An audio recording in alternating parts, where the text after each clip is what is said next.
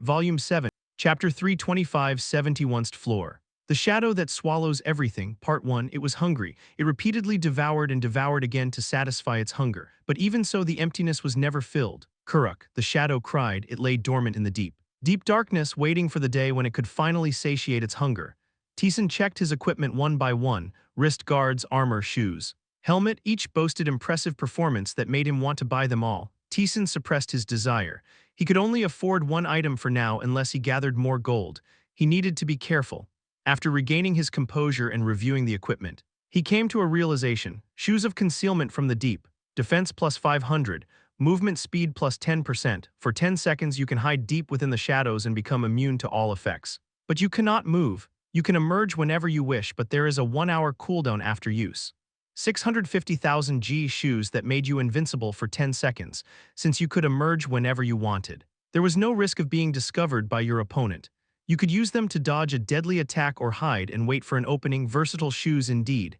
However, perhaps due to their powerful special effect, the stats were relatively lacking. It wasn't just the shoes. Ring of the Sealed Balrog, mana plus 100, attack plus 50, defense plus 50.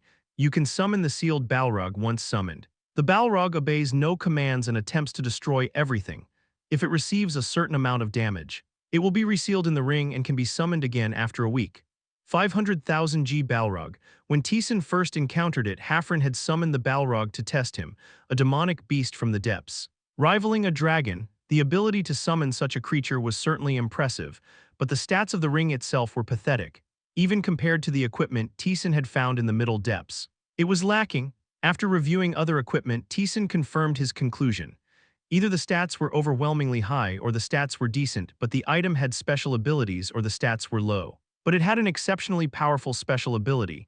These were the 3 types of equipment available here. Is this the best equipment I can get here? No way, this is just the entrance to the depths.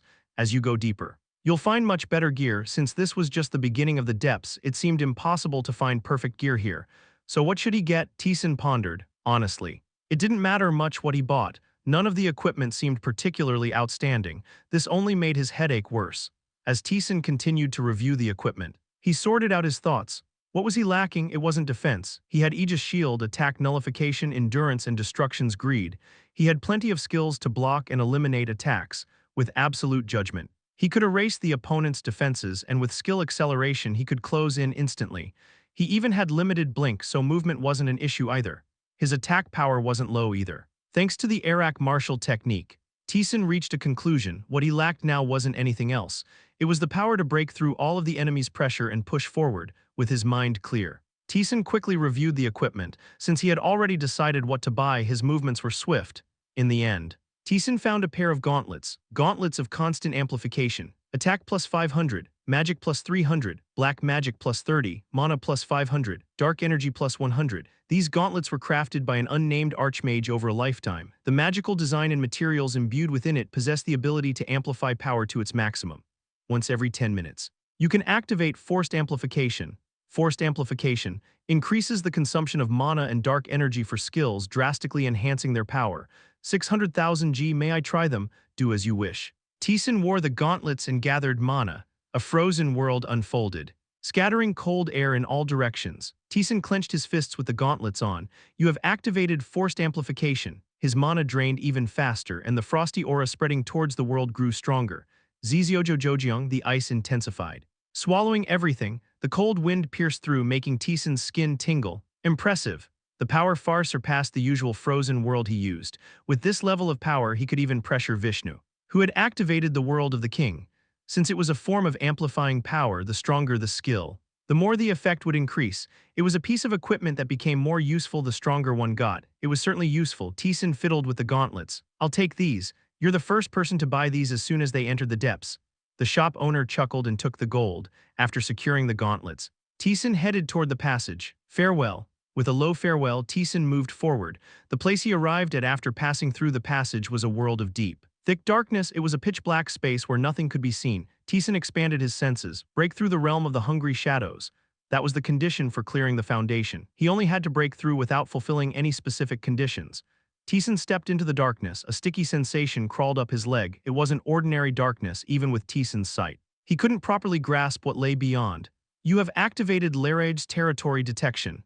The waves of dark energy spread in all directions, revealing the information hidden in the darkness to Taesan, but at some point, it was cut off. Something deep within the darkness had swallowed all the power of Taesan's detection. Taesan quietly drew his sword. Focusing his senses, he slowly moved forward. Swoosh! At that moment, the darkness split, and a monster revealed itself. It was a shadow with form rising from the floor and charging at Taesan. A hungry shadow has appeared. Taesan swung his sword, quang with a loud crash. The shadow was slammed into the ground. The shadow dispersed across the floor and started clinging to Taesan's legs, trying to swallow him whole. Taesan gathered his energy and crushed the shadow. The shadow writhed and rose again. Lunging at him, all that was contained in it was greed and hunger. You have activated Frost Arrow. The arrow of cold pierced through the shadow, but the shadow did not stop. It swallowed the arrow Taesan had fired and rushed at him.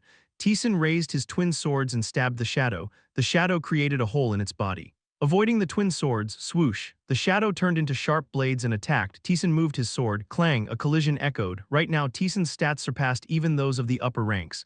Yet, the shadow wasn't easily pushed back. Kagagagak, the shadow whirled around. Trying to grind Taesan down, Taesan stomped forward and charged. You have activated Gale Rush. You have activated Skill Acceleration. A storm raged. The shadow, which had been pushing to grind him down, was suddenly forced back. Taking advantage of the opening, Taesan thrust his sword deep into the shadow. The shadow didn't collapse but instead rushed forward, burrowing into Taesan's arm, but the formless energy repelled the shadow. It was the activation of Absolute Blessing, preventing continuous damage. Taesan gripped his sword tighter and split the shadow in half. Squelch! Even after being cut in half, the shadow didn't stop trying to devour Taesan. Annoyed, he kicked and stomped on it. You have won against the hungry shadow. Only then did the crawling shadow stop moving. What is this? The shadow was quite strong. Even Taesan, in his current state, had to put considerable effort into taking down just one. That meant a typical adventurer of the depths would have to fight for their life. Moreover, it was a rather unique monster. The shadow wasn't trying to kill Taesan, it was trying to devour him and make him part of itself. Was it like this for you too? No, mine was a bit different. Seems like they've changed the floor again. So that's how it is. At that moment, Taesan's senses detected more shadows writhing and rushing toward him. Taesan stomped his foot. He leaped into the air, and the shadows shot up after him. More than 10 shadows were charging at Taesan. You have activated Frozen World. You have activated Forced Amplification. Ziziojojojiang, the extreme cold froze the darkness. The charging shadows were instantly trapped in ice. The power of the frozen world that Taesan had unleashed now was something even the top brass would have a hard time with. There was no way the Foundation monsters could withstand it. Creak, however. The shadows didn't die. Instead, they shattered the ice encasing them and resumed their charge at Taesan. There was no killing intent in them. Only greed could be seen. Crack, the ice broke apart. The shadows, with their broken bodies, flew toward Taesan, trying to swallow him again. But Taesan wasn't idle. Black threads gathered in his hands. You have activated Sabnak's black threads. You have activated Limited Blink. As the black threads exploded, Taesan's body moved far away in an instant. The shadows were shredded by the scattering black threads and fell to pieces. Taesan charged at the shadows that had collapsed to the ground. You have activated Starlight Arrow, combining magic and his sword. He began dealing with them one by one. After quite some time, he managed to deal with all 10 shadows. Your level has increased.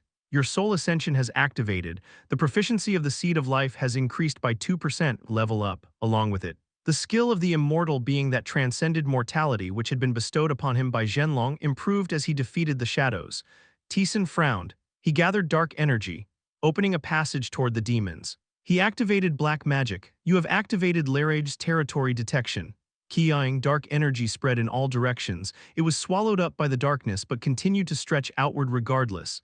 As a result, Taesan understood what this place was. The darkness was vast, even with territory detection. He couldn't see the end, and hidden within the darkness were countless shadows. Gulp, the shadows were rushing toward Taesan. Their numbers easily surpassed hundreds. There were thousands of shadows charging at him. Sensing the shadows charging, Taesan spoke with determination. Disappear. You have activated the Declaration of Concealment. Word of command activated. Taesan's presence was erased and his momentum vanished for a moment. The charging shadows halted. Unable to locate Taesan, they wandered aimlessly. Taesan walked through the darkness. His sight was blocked and his senses were limited, but he could still see and feel enough to move without issue. Taesan passed by the writhing shadows. Not sensing him with their eyes, they didn't notice even as Taesan passed right by them. Thanks to the Declaration of Concealment, as Taesan continued forward, he stopped. 2 shadows were fighting each other. Gulp. Their powers collided as they tried to devour one another. Taesan watched their fight silently. The battle between the shadows who were trying to devour each other soon shifted in favor of one. The dominant shadow crushed its opponent and devoured it. The power of the shadow that devoured its opponent began to amplify. In contrast, the power of the devoured shadow shrank rapidly. The shadow that had absorbed the power leisurely floated away. Satisfied, the shadow that had lost all its strength slithered away pitifully. I see how it works. This place was the realm of these shadows. They tried to devour one another to steal each other's power and attempted to devour any adventurer who ventured here, making them part of themselves. Taesan realized the strategy for clearing this place. The quest's clear condition wasn't to defeat the shadows but to break through. Hiding and avoiding the numerous shadows and finding the passage to proceed seemed to be the key to clearing the foundation, though Taesan had used word of command. Any adventurer who had made it this far would likely have at least one skill to hide themselves. Otherwise, they could just buy a related item from the shop to break through. Of course, Taesan had no intention of clearing it that way. As he walked through the darkness, he headed deeper into the area. Chapter 326, 71st Floor. The Shadow That Swallows Everything. Part 2. Taesan entered the darkness. The further he went, the more shadows he saw, and these shadows were fighting each other. Kugagung, they collided with force. Engaging in battle. The stronger shadows devoured the weaker ones to grow even stronger. And then another shadow would attack. The shadow that had consumed energy during the fight couldn't properly react to the ambush and was instantly trampled and disappeared. The shadow that succeeded in the ambush moved leisurely. Having grown even stronger, the two shadows that lost all their strength slowly vanished into the darkness.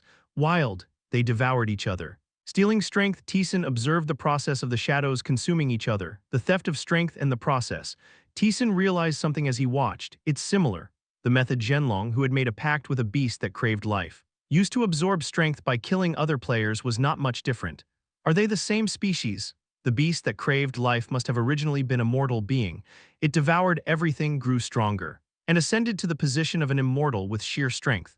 Who knows? There are few who know where that immortal came from. The beast that craved life devoured even its dwelling and homeland, leaving nothing behind. It consumed everything that came into its reach, thus gaining the strength to become an immortal. But, yeah, it seems similar, like you said. It could be a similar species. Does that mean the beast that craved life originally existed as a species? The ghost murmured with interest. Taesan continued to move through the darkness. Chwaak at that moment. A shadow lunged at Taesan. Taesan swung his sword. With a rough sound, power clashed. Kakak, the shadow pressed its entire body against Taesan, trying to swallow him whole. The strength it radiated was much stronger and larger than any other shadow. Taesan gripped his sword tightly and took a step forward. After quite some time, Taesan managed to defeat the shadow. Your soul ascension has been activated. Your proficiency in Seed of Life has increased by 1%. Have you broken the declaration of concealment? No, Taesan was still hidden by the word of command. He stepped on the fallen shadow. It seems like it doesn't work on particularly strong ones. The shadow that had attacked Taesan was noticeably stronger than the others. For an ordinary adventurer of the lower floors, it would have been difficult to win even if they fought with all their strength.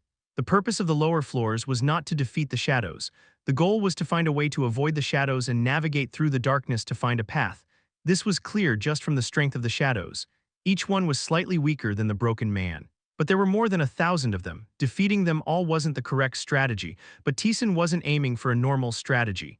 There's a limit to defeating small fry. Experience couldn't be gained from enemies below a certain level. And the same applied to soul ascension. After defeating dozens more shadows, both would reach their limits. Taesan quietly organized his thoughts and spoke. The strength of the shadows varies. There were some he could defeat easily and some that gave him a hard time. This was because the shadows devoured each other and stole strength. If that's the case, there must be one that's the strongest. The shadow that had devoured more shadows than anyone else, possessing immense strength and ruling this place. The ghost quietly agreed. Yeah, there should be, but how are you going to find it? The darkness here blocked vision and senses. Even if he activated Larrage's territory detection, the shadows would devour the detection's power. And then they'd charge at Taesan. For Taesan, who had forced duels before, it wouldn't be a significant problem. However, with over 1,000 of them, it would take time to deal with them all. Moreover, he had no idea how large this area was. For all he knew, could be as big as a planet. It doesn't matter. Would the detection power be consumed? Then he just had to pour in enough power that they couldn't consume. You have activated Apostle Transformation, Darkness and Chaos. You have activated King's Vessel. You have activated Nature's Avatar. The power of the gods enveloped Taesan. The vessel of the Elemental King descended and merged with nature. The declaration of concealment was broken as a powerful wave of energy spread in all directions. The shadows slowly began to approach, and Taesan gathered his magic. You have activated labyrinth territory detection. You have activated forced amplification. The magic was consumed in an instant. The enhanced detection spread out with a force that could destroy everything in its path. The shadows tried to consume the detection power, but it was useless. With 3 enhanced skills stacked and the forced amplification greatly increasing their power, the shadows were shaken off as the energy expanded in all directions. Countless pieces of information flowed into Taesan's mind. The number of remaining shadows, the vastness, and the shape of this area all piled up in his head as if he had walked and touched it himself. And just as the extended detection began to fade, something was caught at its edge. Something massive. With a power that even Taesan couldn't ignore, he found it. Taesan deactivated the detection as he turned his gaze. Thousands of shadows were rushing toward him. Taesan stomped his foot. Karuk, the massive shadow, quietly lay in the depths of the abyss. It was starving. It was unbearably hungry. It wanted to fill its endless hunger. It quietly stirred. The shadow that formed its body split into thousands of strands and began to extend in all directions. The tendrils of shadow tore through the darkness, engulfing the scattered shadows. The shadows resisted, trying to devour it instead, but they were mercilessly trampled. In an instant, more than a dozen shadows became a part of it. Karuk, but it still wasn't satisfied. There wasn't even a slight change in its hunger. It had become far too powerful. The shadow born from the depths devoured and devoured until it reached the limit of what its species could achieve. From here, no matter how much it consumed, nothing would change. The shadow instinctively realized this. The shadow was starving. It had forgotten the last time it had satisfied its hunger. It had come here because some strange being said that this place would fulfill its hunger. But nothing had changed. Yes, the being that summoned it here looked extremely delicious. It felt like it could satisfy its hunger if it devoured it. At the same time, it knew that was something it could not devour. It had surpassed the limit of what it could handle.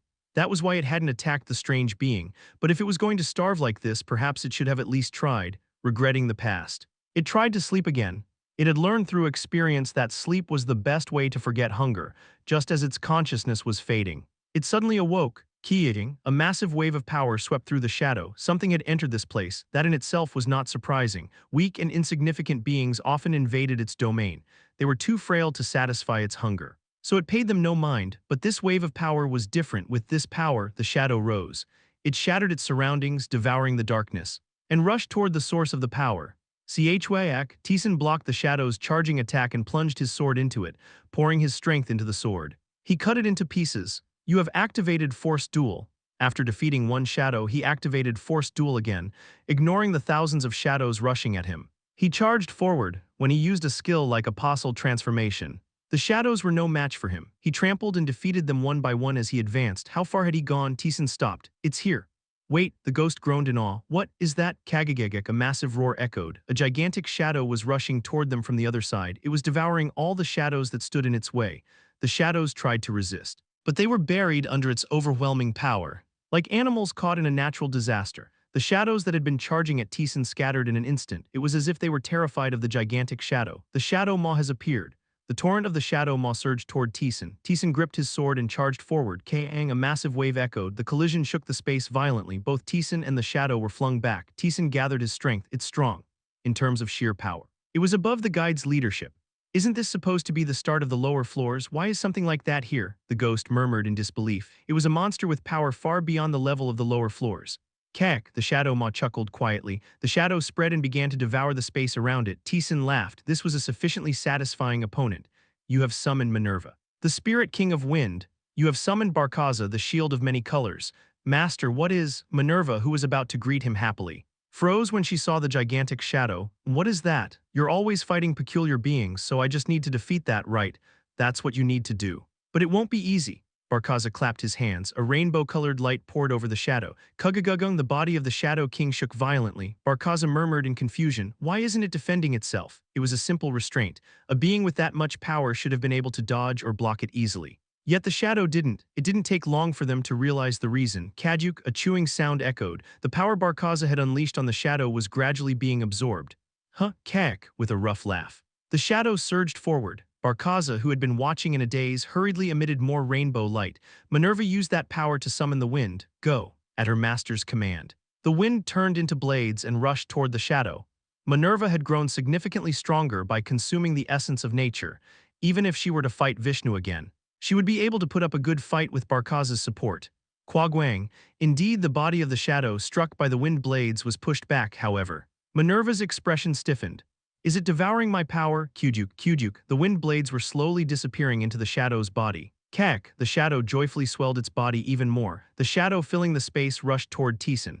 Chapter 327 71st Floor. The shadow that swallows everything. Part 3 Kuang, the wind and light raged. The shadow maw opened its gaping mouth, devouring everything greedily. There were no other shadows around. They had long fled in terror. What kind of thing is this? Minerva waved her hand with an incredulous look.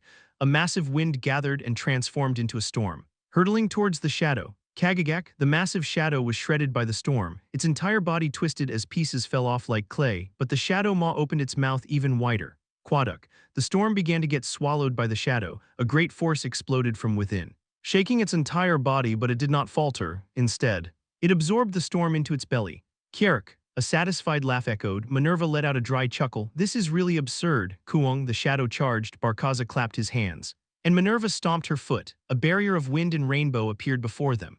Kuang, the shadow collided with the barrier. Minerva's defense, supported by Barkaza, was nearly impenetrable. Even Taesan would struggle to break through it without absolute judgment.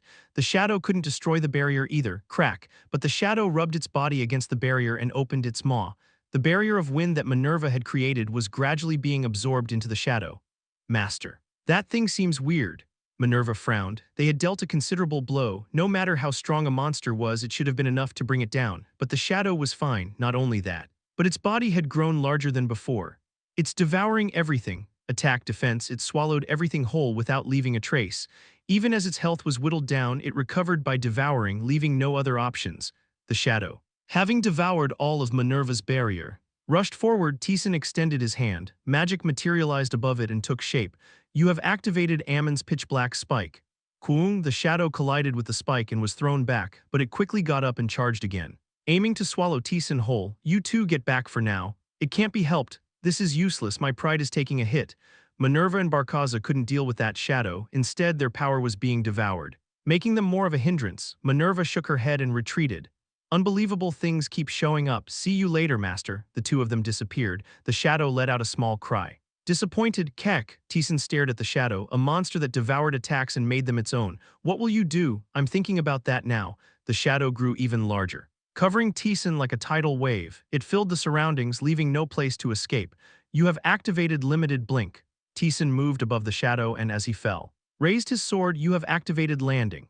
You have activated strong blow. You have activated addition. You have activated absolute judgment. Kuang, a tremendous noise erupted as the shadow crashed into the ground. You dealt 16,043 damage to the shadow maw. 16,000, it was a decent amount of damage, but Taesan's expression remained calm. Gulk.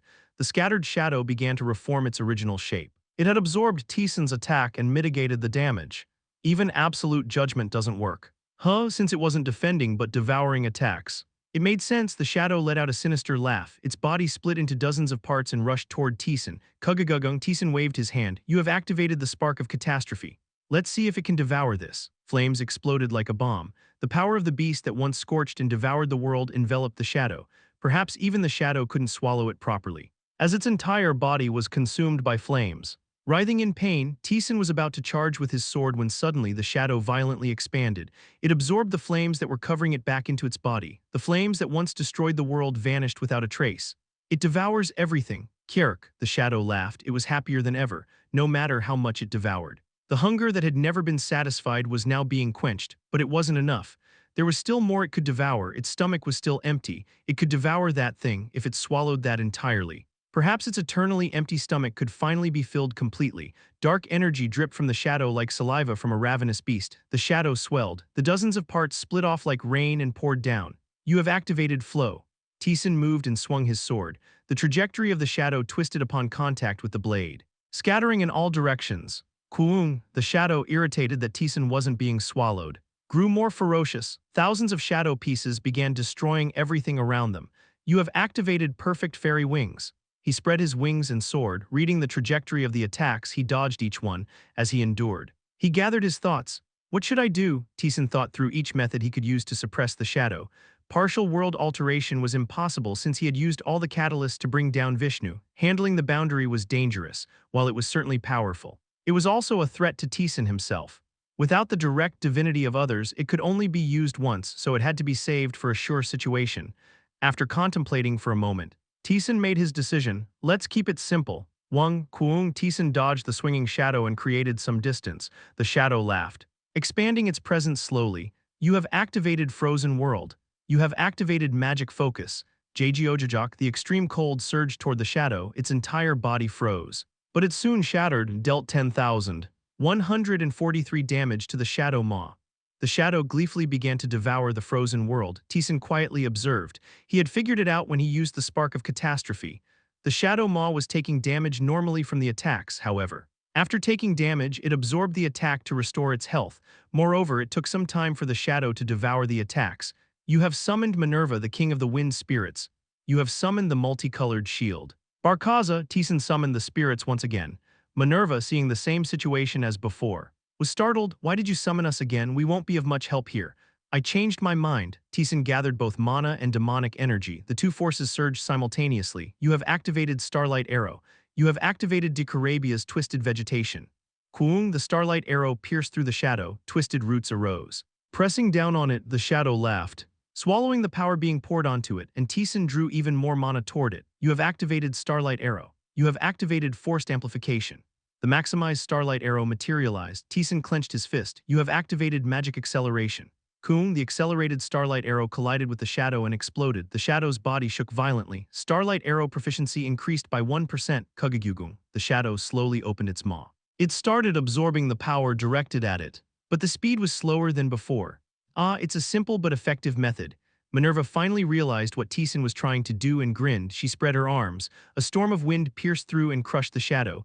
The shadow tried to devour the power, but it couldn't keep up with the sudden influx. Barkaza, assist me, as the king wills. A rainbow-colored light was woven into the wind with a delighted expression. Minerva began to unleash her power. Taesan also released both mana and demonic energy simultaneously. You have activated Aligo's Thorny Rose. You have activated Frozen World.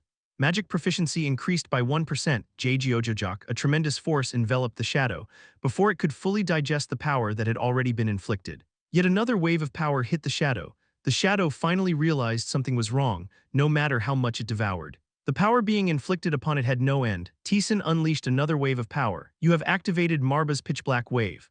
Marba's Pitch Black Wave proficiency increased by 1%. Black Magic proficiency increased by 1%. What is this? The proficiency of both Black Magic and regular magic was rising rapidly, despite using Frozen World frequently. Its proficiency had yet to even reach 20%, but now, with the pressure he was putting on the shadow, the proficiency of both Black Magic and Magic was increasing at an unprecedented rate.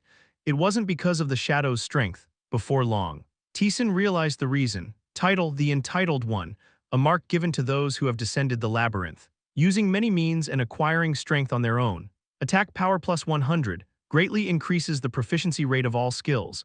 It was a skill he had obtained upon clearing the 70th floor. Its effect was a drastic increase in skill proficiency. This much of a difference. The proficiency was increasing at double the previous speed. The ghost spoke up. It's a reward for reaching the depths. So the effect isn't insignificant. But, interesting, I thought the proficiency increase would be relatively slow since it's affecting all skills, unlike my title, which only improved proficiency in specific concepts like swordsmanship or magic. The ghost had only obtained proficiency increases for sword-related skills through the Entitled One title. For a wizard, it would have only affected the proficiency of magic. However, Taesan's title applied to all skills. Given its versatility, it should have had a weaker effect, but it was nearly as effective as the ghost's. So that's how it is. Taesan smiled slightly. He gathered his demonic energy. You have activated Nabarius Golden Sword. The golden sword appeared in Taesan's hand. He charged toward the shadow, which was still slowly absorbing the power. Kuung. The shadow shook violently with a thunderous sound. Nabarius Golden Sword proficiency increased by 1%. A proficiency increase notification appeared. The shadow was still holding on, given its ability to devour power. It wouldn't fall easily. That made things more exciting for Taesan. You have activated Frozen World. Frozen World proficiency increased by 1%. Magic surged once more. Taesan unleashed countless spells and black magic. When his demonic energy was depleted, he used divinity to recover. When his mana ran out, he used potions. Hundreds, thousands of skills were unleashed, repeatedly striking the shadow, but the shadow did not fall, no matter how much it devoured. It only grew larger. For Taesan, this was a fortunate situation. In the end, the proficiency of many of his skills increased and their effects evolved. He even gained a new skill. Chapter 328 71st Floor. The Shadow That Swallows Everything, Part 4. You have activated Frozen World. A blizzard raged. The power contained within was of a completely different level from before. Crack, creak, a massive wall of ice surged up ahead. Pillars of ice raced forward. Freezing the shadow in place, Taesan exhaled. The cold air froze instantly and dropped to the ground, even without using forced amplification. The power he produced was similar. The black magic was no different. You have activated Marba's pitch black wave. A black wave surged forth. The strength within it was even more intense and fierce than before. Boom, the entire body of the shadow quivered as it clashed with the wave. The growth in proficiency had been slow. But the resulting change was clear. It had already been one of his main skills, but its value had now risen further. Taesan still wasn't satisfied. This was a rare opponent who could help him easily increase his proficiency. Ideally. He wanted to bring all his skills to 100%, however, the limit was approaching. The Shadow Maw had grown so massive that it could no longer support its own weight. If I push it any further, it'll be dangerous. Taesan continued to attack the Shadow Maw with magic and black magic. Minerva and Barkaza assisted him. The Shadow, after endlessly consuming power, had reached its limit. Left alone, it would self-destruct. It was time to end it. It's a pity, but there's no choice. The blackness on Taesan's sword thickened and a golden hue began to overlay it. The gold and black mixed together, creating a grayish power. Suppressing the power imbued in his sword, Taesan stomped forward. He charged at the bloated shadow, swinging his sword. Boom, the gray light exploded, engulfing the shadow, even in its overextended state. The shadow instinctively tried to devour the gray light. Crunch, but it was impossible. The shadow couldn't consume the gray light. It was as if the power belonged to an entirely different dimension, one that it wasn't allowed to touch. The shadow stared at the small figure that had driven a sword into its body. It had devoured countless powers and transcended its limits. It was infinitely unstable, yet at the same time, it had reached a state it had never attained before. Thus, it could understand. The small figure before it was like the being that had summoned it to this world. It was an entity it could not consume. No, to be precise, it was somewhat different. This being was even more foreign. It was darker, and something about it was different, though it could not be devoured. The essence was fundamentally twisted in some way. The Shadow Maw finally realized, no matter how much power it consumed and how much stronger it became, it could never reach the level of the small figure before it. With that realization, the entire body of the shadow was engulfed in the gray light. The power that twisted the laws of nature swallowed it whole. Boom, you have defeated the Shadow Maw. Taesan sheathed his sword. He could now use the boundary somewhat safely. It was still dangerous and unstable. But unlike the first time, Taesan no longer had to risk his life to use it. The power that the Shadow Maw had possessed was absorbed by Taesan. As he silently observed the transfer of power, Taesan's eyebrow twitched. The Shadow Maw was a monster that devoured and plundered power. In some ways, it was similar to Soul Ascension, perhaps because of that. Soul Ascension had been triggered in a rather peculiar way. Your level has increased. Your level has increased. Your Soul Ascension has activated. Your health has permanently increased by 6211. Your Soul Ascension has activated. The proficiency of Seed of Life has increased by 22%. Your Soul Ascension has activated. You have acquired the source of devouring. At the same time, Taesan sensed that something had changed. A more fundamental transformation had taken place. Taesan opened his skill window. Special Continuous Activation Skill, Seed of Life. Proficiency 26%. Absorb a portion of the power contained within consumed life. It assists Soul Ascension, allowing for an extremely delicate adjustment. Sitem End, adjustment of Soul Ascension. No matter how many times he checked, it was certain. A new phrase had appeared in the description of Seed of Life, stating that it now adjusted Soul Ascension. Adjustment. Taesan quietly read the description of Seed of Life after sending Minerva and Barkaza away. Soul Ascension was one of Taesan's most important skills. It allowed him to plunder an opponent's stats and acquire numerous skills, including the divine and black attributes. However, it was also a power that Taesan could not control. Despite the many powers and skills he had accumulated while descending through the labyrinth, Soul Ascension would activate on its own, as if he wasn't yet qualified to control it, but now it could be adjusted. Even the ghost seemed puzzled. You can adjust that? Is that really possible? From the ghost's perspective, Soul Ascension was a power not granted to mortals. It didn't know how Taesan had acquired it, but it seemed to be a skill that couldn't be controlled until one reached a certain level. Taesan, who had been staring at the skill window, stood up. He began searching for shadows in the surroundings. Soon, he found a wriggling shadow crawling through the darkness. Crunch, Taesan drove his sword into the shadow. The shadow recoiled in surprise and tried to devour him. Taesan easily shook it off and stomped on the shadow. You have defeated the starving shadow. Upon victory, power began to flow from the shadow. Soul Ascension had been activated. At the same time, Taesan knew he could now somewhat interfere with that power. Taesan interfered with the activated soul ascension. The power that was flowing in became more tangible and was absorbed by him. Your soul ascension has activated. Your health has permanently increased by 92. System and his stats had increased. Until now. The effect of soul ascension, which had only raised the proficiency of Seed of Life when defeating shadows, had just given Taesan an increase in stats. You can really adjust it. What is this? The ghost murmured in disbelief, seeking further confirmation. Taesan began to walk again. He tracked down and defeated the surrounding shadows one by one. As a result, he was able to grasp the changes in soul ascension to some extent. I can now somewhat adjust the amount of stats I gain. When an enemy is defeated, soul ascension activates, allowing Taesan to acquire the opponent's stats and skills. Among those, it became possible to interfere with stats. If he wished for agility stats, he could acquire more agility. If he wished for strength stats, he could acquire more strength. If he wished for health, he could obtain more health. It's probably not too meaningful though. The amount of stats he could acquire was extremely minor. Furthermore, since it was best to raise all stats evenly, there was no reason to obsess over raising specific stats. However, once he reached 20%, he gained the ability to adjust the stats. What would happen when he reached 40% or 60%? He might be able to steal the desired skills and activate soul ascension at will. What kind of skill is this? Anyway, it was a skill he possessed but still couldn't fully understand. To grasp it more accurately, Taesan continued to seek out and defeat shadows. However, it seemed he had hit a limit. As soul ascension stopped activating, there was nothing more to gain here, as Taesan searched for an exit. He checked other skills as well. Intermediate magic, frozen world. Mana consumption 300, proficiency 22%, summons a cold that freezes everything, able to manifest a glimpse of its true power. The proficiency of some intermediate and black magic had reached 20%. As a result, the damage and power had noticeably increased.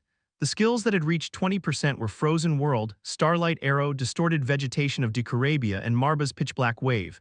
These four. It was a satisfying achievement. And he had also acquired a new skill. Special Continuous Activation Skill, Consecutive Incantation. Proficiency 1% when magic or black magic is activated consecutively. Its power and casting speed progressively increase, cancelled if another action is taken in between. It was a simple and easy to understand but excellent skill. Now that Taesan had obtained high-tier magic and demon magic, he could unleash bombardments of magic and black magic, and this skill boosted that power even further. It's definitely faster, at this rate. The proficiency of other skills would also noticeably increase. The Arak weapon technique and ability sword, which had been stagnant, could now also start accelerating. And what is this? A flickering shadow hovered over Taesan's hand. It was imbued with the energy to devour everything and make it its own. Source of devouring, the origin possessed by those born to devour everything. It was the first time Soul Ascension had brought back material. Taesan pocketed the source of devouring. Perhaps showing it to Hafren would yield more information. It had been an unusually unique opponent. Taesan moved forward, using territory detection to locate his position. Perhaps due to his defeat of the Shadow Maw, the shadows no longer approached him and instead fled, allowing him to proceed without interference. Eventually, Taesan reached the passage leading to the 72nd floor. Is there no secret room? As he scouted a wide area in search of the exit, he activated territory detection. He had already mapped out most of the floor. But nothing appeared. It seemed safe to assume there was nothing. Taesan's prediction proved accurate as he even obtained the secret clear reward. Just as he was about to check the clear rewards, bricks crumbled, revealing Balbambamba. "You never cease to surprise me," he muttered as he stared at Taesan. "What you defeated was the master of this place. It was the one who regulated the number of shadows and controlled their strength. Now that the master is gone, this place will collapse. Thanks to you, I'll have to rebuild the entire floor. Good luck. The wizard might have wished for someone like you. But it's quite bothersome. Finding usable materials is going to be a pain." Balbambamba sighed deeply and returned to his brick form. Taesan resumed inspecting the rewards. Mythical Anklet, Strength plus 400, Agility plus 400, Intelligence plus 400, Defense plus 400, Movement Speed plus 7%, an anklet said to have been used by a hero from myths. Whether it's genuine or not is unknown. But it contains considerable power. Ring made from metal struck by lightning, defense plus 300, electric resistance plus 50%, a ring forged from metal struck countless times by lightning since the beginning of the stars. It boasts absolute defense against electricity. The stats of the clear rewards were twice as high as any equipment he had obtained so far. Moreover, it had the special effect of resistance. Specialized for electricity, While it might not have much use generally, it seemed like it could come in handy in specific situations. After organizing the rewards, Taesan stepped onto the 72nd floor. He moved deeper into the abyss. Quest on the 72nd floor initiated. Past the trial of the gods. Reward: a belt created by the master of the ferocious domain. Secret reward: as soon as he entered the 72nd floor, the space split open and a demon god appeared. The next battle will take place on the 73rd floor. Understood, Taesan nodded, the demon god, having informed him of the schedule, disappeared with a grin. The 73rd floor. It was sooner than he expected, just one more floor and it would be time to face the guide again. After passing the shopkeeper, Taesan arrived at the 72nd floor, where there was a divine altar. The gloomy atmosphere suggested that the altar's master governed something sinister. You have discovered Rigret's altar. First discovery bonus. Strength permanently increased by 200. Intelligence by 100, mana by 200. It was a small but pleasant bonus for a first discovery. The ghost muttered quietly, Rigret. The god of regret, the god of regret. Taesan gazed at the altar. The altar had a metaphysical appearance as if it was rejecting and excluding everything it touched. Of all gods. Why this one? Do you know this god? I haven't met them in the labyrinth, but in the outside world. Yes, there was a deep aversion in the ghost's voice when speaking about the god of regret. It was the first time the ghost had shown such strong rejection towards a particular god. It's personal. So don't worry about it. Rigret isn't a good god, but he's not particularly bad either. Will clearing the 72nd floor be as simple as passing the god's trial from this point onward? There are several floors like that. However, the trials demanded are much harsher. They're much closer to the essence of the gods. After gazing at the altar for a moment, Taesan placed his hand on it, since it was a clear condition. There was no option to ignore it and move on. Subquest started. Rigret wants to test you after you have come to his altar. If you accept, the trial will begin. Rewards will follow if you succeed. Reward determined by Rigret based on your performance. I accept, Taesan spoke. The power materialized, and the presence of the altar's master began to manifest. Rigret proposes an enhanced trial. Taesan nodded. He had anticipated this, so it wasn't surprising. With a quiet chuckle, the world began to shift in the twisting space. Taesan thought, the god of regret, huh? The gods each delivered trials that matched their domains, considering that the god of despair had simulated a ruined earth for him. The god of regret would likely do something similar. What would his regret be? If he thought simply, it would be his choice of easy mode at the start, or perhaps it was one of the many events that happened as he descended the labyrinth. Or even something from Earth. Taesan steeled himself for any possibility. The twisting space began to target its subject. Rigret's authority manifests. Rigret's domain of interference decreases. Rigret designates the target of his authority. The power began to flow from the altar. Taesan waited silently as the power approached. But the power wasn't headed for Taesan. Rigret's power was aimed at the ghost. Wait. The ghost panicked as the power surrounded him, however. The unleashed force paid no heed to his confusion, and the space-time distortion exploded. Quest condition: defeat the Demon King and save the collapsing world from a memory. Quest reward depends on the emotions of the owner of the collapsing world. The world changed. Taesan found himself in a small room. He looked around. The room, adorned with various jewels and decorations, was so extravagant that it would seem impossible even for royalty. What is this? Taesan turned his head to look at the ghost. Since Rigret's power was targeting the ghost, it was likely that this place was within the ghost's memory. Then Taesan froze. There was a man in the room, platinum blonde hair, neither too fine nor too thick, a textbook example of a handsome man, and clothes that were proof of his noble status. Taesan had seen that face before. It was the face of the ghost when he appeared during the trial of the sword, but this version looked younger, as if it was the ghost from before he entered the labyrinth. You. Who are you? The prince of the destroyed world. Bradley stared at Taesan with a cautious look. Chapter 329, The Destroyed World of the Ghost, Part 1. Bradley glared at Taesan with hostility and suspicion. He grabbed the ornate sword at his waist. Remarkable, an assassin who sneaks into my chamber without causing the slightest disturbance, who hired someone as skilled as you. Taesan didn't answer. He briefly glanced to his side. Oh, as always. The ghost was there. He groaned softly as he looked at the prince who bore his appearance. Bradley with the body of a human, and Bradley dead. With the form of a ghost, there were two Bradleys here. I killed all of my brothers with my own hands. A servant of the gods, it doesn't matter. Bradley drew his sword. I'll cut off your limbs and interrogate you later, he charged. The storm-like strike of his sword rushing toward Taesan. What do you think? Taesan asked as he dodged. The ghost muttered, That's me, exactly me from the past. So, I was right. The quest he had received was to defeat the Demon King and save the destroyed world from his memory. In other words, this place was already a destroyed world from the past, and the subject of those memories was none other than the ghost. Clang, the sword swung wildly, aiming for Taesan's throat and chest like a wolf. It was similar to the storm-scarred swordsmanship the ghost had shown him, but far more clumsy and full of openings. The ghost clicked his tongue. What a mess. He should have aimed for the legs, not the chest, and he stopped after just 2 strikes. He should have attacked 3 times in a row. You know that's your past self, right? Yeah. But it's still frustrating. Seeing it like this is kind of embarrassing. Clang, Taesan bent his waist to dodge the swinging sword. Bradley's expression hardened. He planted his feet and poured more strength into his sword. Still. Not bad for a human who hadn't descended into the labyrinth. His skill was quite high. Taesan reached out his hand. The swinging sword was caught in his grip. What? Don't break it. Okay, does it matter? This is just a memory. It does matter. If you break it, you and that guy will become perfect enemies.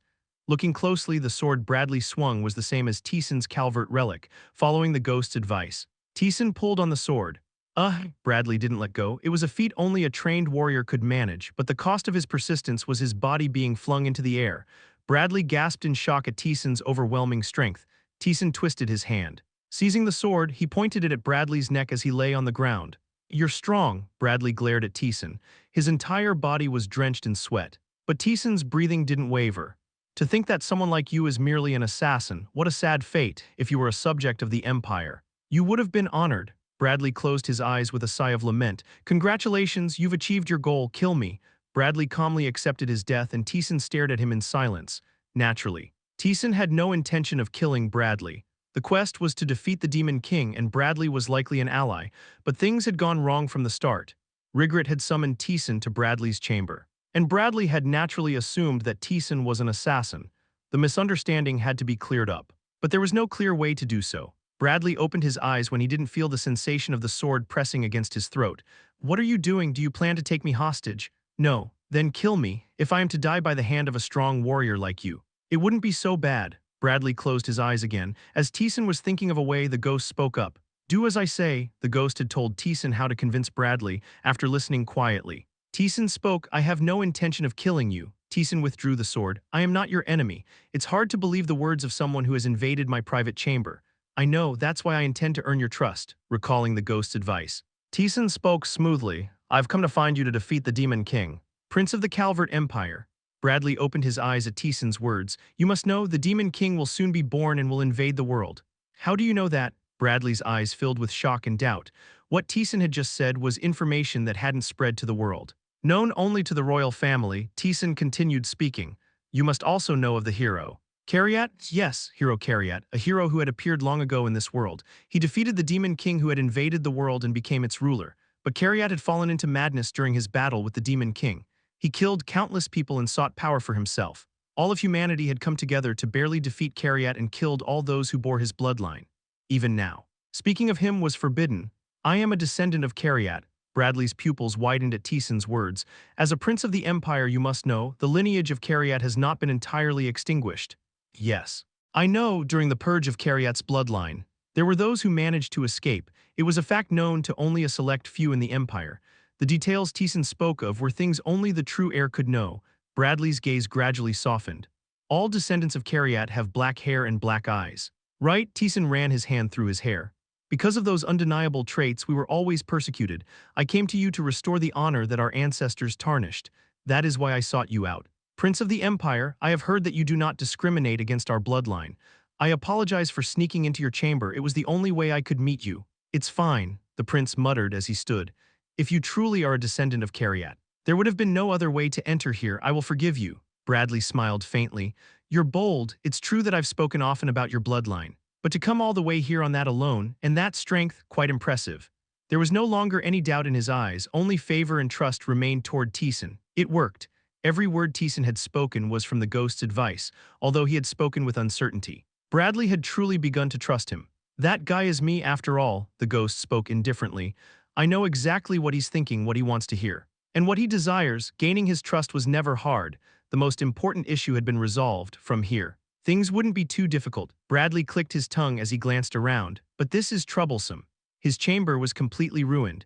The decorations on the walls and the carpets were cut and shattered from the battle. It looked more like a ruin than a chamber, with this much noise. It wouldn't be strange if someone came to check. Indeed, there was soon a knock at the door. Your Highness. Is everything all right? There was a bit of commotion. Come in. Pardon me. A maid entered as the door opened. She glanced around the ruined chamber once, then looked at Taesan twice in shock. Your Highness, what on earth? I said there was a bit of commotion. There's no problem.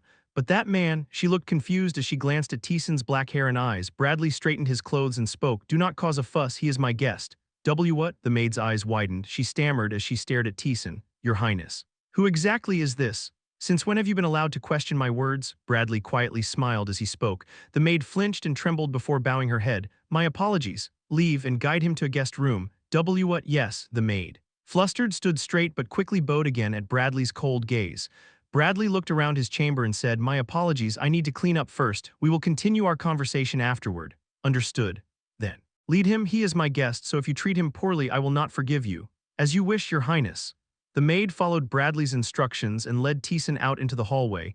As she walked ahead, she constantly glanced at Taesan. Fear was evident in her expression. Taesan asked her, what year is it? It is the imperial year 876. I see, Taesan nodded, the maid trembling. Guided Taesan to a room. If you need anything, just ring the bell at any time. With those words, she quickly left. Taesan sat on the bed and spoke.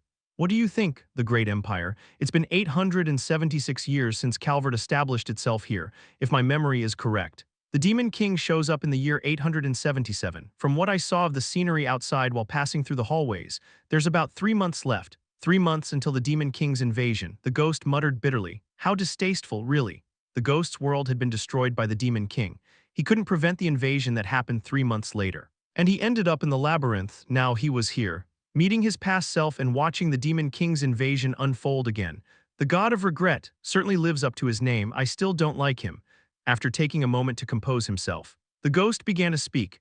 The quest is to defeat the Demon King. It probably means you're supposed to help my past self achieve that. The Demon King, Taesan had his own questions about it. There was a Demon King in the Demon Realm as well, and that power wasn't particularly great, of course. It was strong and formidable, but it couldn't touch Taesan. If it was at that level, Taesan could take care of it on his own, but the ghost denied Taesan's assumption. The Demon King of the Demon Realm and the Demon King here are different beings that just share the same title. Think of it as a kind of system device. A system? Remember when you fought the fragment of the world-destroying wolf on the 51st floor? How was it? It was quite strong, even though it was merely a fragment. It possessed enough power to make Taesan struggle. It's a similar entity. It exists to destroy worlds. It's hard to compare exactly, but even with your current strength, you'd have a hard time winning. And I'm supposed to defeat that. Even Taesan, who was descending the deeper layers, would have trouble winning. It meant it was practically impossible to face such an opponent in the outside world. It was hard for Taesan to comprehend such an enemy appearing. The ghost spoke again. I told you. It's a system device. There's a prophecy about the Demon King. Only by fulfilling that prophecy can you claim victory. The ghost began to recite the prophecy. Chapter 330, The Destroyed World of the Ghost, Part 2. Receiving the recognition of the will of the world for having the qualification to save the world. Passing the trials of those who reach the pinnacle at the center of the world. Earning the qualification from the dragon dwelling deep in the valley. Obtaining the roots of the world tree in the elven territory. Recovering the fragment of a god from the sacred land, and at the end, obtaining the weapon to defeat the Demon King. The ghost finished the explanation and continued speaking. It's quite a straightforward prophecy. If you meet all those conditions, you'll obtain the weapon to defeat the Demon King. Did you fail to do so, or did you succeed and still lose? The former, the ghost replied gloomily. Taesan mulled over the prophecy spoken by the ghost. Before long, Bradley came to find Taesan. He sat on a chair and spoke. Now that I think about it, I haven't asked for your name, descendant of Kariat. What is your name? It's Taesan. Taesan, that's an odd name. Is it a name chosen to live in hiding? Bradley tilted his head as he spoke. I am Bradley Alkerite, rightful heir to the great empire. Bradley was confident, as if proudly boasting of the achievements he had accomplished. Let me confirm once again. Taesan, you have come here to defeat the Demon King, correct? Taesan nodded. Bradley's eyes darkened. If that's the case, how much do you know? I know about the contents of the prophecy and that the Demon King will soon appear. You know quite a lot, as expected of a descendant of Kariat. Bradley's expression showed surprise, but he quickly spoke with a serious face. Yes, although I don't know the exact time, the Demon King will soon show himself. The fools of other kingdoms live lazily as if it's not a big deal. But the Empire is different. We've been preparing for this for a long time. The training of soldiers, understanding the prophecy, and preparations for the Demon King's appearance, the Empire had been ready for it, but the most important part was still missing. The Demon King is a being that brings destruction to the world, and the one who defeats him is always the chosen hero. Bradley looked at Taesan and spoke quietly. Originally, I intended to become that hero, but I've changed my mind. I will recommend you as the hero to His Majesty. Are you sure about that? Taesan was a bit surprised at Bradley's words. The ghost he had known so far didn't seem like someone who would yield such a position to another. He wasn't someone considerate or understanding enough to entrust his life to someone else. But now, Bradley was offering the position to Taesan. Bradley spoke calmly. You are stronger than me, overwhelmingly so. With just one fight, Bradley realized that the power Taesan possessed was something he could never match, even if he fought him hundreds of times. It is only natural for the strong to obtain the qualifications. Besides, isn't that what you want, to become the hero, make your name known, and escape the oppression and contempt your bloodline faces? I won't deny that. Then there's no problem, it's disgraceful for the weak to covet such a position. Bradley grinned and patted Taesan's shoulder. Then it's settled, stand up, let's go see His Majesty. Bradley walked down the hallway confidently. The maids and servants glanced at Taesan in confusion before quickly bowing to Bradley. Absolute authority and power were on display. Bradley accepted it as if it were natural. So that's the kind of person you were, Taesan whispered so that only the ghost next to him could hear. The ghost groaned. This is kind of embarrassing. After walking through the long hallway, Bradley arrived at the audience chamber. He spoke toward the throne. Your Majesty, ruler of the Empire. Your bloodline greets you. Enough with the formalities, raise your head, the one behind you as well. Taesan raised his head and looked at the throne. Sitting on two chairs were a middle-aged man and a slightly younger woman. Their affectionate gazes toward Bradley made it clear they were his parents. I miss this, the ghost muttered. His voice carried an emotion he couldn't hide, but his voice didn't reach the two on the throne. The Emperor looked down at Bradley and spoke. So, Bradley, you wish to move forward to fulfill the prophecy? Not exactly me. Bradley turned his gaze toward Taesan. He will become the hero. I've heard the story, the former hero. The descendant of Karyat. I knew your bloodline had survived, but I didn't expect it to still exist. The Emperor looked at Taesan in surprise. But soon his gaze settled. I've heard from Bradley that you are strong, but how can I believe you won't fall into corruption? Karyat had defeated the Demon King but later fell into corruption. Even now, he was remembered as leaving behind terrible destruction. It was a reasonable doubt if Taesan truly was the descendant of Karyat. Taesan replied, I don't expect you to accept my words to convince you. I'll simply prove myself through strength. The Emperor stroked his chin. After a brief look at Taesan, he grinned, I like that. He slammed his palm down on the armrest of the throne. If you had tried to dress yourself up poorly, I would have refused. Nothing is as crude and worthless as someone else's words. What matters is strength, simple but undeniable power. The Emperor, who Taesan thought would refuse, suddenly stopped adjusting the three judgments. The Emperor gestured with his chin. So I shall test your strength, come out. Clank, the knights who had been hiding behind the pillars all appeared at once. The Emperor clenched his fist. If you are truly as strong as Bradley says, you should easily win against this, prove it. Boom, the knights charged toward Taesan. Taesan stomped his foot. Clang, swords and shields rushed at him as if to crush him. Dozens of knights formed a perfect formation and pressed Taesan. Not bad, with this level of power. They might not be able to clear the labyrinth, but they could certainly make meaningful progress. The overall strength of this world was higher than Aurelia and Vecveta, but that was all. The Emperor, watching, widened his eyes. Taesan dodged the coordinated attacks of the dozens of knights with fluid movements. Not even shifting his footing, Taesan glanced at Bradley. He was looking at Taesan with an astonished expression. You seem closer than I expected. While the Emperor was asking Taesan various questions, Bradley continued speaking beside him. The woman, who appeared to be his mother, also sent gentle glances, suggesting that the family had a good relationship. This surprised Taesan. I thought you'd have a cold relationship, considering you killed all your siblings. What, you remembered that? The ghost had mentioned before that he had 6 siblings, all of whom he had killed. The ghost spoke. The Calvert Empire reveres power in the extreme. In this place, those born of noble blood naturally kill their siblings to prove their worth. That's quite fascinating. It was a concept Taesan couldn't accept from Earth's perspective. Was there no resentment? None. I was overwhelmingly stronger than them. They simply said to me as they died, make the Empire eternal and wield great power. But the Empire was destroyed before the ghost became Emperor.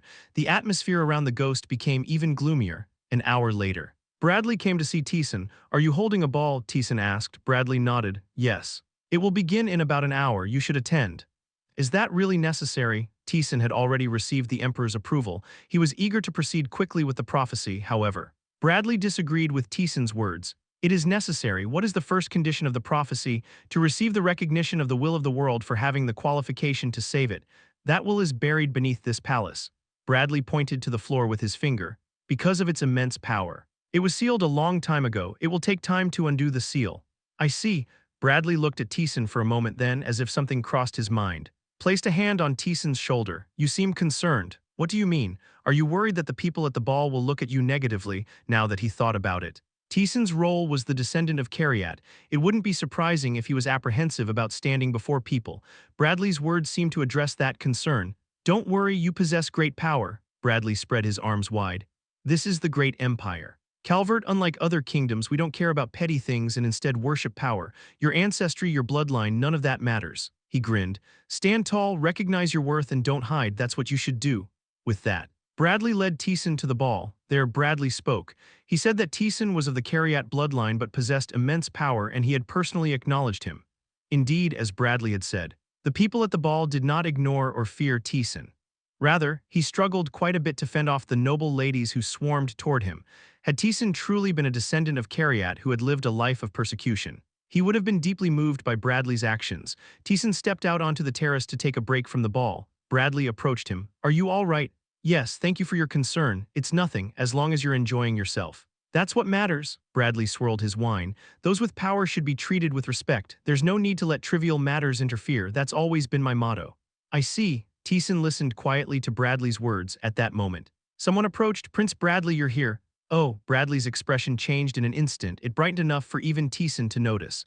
Ah, the ghost let out a groan. The approaching figure was a woman. She wore a white dress. Her abundant blonde hair shimmering and her sparkling blue eyes gleamed like jewels. She was a beauty who seemed to radiate light, and when she appeared, the ghost visibly trembled. Even when seeing his family, the ghost had not wavered. But now his emotions were beginning to stir. Bradley chuckled. Levantia, you attended the ball as well. How could I refuse when you called for me? The woman, called Levantia, covered her mouth as she laughed. She looked at Taesan with curiosity. Is he the descendant of Cariat who caused the commotion? Yes, nice to meet you. Levantia grasped the hem of her dress and greeted Taesan. I am Levantia Korizai, of the Duke's bloodline in the great Calvert Empire and the fiancée of the man beside you. Levantia smiled sweetly, and the ghost stared blankly at her. When the ball ended, Taesan returned to his room. Throughout the process, the ghost did not say a single word. He simply stared at her silently until she left. The silence continued. The next day, Bradley came with a somewhat ambiguous expression. I'm sorry, but it will take a bit more time. The Imperial magicians are having trouble undoing the seal. Can you show me the way to the site, if you wish? Taesan followed Bradley's lead down to the underground area of the palace. There, many magicians were sweating profusely in front of a massive magic circle. Prince, what's going on? I hate to admit it, but the magicians of the past were far superior to us. One of the magicians bit his lip. We are stuck at the basic understanding required to undo the magic. I apologize, but it seems it will take quite some time. I see. Bradley didn't blame them. He quietly accepted the situation and moved to address it. There's no use in blaming a lack of ability. We may have to call upon those who dwell at the center of the world, but will they come to the Empire? They are also part of the prophecy, since this is an effort to fulfill it. They won't refuse, however. It will take considerable time. There's no need for that. Taesan stood in front of the magic circle. He raised his hand. The watching magicians gasped. If you touch that carelessly, Kang, a burst of resistance erupted. Attempting to repel Taesan, the magic circle tried to reject and eliminate the one approaching it. Dark killing intent swirled toward Taesan. Taesan activated a skill. You have activated magic dispel. Crash, the magic circle crumbled. Taesan dusted off his hands. The magicians who had tried to stop him stood frozen. Eyes wide, Taesan spoke calmly. It's done now, isn't it? Chapter 331, The Destroyed World of the Ghost, Part 3, The How Could, the wizards stammered. The magic circle created by ancient wizards, which they couldn't even approach, had been completely shattered. Bradley asked with a bitter laugh. You can also use magic. I have some experience. That doesn't seem like something that can be explained so simply. Astonishing, to break a barrier that the Empire's wizards couldn't dispel. In one strike, his face as he looked at Taesan was filled with admiration. With your power, you might actually be able to save this world. May I go in? Of course. Go and earn the recognition of the world. Hero, Bradley said with a smile. Taesan stepped beyond the magic circle. What lay within was a massive will. It brushed past him as if testing and observing him. The ghost, who had been silent, finally spoke. The will of the world is judging whether you have the will to defeat the Demon King and whether you have the rightful qualifications. It will try to reject you, but don't worry.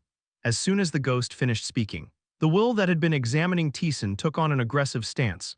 The force gathered and began to press down on Taesan, attempting to push him back. HMPH. Taesan looked at the hostility and rejection contained within the massive will. There was only one thing within it. You are not qualified. It was a force filled with that intent. Qualification. Taesan understood its meaning easily. The Demon King was a device that existed to destroy the world. The prophecy was a condition and trial to defeat such a being, and the hero destined to defeat the Demon King had to be a resident of this world. Only beings from this land could receive the recognition of the world. Taesan, born on Earth, was disqualified, but Taesan wasn't being pushed back. He was letting the will of the world flow over him, feeling no burden whatsoever. When compared to the world of Hafren, This is pathetically weak. That's because the will of that world had converged. Making it akin to the Demon King, it's not really comparable. At this level, Taesan focused his mind. He gathered his own will and pressed it against the world's will, boom, with a wave of power. The will of the world was crushed. Taesan slowly moved forward. The world's will unleashed its force. But all of it was blocked by Taesan's will. I'll take care of saving the world, you just need to grant me the qualifications. As he advanced, a small sphere came into view. It was similar to the world itself that he had seen in Hafren, but the power contained within it was pitiful. Taesan roughly pressed down on the sphere. The sphere trembled, slowly releasing its power. How aggressive, I almost feel sorry for it. The ghost murmured quietly from the sphere. A single force began to slowly fly toward Taesan. That was one of the powers to oppose the Demon King. The relic of Calvert, you can draw it out. Taesan drew his sword. The approaching force was slowly absorbed into Calvert's relic. You have received the recognition of the world and earned the right to save it.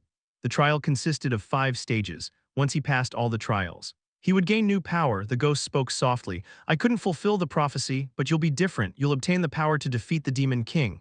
Taesan emerged outside. Bradley, who had been waiting, widened his eyes. You came out quickly. I thought it would take more time. It wasn't difficult. Normally, there's a lot of explosive power and trembling. Like during a battle, it was quite strange. Taesan said nothing. Bradley grinned. All right, let's talk about the next prophecy then. Bradley began to explain as he led Taesan. The second trial, do you remember its contents? Yes. It was about passing the trial of those who reach the pinnacle of power, who dwell at the center of the world. At the center of this world, there are those who have reached the pinnacle of either swordsmanship or magic. Upon reaching that pinnacle, they are drawn to a small island at the world's center. They sever their ties with the mortal world and live their own secluded lives. Bradley sipped his tea. The trial is to pass their challenge. It won't be easy, since they've blocked external access. It's hard to gather proper information. But the kingdom that once tried to invade the island was completely destroyed. That should give you an idea of their power. I understand, Taesan replied calmly. Bradley muttered somewhat regretfully. When I aimed to become a hero, this was the trial I anticipated the most. Those who had severed ties with the mortal world after reaching the pinnacle. As a swordsman, Bradley had always wanted to meet them at least once. I wonder how strong they truly are. I'd love to follow you. No. Prince, a laugh echoed from behind Bradley. A woman with golden hair chuckled softly. The hero's trial must be completed by him alone. Besides, Prince, you have the duty to protect the Empire, don't you? That's true. Levantia, Bradley smiled as he turned to look at Levantia. Bradley's gaze toward her was full of affection, even without reading his thoughts. It was clear what feelings Bradley held for Levantia. But I can't help being interested. Is there really no way? No, Your Highness, you must also protect me. Right? Levantia smiled softly. It's best to stay close before what seems natural becomes unnatural. The ghost, watching them, spoke gloomily, although his voice couldn't reach them. He seemed compelled to say it nonetheless. As the conversation ended, Taesan asked as he headed toward the center of the world, Did you love her? Love, yes, I loved her. The ghost's voice was low and somber. At first, it was a political marriage. I thought of her as nothing more than an ornament. But the more we met, the more we talked, the more I began to see things I hadn't before. In the end, I came to love her. It was a sentiment far removed from anything Taesan had experienced. At least, since descending into the labyrinth, he hadn't felt anything close to that. I thought I'd spend my life with her. That we'd grow old together, but the Demon King appeared, didn't he? Yes, the ghost replied quietly. He fell silent again. Taesan glanced at the ghost for a moment but said nothing and continued walking. Before long, Taesan arrived at the center of the world. There was a small island in the middle of a lake. Taesan crossed the river and reached the island, as if waiting for him. Several old men dressed in black looked at Taesan. Are you the hero recognized by the world? Taesan nodded. The elder standing in front frowned for a moment. Weak. He continued in a disappointed tone. I feel no power from you. Did the world truly recognize such a person? The elder clicked his tongue and turned away. Since you've passed the first trial, we must follow the prophecy as well. Come with us. The elders spoke as they walked deeper into the forest. Following behind, Taesan asked, Have you all reached the pinnacle of your respective fields? We've reached the end. An elder spoke in a sharp voice. He held a sword in his hand. There is nowhere left for us to reach. The mortal world is nothing but a hindrance. That's why we settled here. He glanced at Taesan. Even if you fail to defeat the Demon King, it doesn't matter. If we step forward, such an enemy is nothing. His confidence stemmed from the fact that he had no thought of ever being defeated. Taesan followed them silently. They stopped in front of a magic circle, surrounding it. They pushed Taesan inside. Enter. They began to unleash their power. Their combined and amplified force started to weigh down on Taesan. Rumble, the overwhelming force crushed his mind and tried to subdue his body. The elder spoke indifferently. Give up. I don't know how you passed the first prophecy. But without any power, you won't survive this trial. It would have been better if the prince of the empire had come. The elder clicked his tongue to them. Taesan was too weak. Even the slightest bit of pressure could have crushed him. They believed he couldn't withstand their trial, but at that moment, they sensed something unusual. Taesan was enduring their pressure without any change in expression. No. The word endure didn't seem right. Their power wasn't even reaching Taesan in the first place. The overwhelming gap in power erased their force entirely. What? So? Is this what you call reaching the pinnacle? Taesan muttered. He had hoped to learn something from them. But the power gap was so vast that he couldn't even feel it. It was deeply disappointing. You have activated the three proofs. What Taesan had built began to materialize and affect the world. The elders' power shattered, and their faces turned pale. Even though Taesan had significantly restrained his power, the elders couldn't withstand it. Slowly, Taesan withdrew his power. You have gained the recognition of those who reached the pinnacle at the center of the world. The qualification was fulfilled. Taesan ignored the elders who were now sitting dazed and walked out. If you have time, I suggest you seek out a place called the labyrinth. This world was created from the ghost's memories. It was ultimately meaningless. But Taesan left them with a final word. He immediately moved to fulfill the third prophecy. It wasn't much. If even an adventurer from the labyrinth could feel pressured, fulfilling the prophecy would be impossible.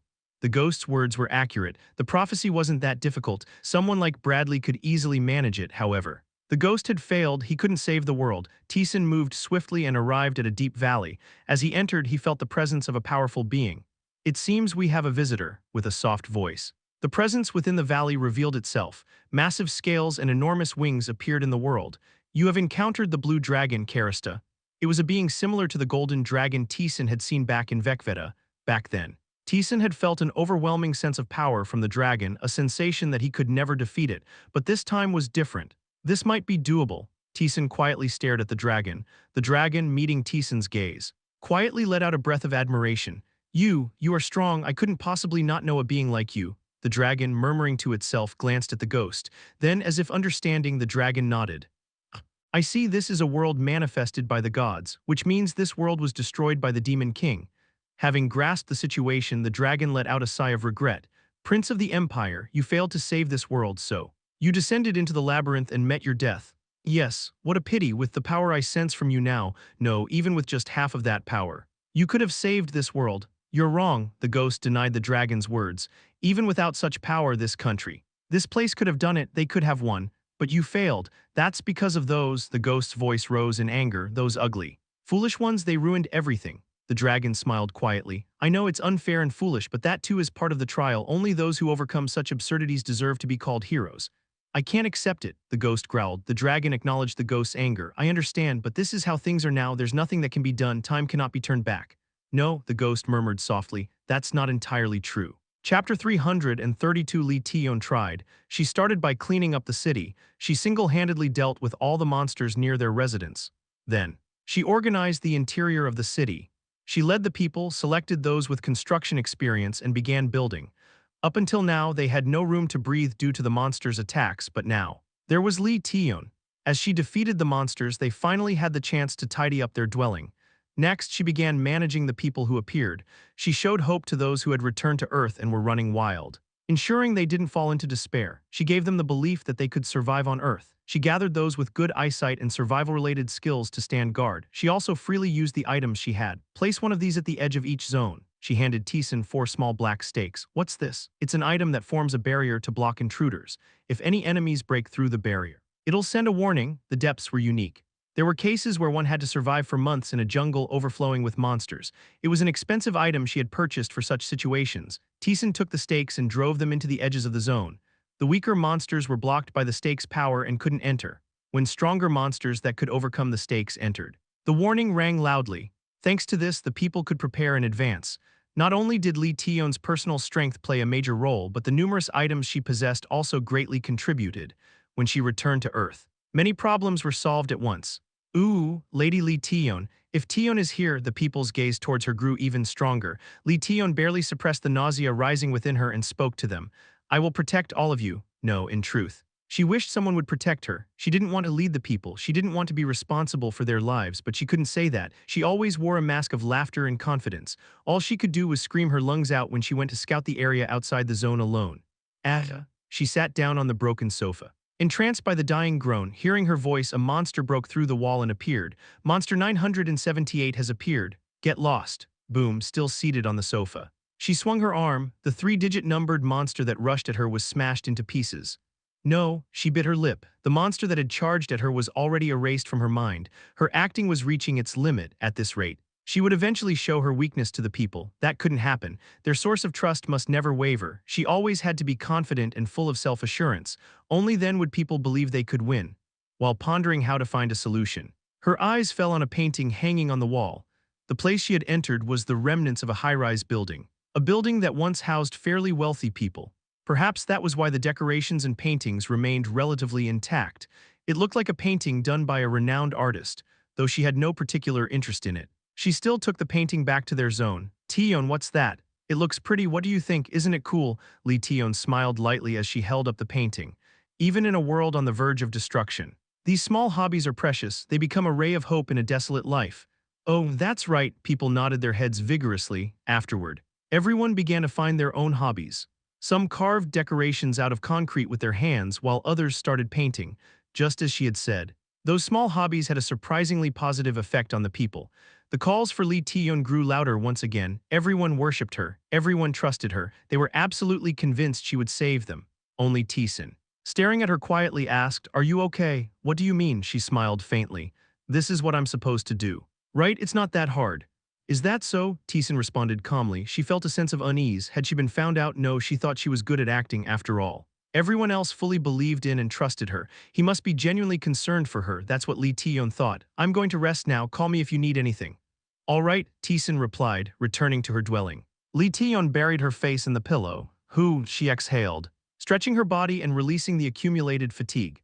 "It's hard," she muttered softly. She turned around and looked at the sky through the cracked ceiling. A chill ran down her spine. Just looking at it gave her goosebumps. The power contained within that rift was truly terrifying. She averted her gaze. No one knows. Only she knew that there was no chance of winning. The beings beyond the rift hadn't moved yet. But one day they would. But even so, Lee Tion clenched her fist. From then on, she continued to save people, putting on her mask of confidence. A year passed like that. "Oh, Tion."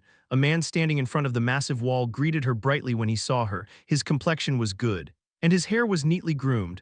"Are you heading out on another scouting mission? You've been going out a lot lately." "Yes, I'll be back later." "All right, stay safe." Lee Tion was seen off as she stepped outside their zone. Once she confirmed she was alone, she muttered to herself, "I've somehow managed to survive." For a year, Lee Tion had done her best. As a result, the people's situation had improved considerably. Their zone had expanded, and the number of survivors steadily increased. Hope that they could continue to live began to appear on people's faces, but Lee Tion grew increasingly uneasy. The power within the rift in the sky was becoming more violent, as though it would explode at any moment. The time when something enormous would descend was drawing near. Her instincts, honed by clearing the labyrinth, sounded an alarm. "Shall I take a look? You have activated the breath of the hidden rat. You have activated the hidden story that no one knows. You have activated the invisible shadow." Her presence vanished, even the guides of sin. The leadership of that organization couldn't detect the current Lee Tion. Concealing her body, she continued to move. She cleared away all the monsters she encountered as she continued her search. At the end, she arrived right beneath the rift. "It's been a while." Lee Tion absent-mindedly looked up at the rift. Now that she was closer, she could sense it more clearly. The power within the rift was wildly fluctuating. You have activated the gaze of contemplation." Her field of vision expanded. All the power, laws, and order contained in things came into her view. As she stared at the rift, she suddenly stopped. Oh, the rift was expanding. Something began to fall from the rift. Boom, with a thunderous crash. The earth shattered. Lee Tion held her breath. What fell from the rift was about 10 monsters. It wasn't a large number. For Lee Tion, who had already defeated tens of thousands of monsters, it was a very small number, however. The moment she sensed the strength of the monsters, her whole body froze. Monster 3 has appeared. Monster 9 has appeared. Monster 10 has appeared. Monster 43 has appeared. 2 single-digit monsters, 8 double-digit monsters, monsters of a level she had never seen before. Gruel, the aura spread in all directions. Everything nearby that was breathing began to die. The monsters seemed unaware of Lee Tion and passed by. Ignoring her, Lee Tion couldn't do anything. Only after the monsters disappeared beyond the horizon did she finally exhale. Huff, sweat trickled down her cheek. Her whole body started trembling in fear. "What is that?" She barely managed to speak. They were strong, especially the single-digit monsters. She couldn't guarantee victory even if she risked her life in battle. This isn't good. The fear of death overwhelmed her. She was about to move, to flee in the opposite direction from where the monsters were heading. Then, She realized the place the monsters were moving toward was the zone where the survivors had gathered. 1,000 emotions rushed through her mind in an instant. Ah, she roughly tousled her hair. Her eyes bloodshot as she stomped the ground. A small gem appeared in Li Tion's hand. You have activated spatial leap to a designated location. Tion, weren't you out on reconnaissance? People were startled by her sudden appearance. Li Tion brushed off the broken pieces of the gem and shook her head roughly. Gather everyone, I have something to tell you. Li Tion gathered the people and spoke. Single-digit and double-digit monsters were coming, monsters that even she couldn't guarantee victory against. They would have to risk their lives in battle. When Li Tion finished speaking, no one could utter a word, everyone froze in silence. Is this true, Tion? Do you think it's a lie? Li Tion snapped sharply. The man who had cautiously asked the question flinched and lowered his head. And no. I'm sorry. Li Tion pressed her hand against her forehead. She didn't even have the energy to act. Her heart was pounding. And her breath was rough. She barely managed to suppress her emotions and started speaking again. I'll handle as much as I can, but I can't stop them all. You'll have to deal with a few of the double-digit monsters. Damn it, damn it, damn it. Those who had forgotten the fear of death since Li Tion's arrival began cursing under their breath. Li Tion turned her head. Taesan, amidst the fear-stricken crowd, was calmly watching her. She clenched her fist tightly. My limit is stopping one single-digit monster, so Taesan, you'll have to stop the other one. All right. There was no rejection, no frustration. No anger. Taesan accepted quietly. The news quickly spread among the people. Though terrified, they gripped their weapons and prepared for the coming assault. Li Tion was no different, although she tried hard to keep up her confident act. She couldn't stop her fingers from trembling slightly. To hide that fact, she started talking to Taesan. Surprising. What is? I thought you'd at least complain a little, despite being in easy mode. Taesan had to face a monster that even Li Tion couldn't guarantee victory against. He was indeed strong, but his strength was very limited. Depending on the opponent, there was a good chance he could die in vain, yet Taesan responded calmly. Who else would do it if not me? You can't handle it either. So I have to. He had already made peace with risking his life in this fight. Li Tion stared at him blankly. Taesan was strong, not just in terms of physical power, but mentally as well. He was so different from her. Rumble. But before she could get lost in thought, a thunderous roar echoed in the distance. A chilling energy swept through and the faces of the people turned pale. Haha. They're here. Li Tion chuckled dryly and gripped her sword. Well then, see you on the other side. She kicked off the ground. She clenched her fist as she rushed toward the approaching monsters. You have activated Veil of Deception. The world shifted, the monster's vision distorted. And Li Tion's figure was magnified. Boom, they began charging toward Li Tion and she licked her dry lips as she distanced herself from the zone. I didn't think I'd be using this skill like this. Originally, it was a skill that concealed her presence and disrupted the opponent's movements. But this time, she had to become the target. She hid the city and enlarged her own presence. Once she had gained enough distance, Li Tion stopped one single-digit monster and 6 double-digit monsters. She muttered gloomily, What are you? Why are you tormenting me like this? Why are you attacking Earth? Why can't you just leave us alone? Why can't you let us die quietly here? Why? Instant death judgment in progress. You have activated negate negative judgment. Judgment negated. She gripped her sword tightly. If you keep tormenting me, just die. She gritted her teeth, her mind, worn out by extreme stress, focused into rage. Li Tion furiously opened her inventory. She pulled out equipment she had cherished all this time. It was a plain red staff. At the tip of the staff, a red orb was attached. As soon as the staff appeared in the world, the air heated up. The temperature within a radius of several kilometers shot up by several degrees in an instant.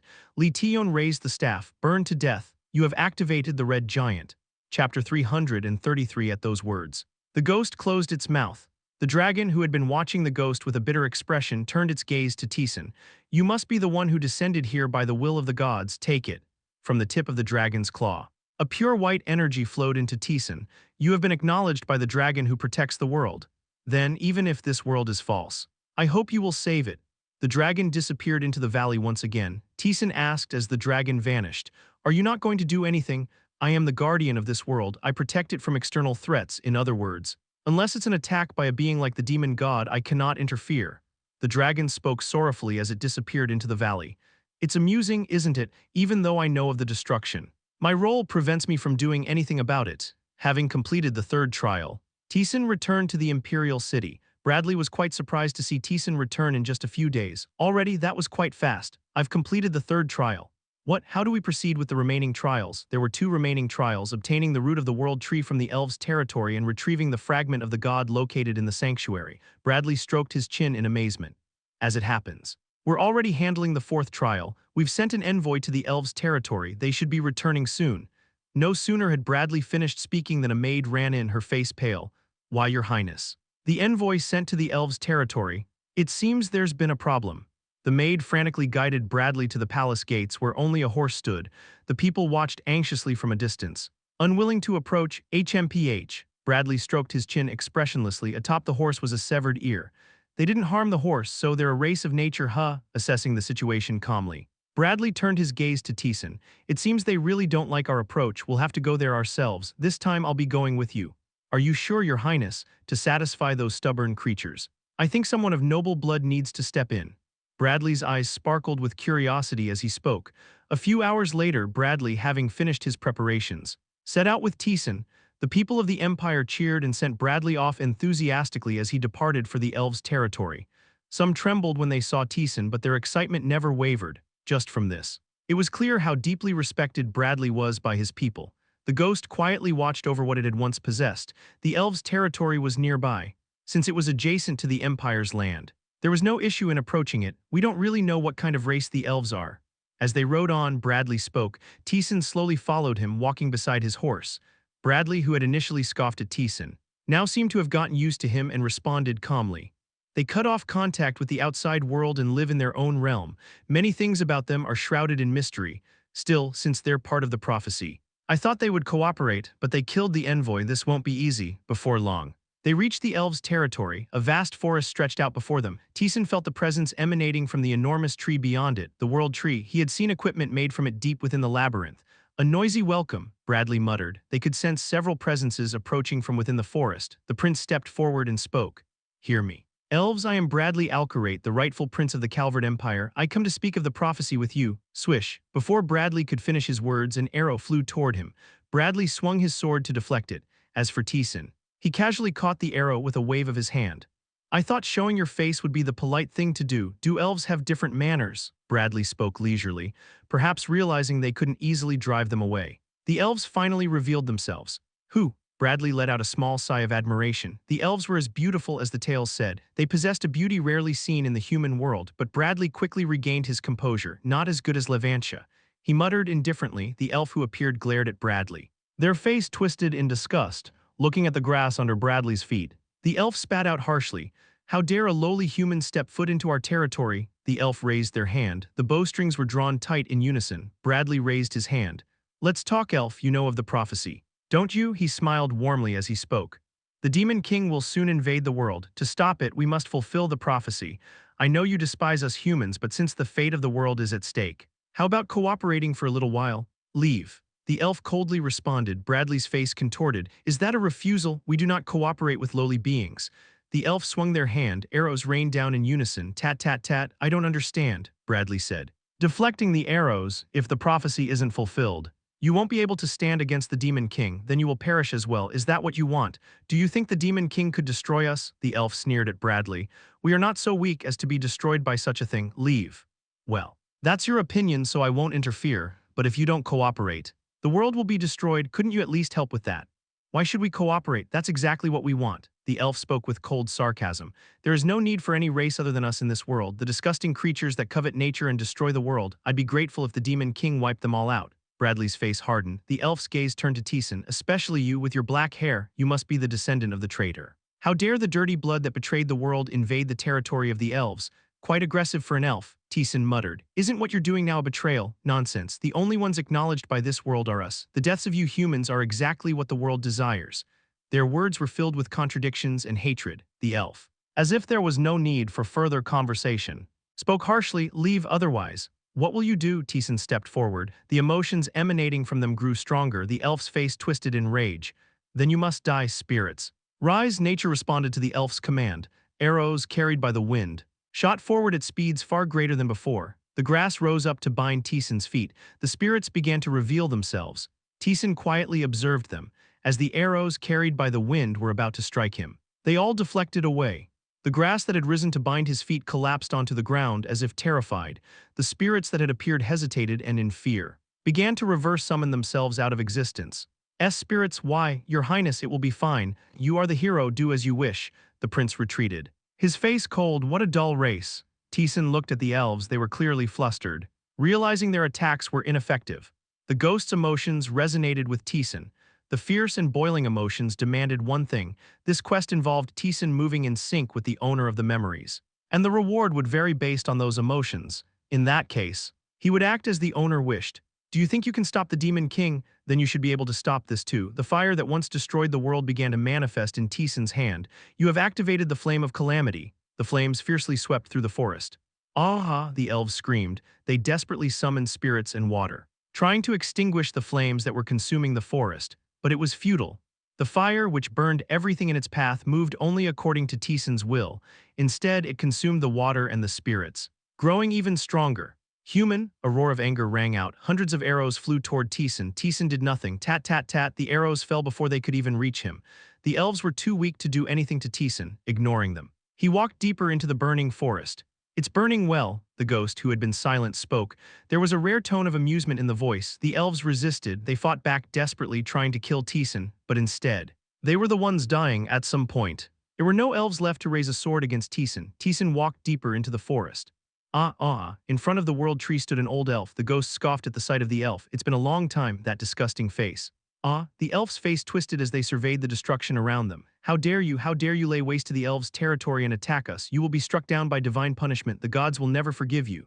Divine punishment, not forgive. The ghost's emotions exploded at the elf's words. You dare say such things? What did I tell you back then? I begged you to open the path just once. I even said I would bow my head and plead, but you never opened the path, even though the ghost had long been dead. Its emotions took on a physical form. The elf's face turned pale.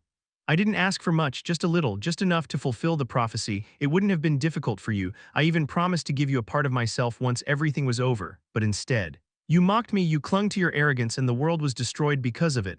The elf collapsed, crushed by the overwhelming emotions. The elf's mind had broken. The ghost gritted its teeth. I treated you as equals, that's why I tried to accept your claims, but all you did was mock me. You are worthless beings. Taesan stood before the world tree, despite the world-burning flames. The world tree remained untouched, with not a single branch scorched. Thunk, Taesan drove his sword into the tree. He retrieved the roots and the leaves that swayed amidst the flames. You have obtained the root of the world tree. You have obtained the leaves of the world tree. You have plundered the world tree, which the elves were guarding. Chapter 334. The 4 prophecies had been fulfilled. Only one remained. Bradley looked around the burning forest. Elves, such an ancient race. Yet such boring creatures. Bradley turned away with a bored expression. Let's go back. They left. The elves' resentment and hatred could be heard from behind them, but they didn't care. Back at the Imperial City, the ghost spoke softly to Taesan. His emotions had calmed down somewhat, possibly because he had already vented his anger. I begged them, risking everything, asking them to concede, but the elves refused. They mocked me and blocked my approach. Did you fail to fulfill the prophecy because of the elves? No, in the end. We used the full force of the Empire to flatten the entire forest. The sacrifices were great, but the prophecy was fulfilled. However, because so much time had passed, the plan that followed was completely derailed. The ghost had cleared the 4th prophecy, but the last prophecy remained unfulfilled. It wasn't long before Bradley came to see them. Only the last prophecy remains. It's progressing faster than I thought. Bradley had expected it to take at least a few months, but in just 2 days, the 4th prophecy had been completed. Bradley marveled at the speed. You remember what the final prophecy is, don't you? To retrieve the fragment of the god from the sacred place. Correct, Bradley nodded. The god of regret, the religion that worships regret. Their sacred place holds a relic of the god. You need to retrieve it. Taesan fell silent at Bradley's words. Soon he spoke. The god of regret. Yes, it's a very old religion. I've already sent word, naturally. They haven't even responded. Bradley said this without a hint of surprise. The relic needed to fulfill the prophecy was a sacred object fiercely protected by the religion, though it was for the salvation of the world. They wouldn't hand it over easily. I've heard it's a religion with many fanatics. It could take quite some time. Bradley pointed at Taesan. This time you must go alone. I wish I could see the sacred place myself, but I'm afraid I can't. I understand. Bradley was extremely busy. With the Demon King's invasion imminent, he had to train the soldiers and knights to prepare. With that, Bradley left alone again. Taesan spoke. Is this why you seemed uneasy about the god of regret?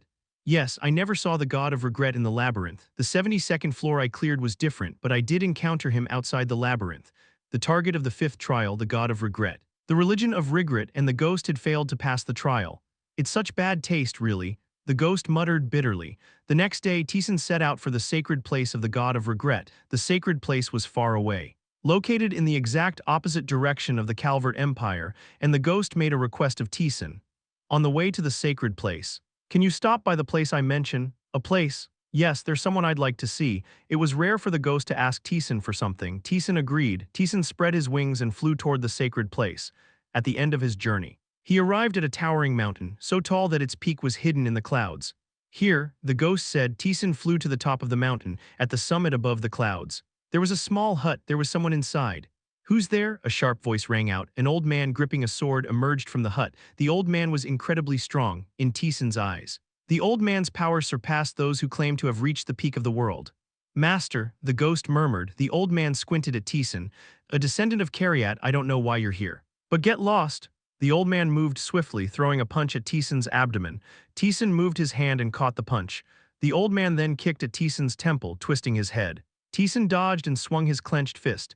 The old man's body flew through the air. The old man landed quickly, his face shocked. He lowered his stance and drew his sword, as the sword swung. Taesan responded, kagakak, the swords clashed, while blocking the old man's attacks. Taesan noticed something. The sword technique the old man used was similar to the ghost's. Kakak, the swords rebounded. The old man steadied his breath and glared at Taesan. Who are you? I am one who has received the qualification of a hero. The old man's pupils widened. Taesan lowered his sword. Are you Bradley's master? Listen. The old man handed Taesan a cracked teacup. Inside, there was nothing but ordinary water. Did you think this decrepit hut would have tea? The old man drank the water in large gulps, then slammed the cup down and looked at Taesan with interest. What's your relationship with that guy? Taesan pondered for a moment, wondering how to explain his relationship with the ghost. We're friends, the prince and a descendant of Kariat. Friends? What a strange combination. The old man tilted his head and spoke. I could see my swordsmanship in your movements. I've only taught that technique to one person, so your words aren't lies. Taesan's swordsmanship was based on the Stormscar swordsmanship that the ghost had possessed, and from the old man whom the ghost called master. There was a similar movement. Has that brat already reached the level where he can teach someone? A lot has happened. Did you teach swordsmanship to Bradley? Something like that. The old man replied bluntly.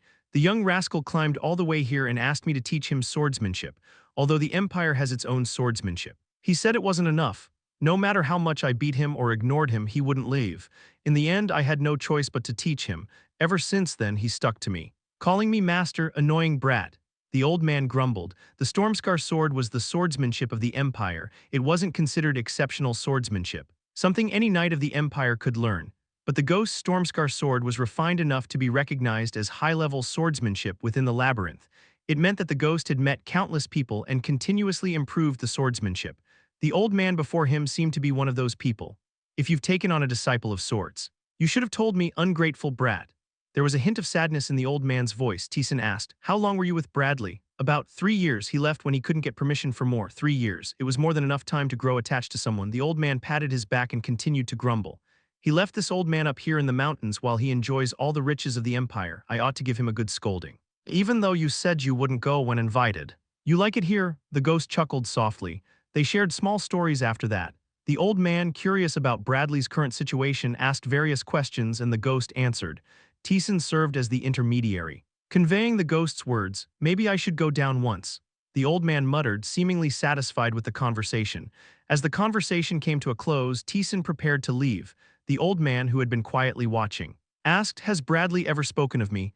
No, I figured as much. I wasn't a good teacher to him. I was never good at taking care of others. I always hit him. Didn't even feed him properly. When the young brat secretly cried out of loneliness, I couldn't comfort him. The old man spoke with a bitter smile.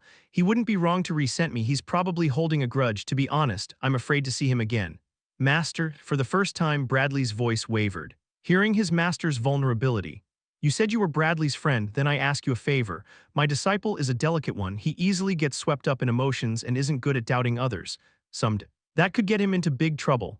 The old man grasped Taesan's hand with his thin fingers, his face full of affection and concern. So please look after him. The ghost remained silent. After leaving the mountain, Taesan continued toward the sacred place. On his way, he spotted a small lake. The ghost, who had been silent all this time, began to speak. When I had lived with my master for about a month, he took me to that lake. Back then, I didn't understand why, but now I know he was looking out for me. Did you see him again after that? No, after the Demon King appeared, I went to find him. But he had already passed away long ago. The ghost fell silent once more. Taesan continued walking and eventually arrived at the sacred place. He could feel a faint divine power spreading throughout the sacred place, and within it, the priests of the god of regret who gazed at him with hostile eyes. A vile unbeliever has come. In front of them stood a man with a plump figure. Compared to the other priests, his attire was far more extravagant, indicating that he was the leader here. I am the Pope of the great god of regret. Lord Regret, the Pope's face twisted in anger. How dare you, how dare a vile unbeliever like you covet the sacred relic of the great Lord Regret? Your arrogance knows no bounds. He continued to denounce Taesan's blasphemy. He also preached about who the god of regret was, why they worshipped him, how omnipotent he was, and why all humans must follow the god of regret. Taesan paid him no mind. There was something he needed to confirm, the faint divine power surrounding the sacred place, the power of the god that blocked external enemies and protected those within. And the faith emanating from the people living inside the sacred place was seeping into the divine power that enveloped it. That faith strengthened the divine power. By the time he reached his destination, he had figured it out to some extent. I can make something like this too, it was enough. The god of regret had set this up long ago, and the people maintained it with their faith. Taesan could easily replicate it. Taesan placed his hand on the divine barrier surrounding the sacred place. A fierce resistance tried to push him away, though crude. It was still the power of a god. Without the permission of those inside, even with overwhelming power, it seemed nearly impossible to break through. Taesan finally lifted his head and looked at the Pope. The Pope continued to recite the teachings of the god of regret. Taesan asked him, "If you refuse me, the world will be destroyed." "That would be better," the Pope bared his teeth. "It would be right for this vile world to be destroyed and returned to the arms of God, rather than have the sacred relic of our God tainted by human hands." What filled him was the blind stubbornness and twisted madness of a fanatic. Seeing that reasoning would not work with him, Taesan ignored the Pope once again. "This is where you got stuck. This is the realm of the god. I tried to break through in every way I could, but the divine power never wavered. That guy told me that I was guilty of coveting the god's sacred relic and that I should watch the world perish in front of the sacred place." The Pope's words came true. The ghost did not give up. He tried every possible method to break through Regret's sacred place, but before he could, the demon king descended. "When I returned to the empire later, my family, my lover, they were all dead. The empire had fallen. Everything I wanted to protect, I was stuck here. Watching it all collapse, it's a sad story," a sorrowful voice echoed. Taesan raised his hand. "Since this is a trial you gave, I doubt you'd have complaints if I broke it."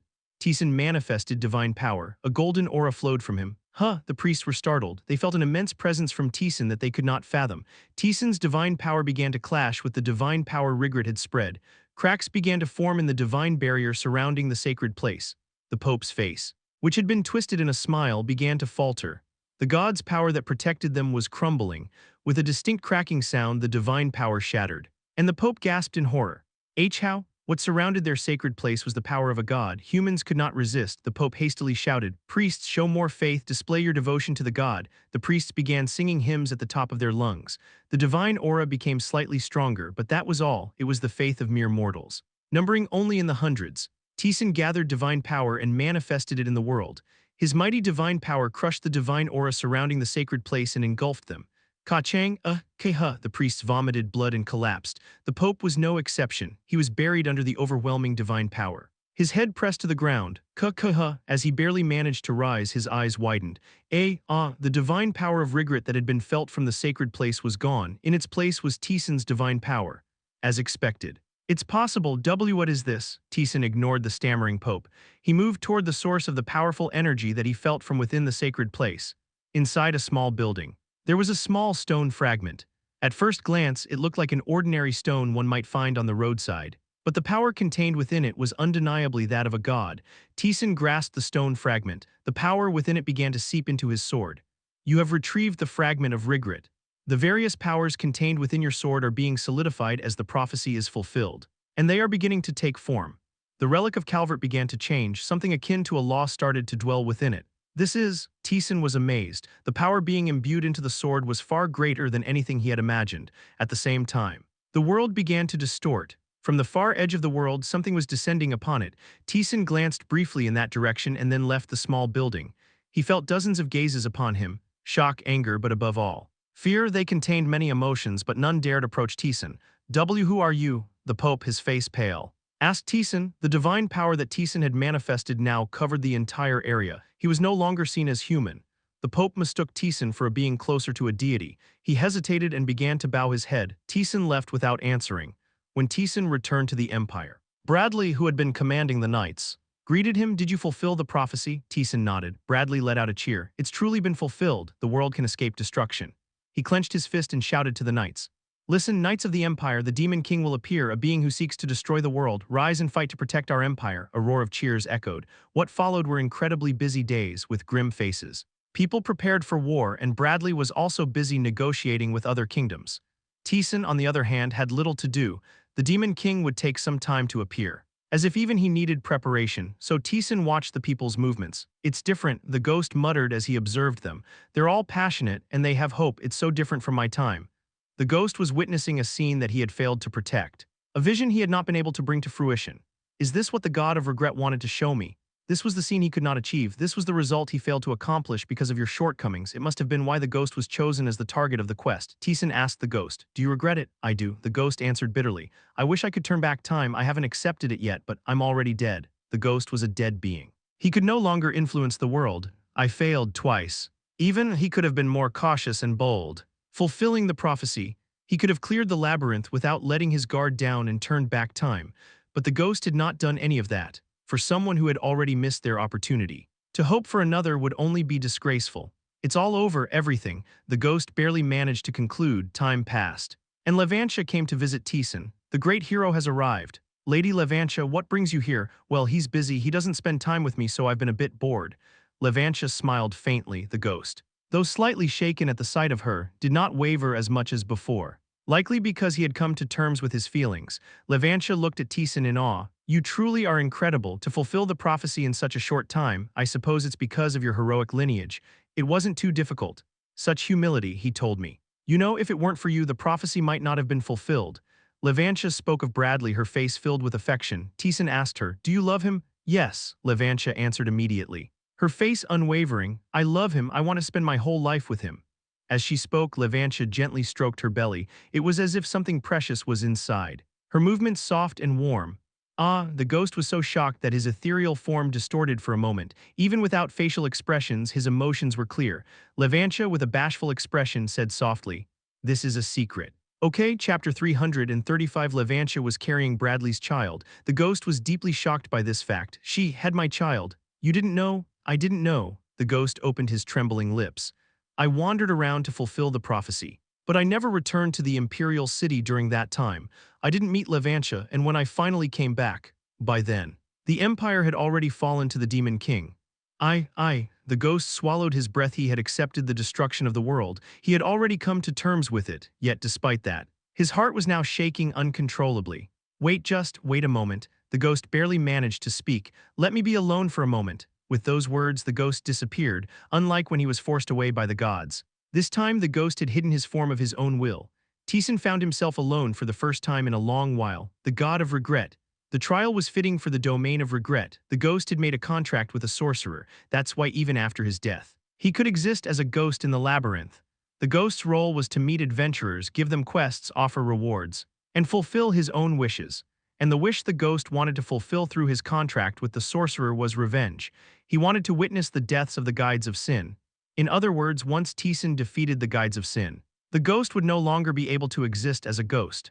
The ghost, who was already dead, couldn't do anything else. Taesan also couldn't interfere, as it was a contract between the sorcerer and the ghost. Even though the ghost was no longer visible, Taesan could still sense his presence nearby. However, Taesan did not call for him. There was nothing he could do for him right now.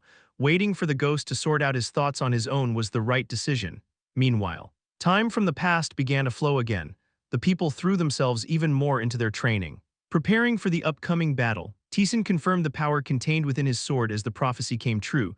Artifact of Calvert, sword soaked in the blood of ancestors. Relic of a world now destroyed, it claimed the lives of countless royals.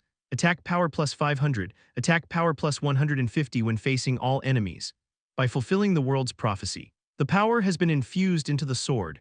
When facing the Demon King who brings about destruction, the power and stature of the prophecy's bearer are bestowed. Even the base attack power had increased by 200.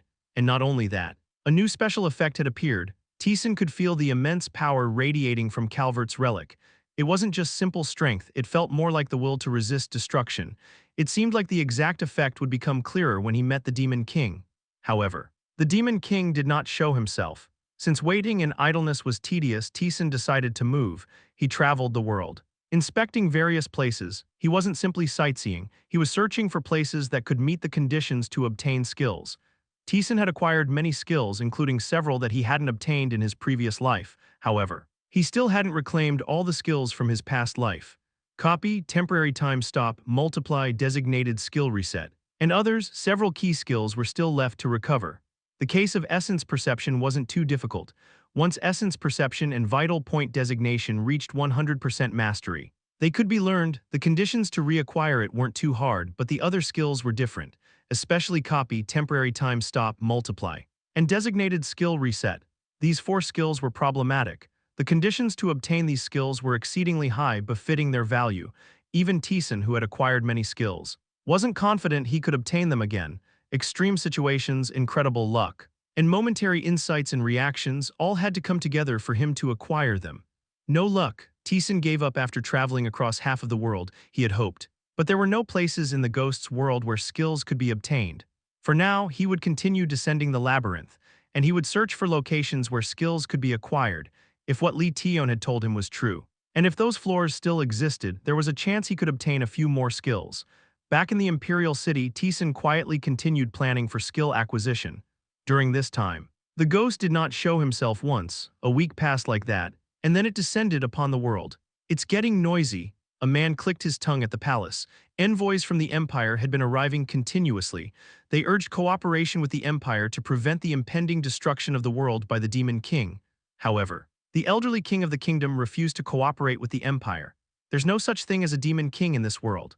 The old king sneered. The Demon King was a figure of ancient legend. The idea of such a being descending and destroying the world was absurd. It couldn't happen. The Empire was spreading false rumors about the Demon King to gain control over the world. That was the old king's judgment. And so he rejected all requests for cooperation from the Empire. Even though the citizens of the kingdom grew uneasy, protesting and trying to flee, the king did not change his mind. "Why, Your Majesty," the door burst open. The knight commander entered, his face filled with anxiety. "Someone is at the kingdom's entrance. Lead me there." The old king clicked his tongue and stepped outside. At the kingdom's entrance stood a man. He was a young man, his skin was completely pale, and he wore black garments while holding a large sword. He radiated a sense of foreboding, as if embodying misfortune itself. The soldiers confronting him trembled. But the old king remained indifferent. The Empire has certainly prepared well. The man in front of him was a decoy sent by the Empire to spread these false rumors even further. The old king had no doubt about that. Kill him and hang his head at the entrance of the palace. That will make sure the Empire won't dare interfere. Yes. Your Majesty, the soldiers hesitantly approached the man. Even as sharp spears neared him, the pale man stood still. "Vacant? Why am I here?" the man quietly muttered. His small voice crept into the soldiers' ears. "I should have destroyed this place." The indifferent gaze of the man made the soldiers flinch. They could not approach any further. The old king, watching them, shouted in frustration. "What are you doing? Stab him," even with the king's command. The soldiers couldn't move forward. An instinctive fear beyond human authority stood in their way. The man glanced at them and nodded. "This place is fake." The man instinctively realized he had completed all his tasks. This place was a fake, created by some external interference. "My job remains the same." As the man muttered, a strong aura began to rise. The faces of the soldiers turned pale. "Uahig," one soldier, unable to hold back his fear, closed his eyes and thrust his spear. The spear touched the darkness surrounding the man and was swallowed whole. The soldier was consumed by the darkness and disappeared. The old king, watching, recoiled in terror. "How dare you harm the kingdom's soldiers, you imperial fiend! I will not stand idly by." "Silence," the man spoke softly. Darkness began to spread slowly.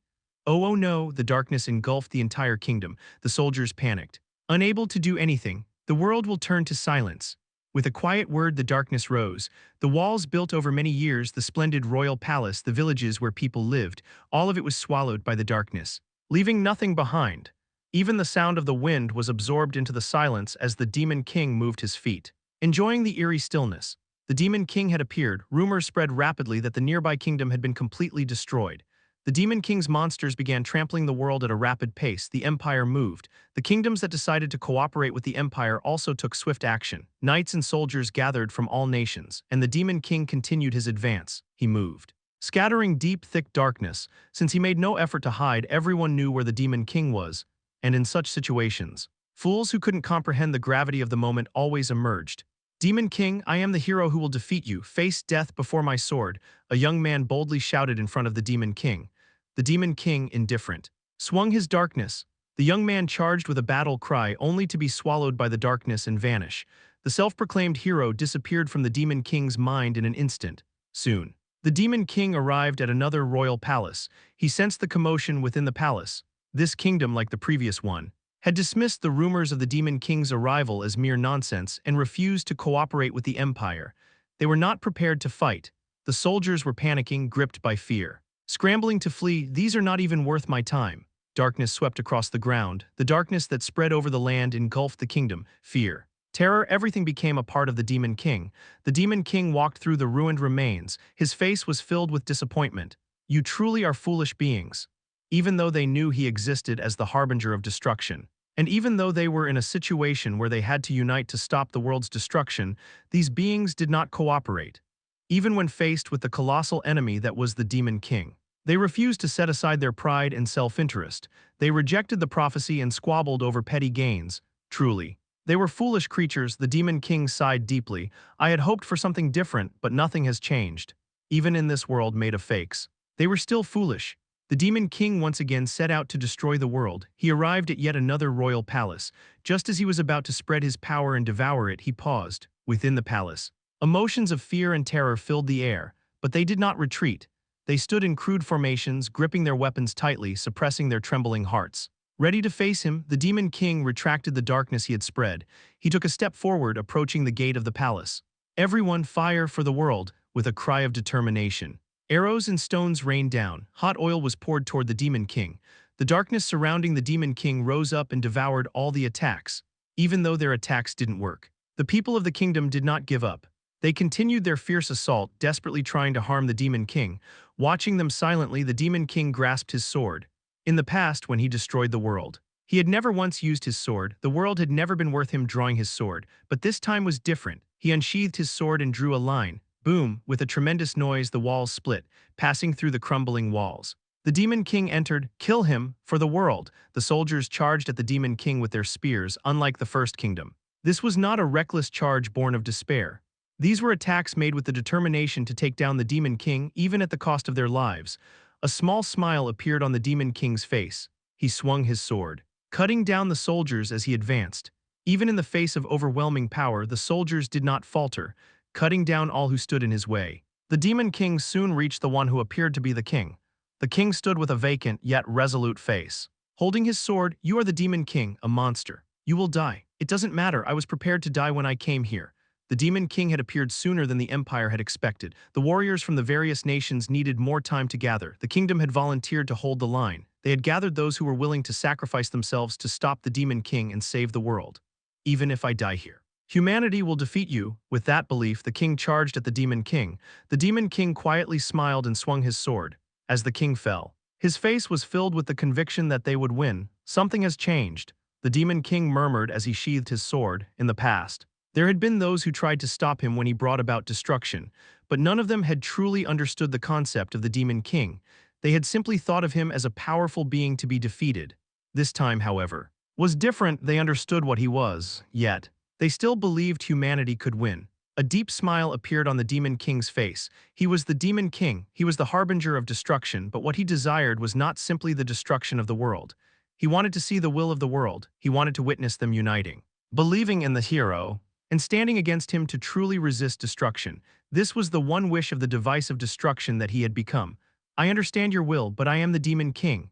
His mission was to crush all that will and destroy the world. The Demon King stomped his foot. From within the darkness, twisted beings began to rise. Yuwu monsters appeared. Some were as large as mountains, while others were as small as insects. They were all the Demon King's minions. They charged forward, trampling the world.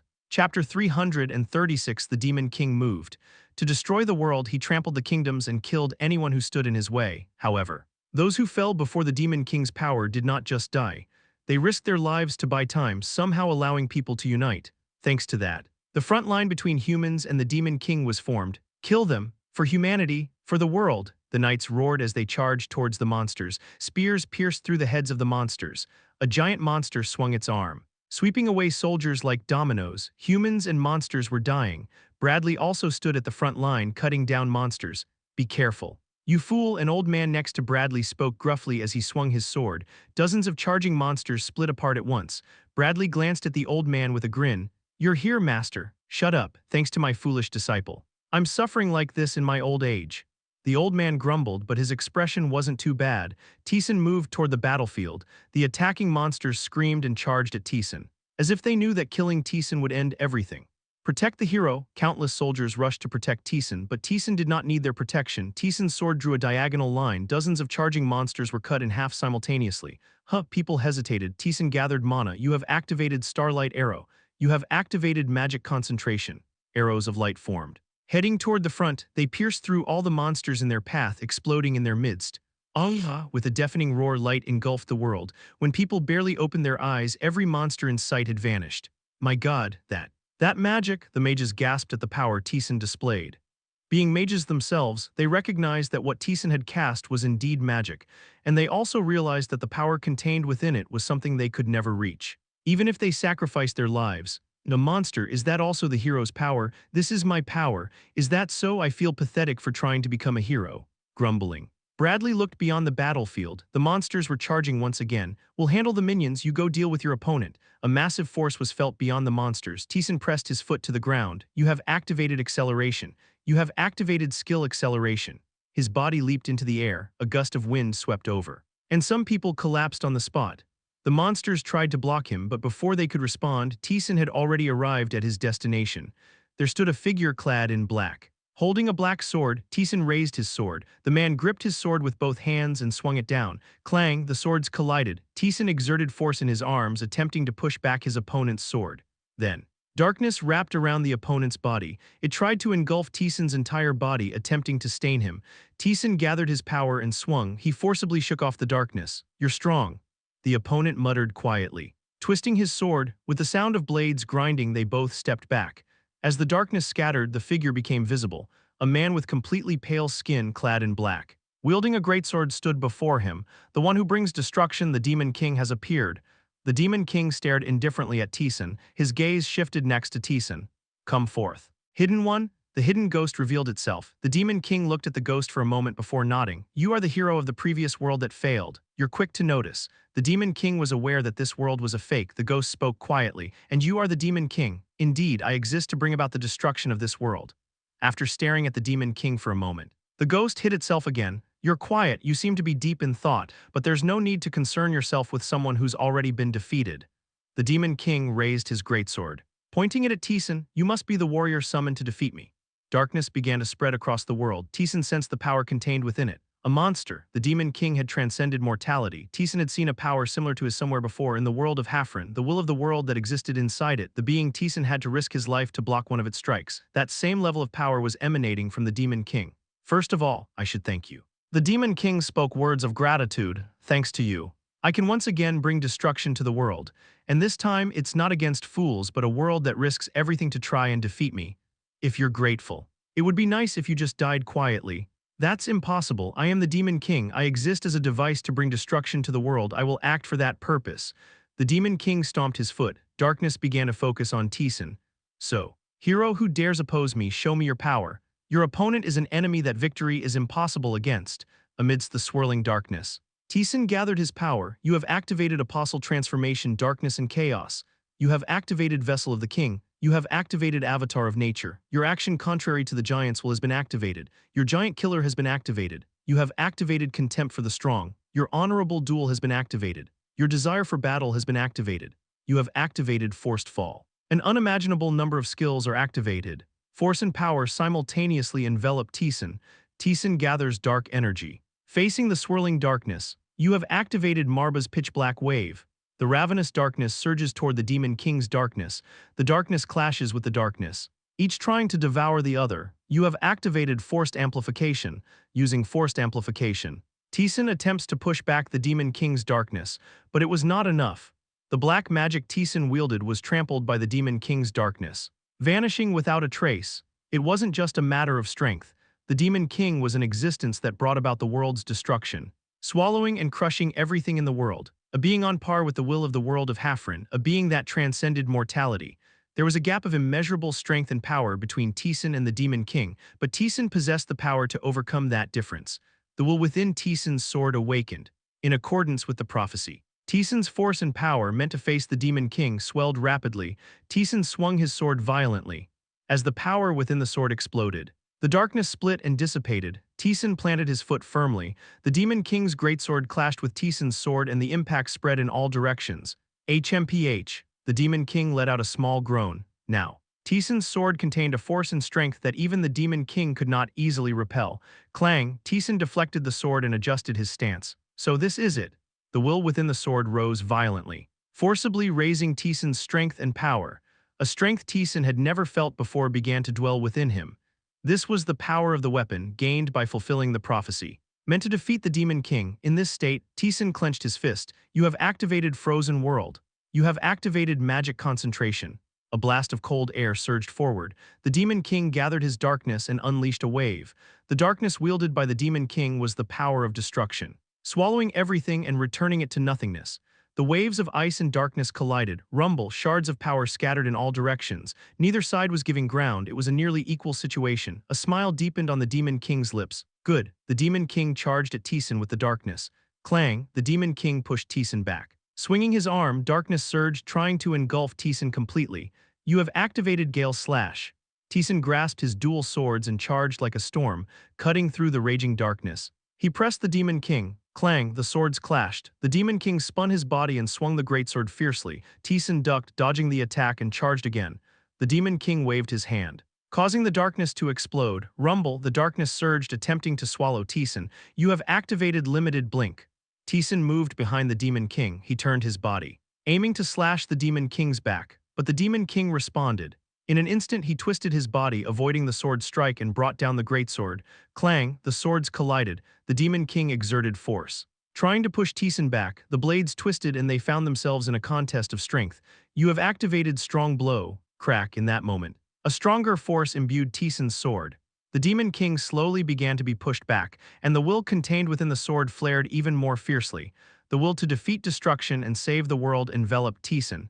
In an instant, Taesan's strength and power grew to the point of overwhelming the Demon King. Clang, the Demon King groaned and was flung back, unable to withstand the power contained within the sword. But Taesan frowned. The power and force contained within the sword surged toward Taesan. It seemed as if facing the Demon King was displeasing, and his power was being forcibly raised to a level capable of victory. If such force were granted, no matter how strong one was, they would not withstand it and would be destroyed. Taesan now understood why it was possible to defeat an overwhelming being like the Demon King. It was quite simple. If you couldn't win, the force and power would be granted until you could. There was no consideration for the hero. It was only about turning him into a machine to defeat the Demon King. Not very fun. The Demon King, perhaps realizing this, had lost his enthusiasm. He did not wish to fall by human hands or be defeated by another device created solely to beat him.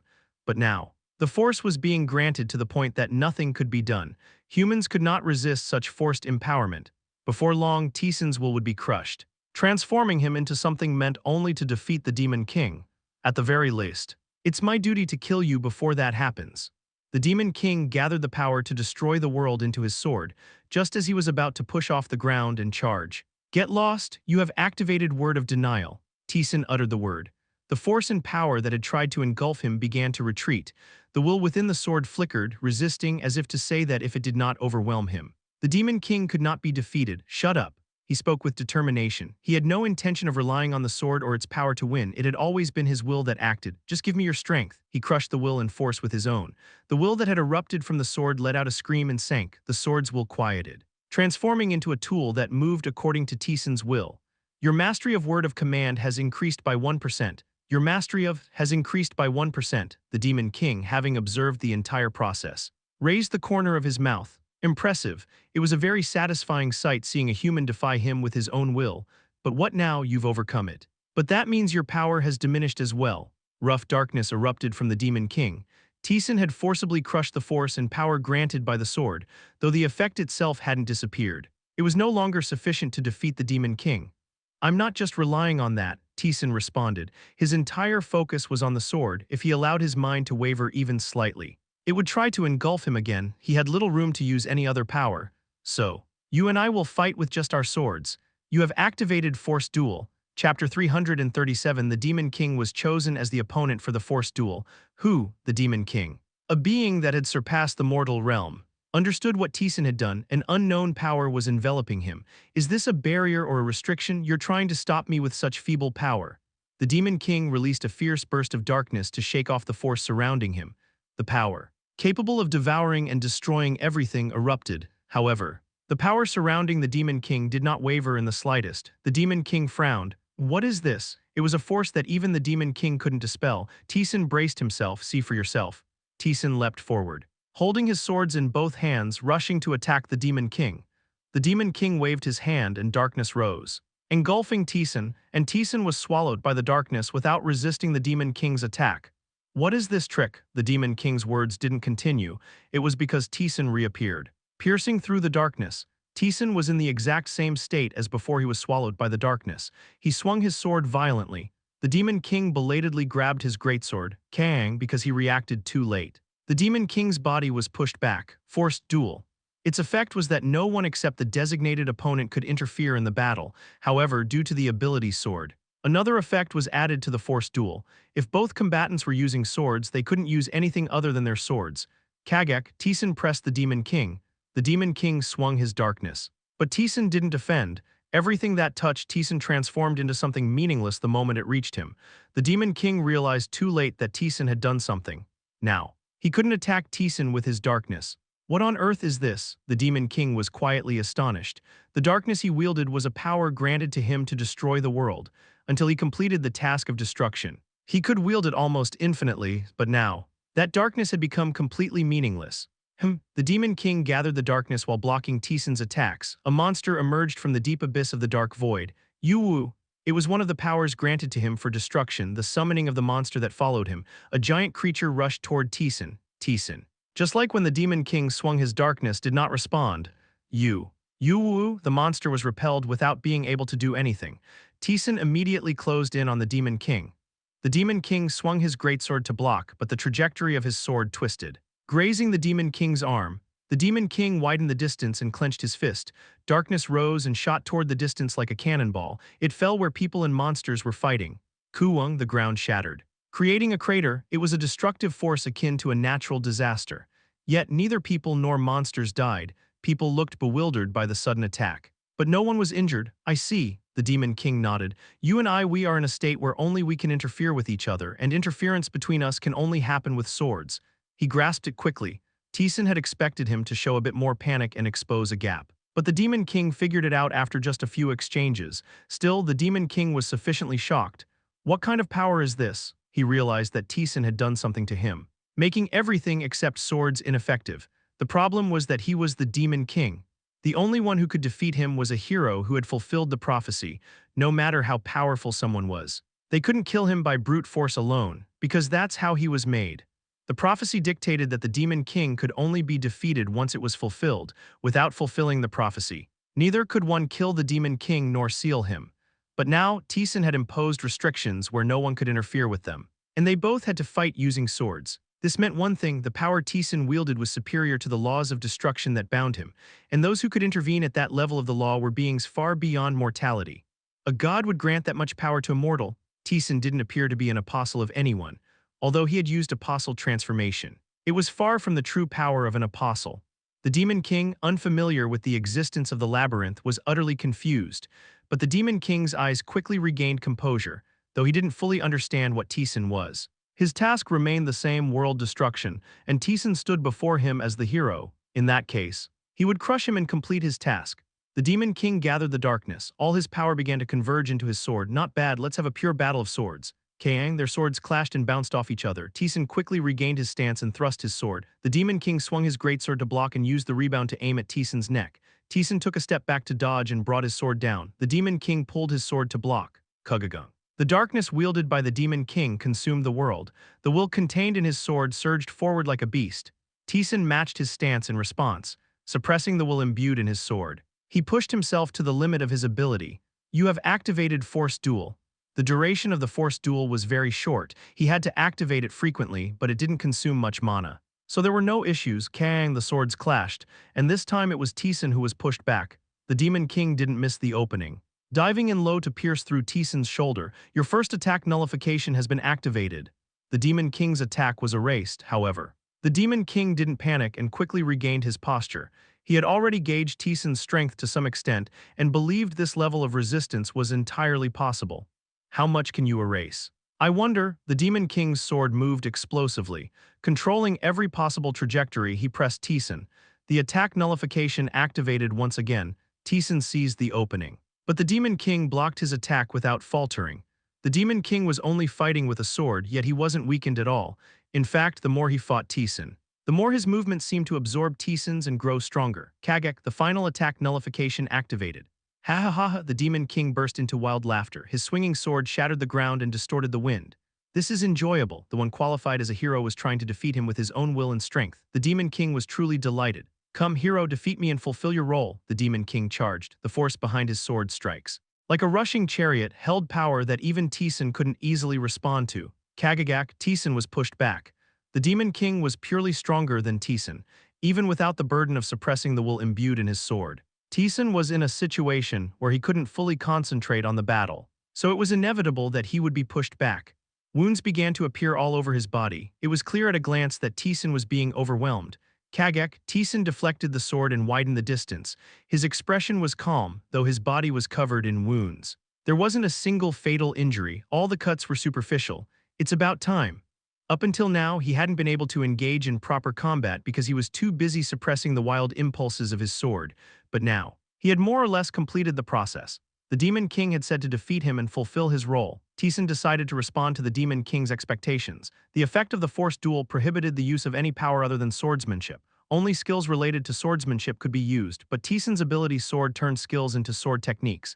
You have activated acceleration. Kagagak, his sword strikes came in swiftly. The Demon King, surprised by the increased speed, quickly grasped the trajectory and flow of the sword to push it away. You have activated strong blow, Kang, but instead, it was the Demon King who was pushed back. Taesan took a step forward toward the Demon King who was trying to regain his stance. You have activated Gale Slash. The sword surged forward. Like a storm, unable to withstand the onslaught, the Demon King made a decision. Quajik, Taesan's sword grazed the back of the Demon King's neck. The Demon King pressed his body closer, blocking the space for Taesan to swing his sword, since there was no room to swing his greatsword either. The Demon King aimed at Taesan's chest with the end of the sword hilt. Taesan barely pulled back in time. The hilts of their swords collided with a clang. He twisted his wrist, aiming for the Demon King's neck. As the Demon King lifted his greatsword to block, Taesan aimed for the Demon King's neck. You have activated counter. Quajik Kook, Taesan's sword ignored the Demon King's defense and pierced his neck. The Demon King barely created distance while clutching his neck. Darkness enveloped the wound. The Demon King grinned. Baring his teeth, despite being injured, he charged at Taesan as if he were enjoying it. Taesan raised his sword to meet him. As their swords clashed, system messages began appearing and disappearing. Your ability sword proficiency has increased by 1%. Your Arak martial technique proficiency has increased by 1%. Your strong blow proficiency has increased by 1%. Ability sword, a swordsmanship technique based on the ghost style, crafted by utilizing the labyrinth system. However, Taesan hadn't used it much lately. There were few opponents who fought with pure sword skills. Most battles involved divine power, black magic barriers, and other colorful abilities. As he had mastered such a variety of powers, his attention naturally shifted away from pure swordsmanship. But now, with the forced duel in effect, he could only use swordsmanship. In this situation, focusing on swordsmanship allowed him to elevate it to the next level. You have activated strong blow, Quajuduk, even though Taesan was holding back. The force and will imbued in his sword were still assisting him, since they were evenly matched. The activation of strong blow forced the Demon King back. Kang, their swords clashed repeatedly as strong blow continued to activate. The Demon King wasn't easily pushed back. He filled his sword with darkness and swung it. The exploding darkness momentarily obscured the Demon King's view. You have activated stealth. Taesan's presence vanished in an instant. The Demon King momentarily lost track of Taesan's position.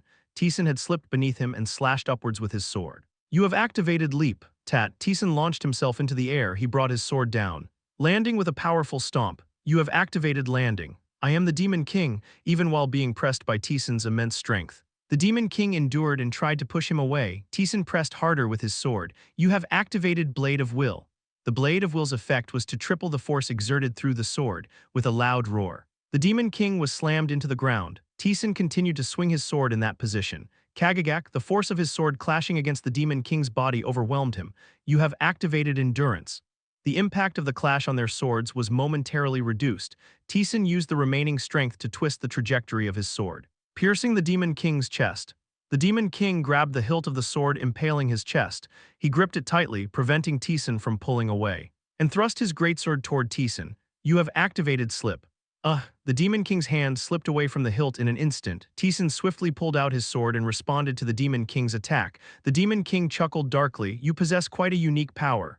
The Demon King laughed, seemingly enjoying the battle. He charged forward once again. Kuung, the battle raged on. The Demon King did not fall, even when wounded or impaled by Taesan's sword. He wrapped himself in darkness and continued to clash with Taesan.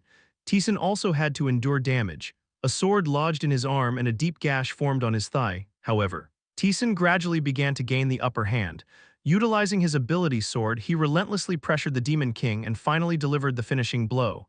Quagic, Taesan's sword pierced the Demon King. He pushed forward, sending the Demon King crashing into a cliff. Kurururung, your ability sword proficiency has increased by 1%, unable to withstand the force. The cliff began to collapse. The darkness surrounding the Demon King slowly dissipated. Congratulations, hero, the Demon King smiled. You have succeeded in saving the world, despite failing to fulfill his mission. The Demon King's expression was not dark, if anything. He appeared pleased. This is exactly what I had hoped for. Victory doesn't matter. I wanted to fight a battle of worth between the Demon King and the hero. The Demon King had achieved his desire. But one thing is regrettable. The Demon King clicked his tongue as he looked at Taesan. The hero who saved the world is an outsider in the end. Taesan was not a resident of the dying world. He was nothing more than an outsider. The Demon King's gaze shifted to the ghost, who had hidden himself. It would have been better if you had fulfilled the prophecy, but this will suffice. Rejoice, humans, your world has been saved. With those words, the darkness surrounding the Demon King scattered, and a part of that darkness began to seep into Taesan. Your soul ascension has activated. Your health has permanently increased by 7581. Strength by 789, agility by 662, and intelligence by 643. Your desire for victory has activated. Your health has permanently increased by 1,166, strength by 558, agility by 303, and intelligence by 229. Your soul ascension has activated. Proficiency has increased by 3%. Your soul ascension has activated. You have obtained the special activation skill Call of Destruction. You have defeated the device of destruction alone. You have obtained the special permanent activation skill Opponent of Destruction. You have overcome the overwhelming power and force trying to consume you with your own will and maintained your identity. You have obtained the special permanent activation skill Will of the Spirit. You have gained the will that calls destruction. The people who had been fighting were bewildered. The monsters had suddenly melted and disappeared. Could it be? When Taesan appeared, their eyes began to shine. Their suppressed cheers erupted. Wah! Hero, we won, we survived. Everyone cried tears of joy. The people who had overcome destruction embraced each other in celebration. Their faces were filled with hope and anticipation for the future. It was a sight the ghost had never seen before. The ghost, hidden from view, silently watched their joy. Chapter 338. They had won. They had overcome destruction. The Empire held a party to celebrate the victory. We have won. For the hero, for the immortality of the great empire, people dressed in luxurious clothes enjoyed themselves. Drinking and eating, Taesan quietly spent his time among them. Oh, our hero is here. Bradley approached Taesan, his face flushed, seemingly from drinking a fair amount of alcohol. Once again, I offer my thanks to you. Our world has been saved. Bradley raised his glass. Others also cheered and raised their glasses in unison. The excitement enveloped them all. Taesan waited for the commotion to subside and then asked quietly, what do you plan to do now? Well, I don't know. Bradley furrowed his brow, though they had clearly won. It was hard to be entirely joyful about the situation. The damage had been significant. Many kingdoms had been destroyed, and countless knights and soldiers had died. It was certain that it would take a long time to recover from the losses. But still, we have overcome destruction. There was no need to worry about the future anymore. Bradley leisurely sipped his drink. For now, let's enjoy ourselves. We have plenty of time. The doors swung open. The Emperor and Empress appeared, and the people enjoying the party quickly bowed. You're here. Yes. My son, the Emperor looked at Bradley with immense pride on his face. Well done, there is no one more fitting than you to succeed me. Thank you. Bradley's face was filled with emotion. He was the Empire's prince and its only legitimate heir, having dealt with all his rivals by his own hand. The next imperial throne was practically his, and now, with the Emperor directly proclaiming it in front of everyone gathered here, it was as good as officially declared. The Emperor laughed heartily and patted Bradley on the shoulder. Enjoy yourself. My son, only a bright future awaits us. With that, the Emperor joined the party. Bradley smiled. Satisfied, this is good, he looked truly happy. You have done much for us. You fulfilled the prophecy and personally stopped the Demon King from the Empire's perspective. No amount of reward is enough for what you've done. Bradley looked at Taesan. If you wish, the Empire will prepare a position for you. I'll consider it, Taesan replied quietly. The party continued, Your Highness. Levantia approached Bradley, her face flushed with embarrassment as she opened her mouth. I have a confession to make to you, Your Highness. A confession? Bradley looked at her, puzzled. Levantia began to speak. Upon hearing her words, Bradley's eyes widened and soon joy began to spread across his face. Bradley shouted something loudly and hugged Levantia, smiling with happiness, and then the world began to distort. Everything started to fade away. When Taesan arrived, it was in a black world overflowing with a sticky, overwhelming force.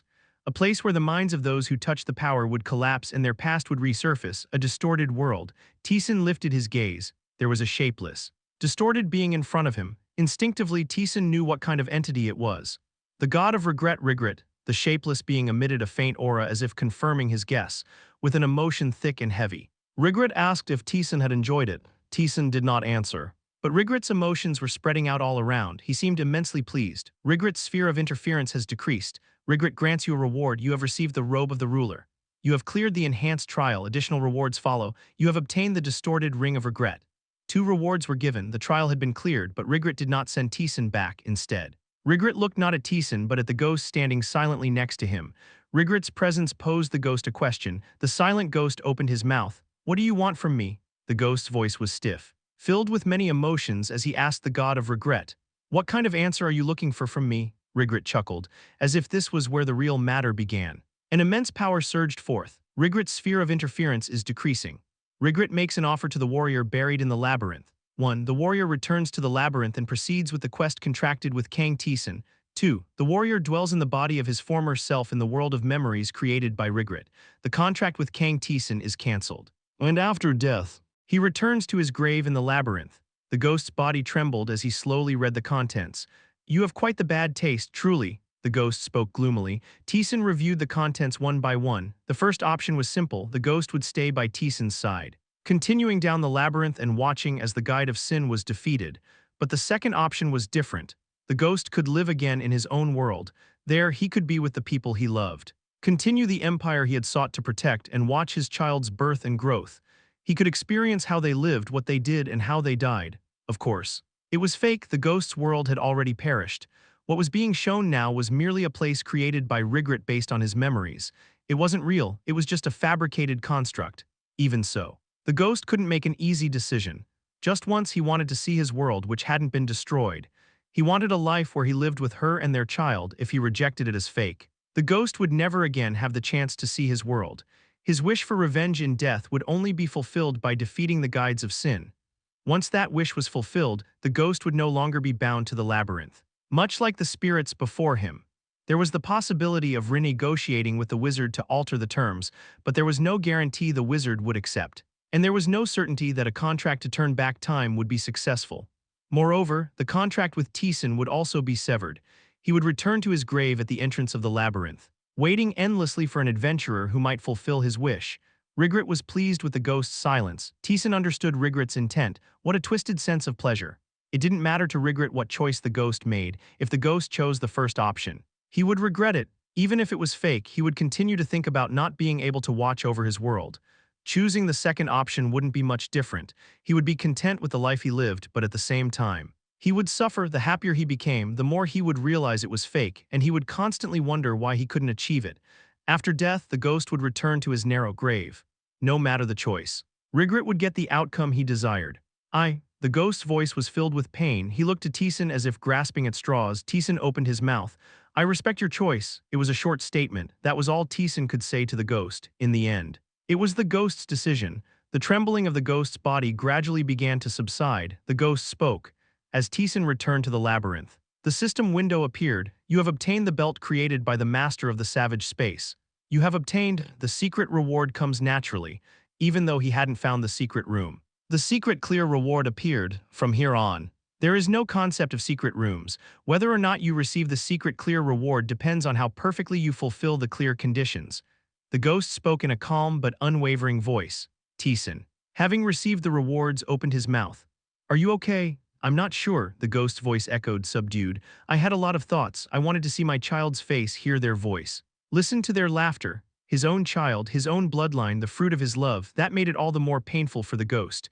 But in the end, it's fake, it's not real, the ghost spoke as if spitting out the words. Choosing a fake and deceiving myself is an insult to my world and to myself. His answer was firm and resolute. He possessed both strength and talent. His spirit was unyielding and resistant to any temptation. Even if it meant he would suffer as a result, he was too noble to accept something fake. That's why the ghost chose the first option.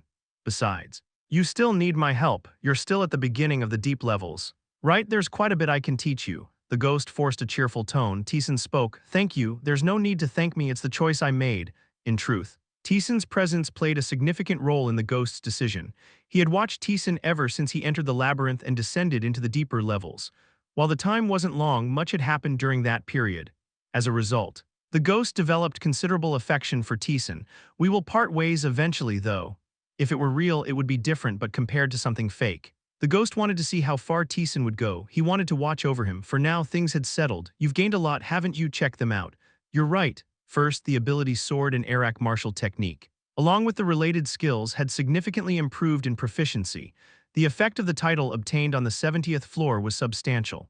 The Arak martial technique, which had barely improved before, rose by 3% in a single battle. While the skills themselves hadn't changed, it was still a welcome improvement. Additionally, defeating the Demon King had granted several new skills. Special activation skill, Call of Destruction. Proficiency 1%, cost, it calls forth destruction.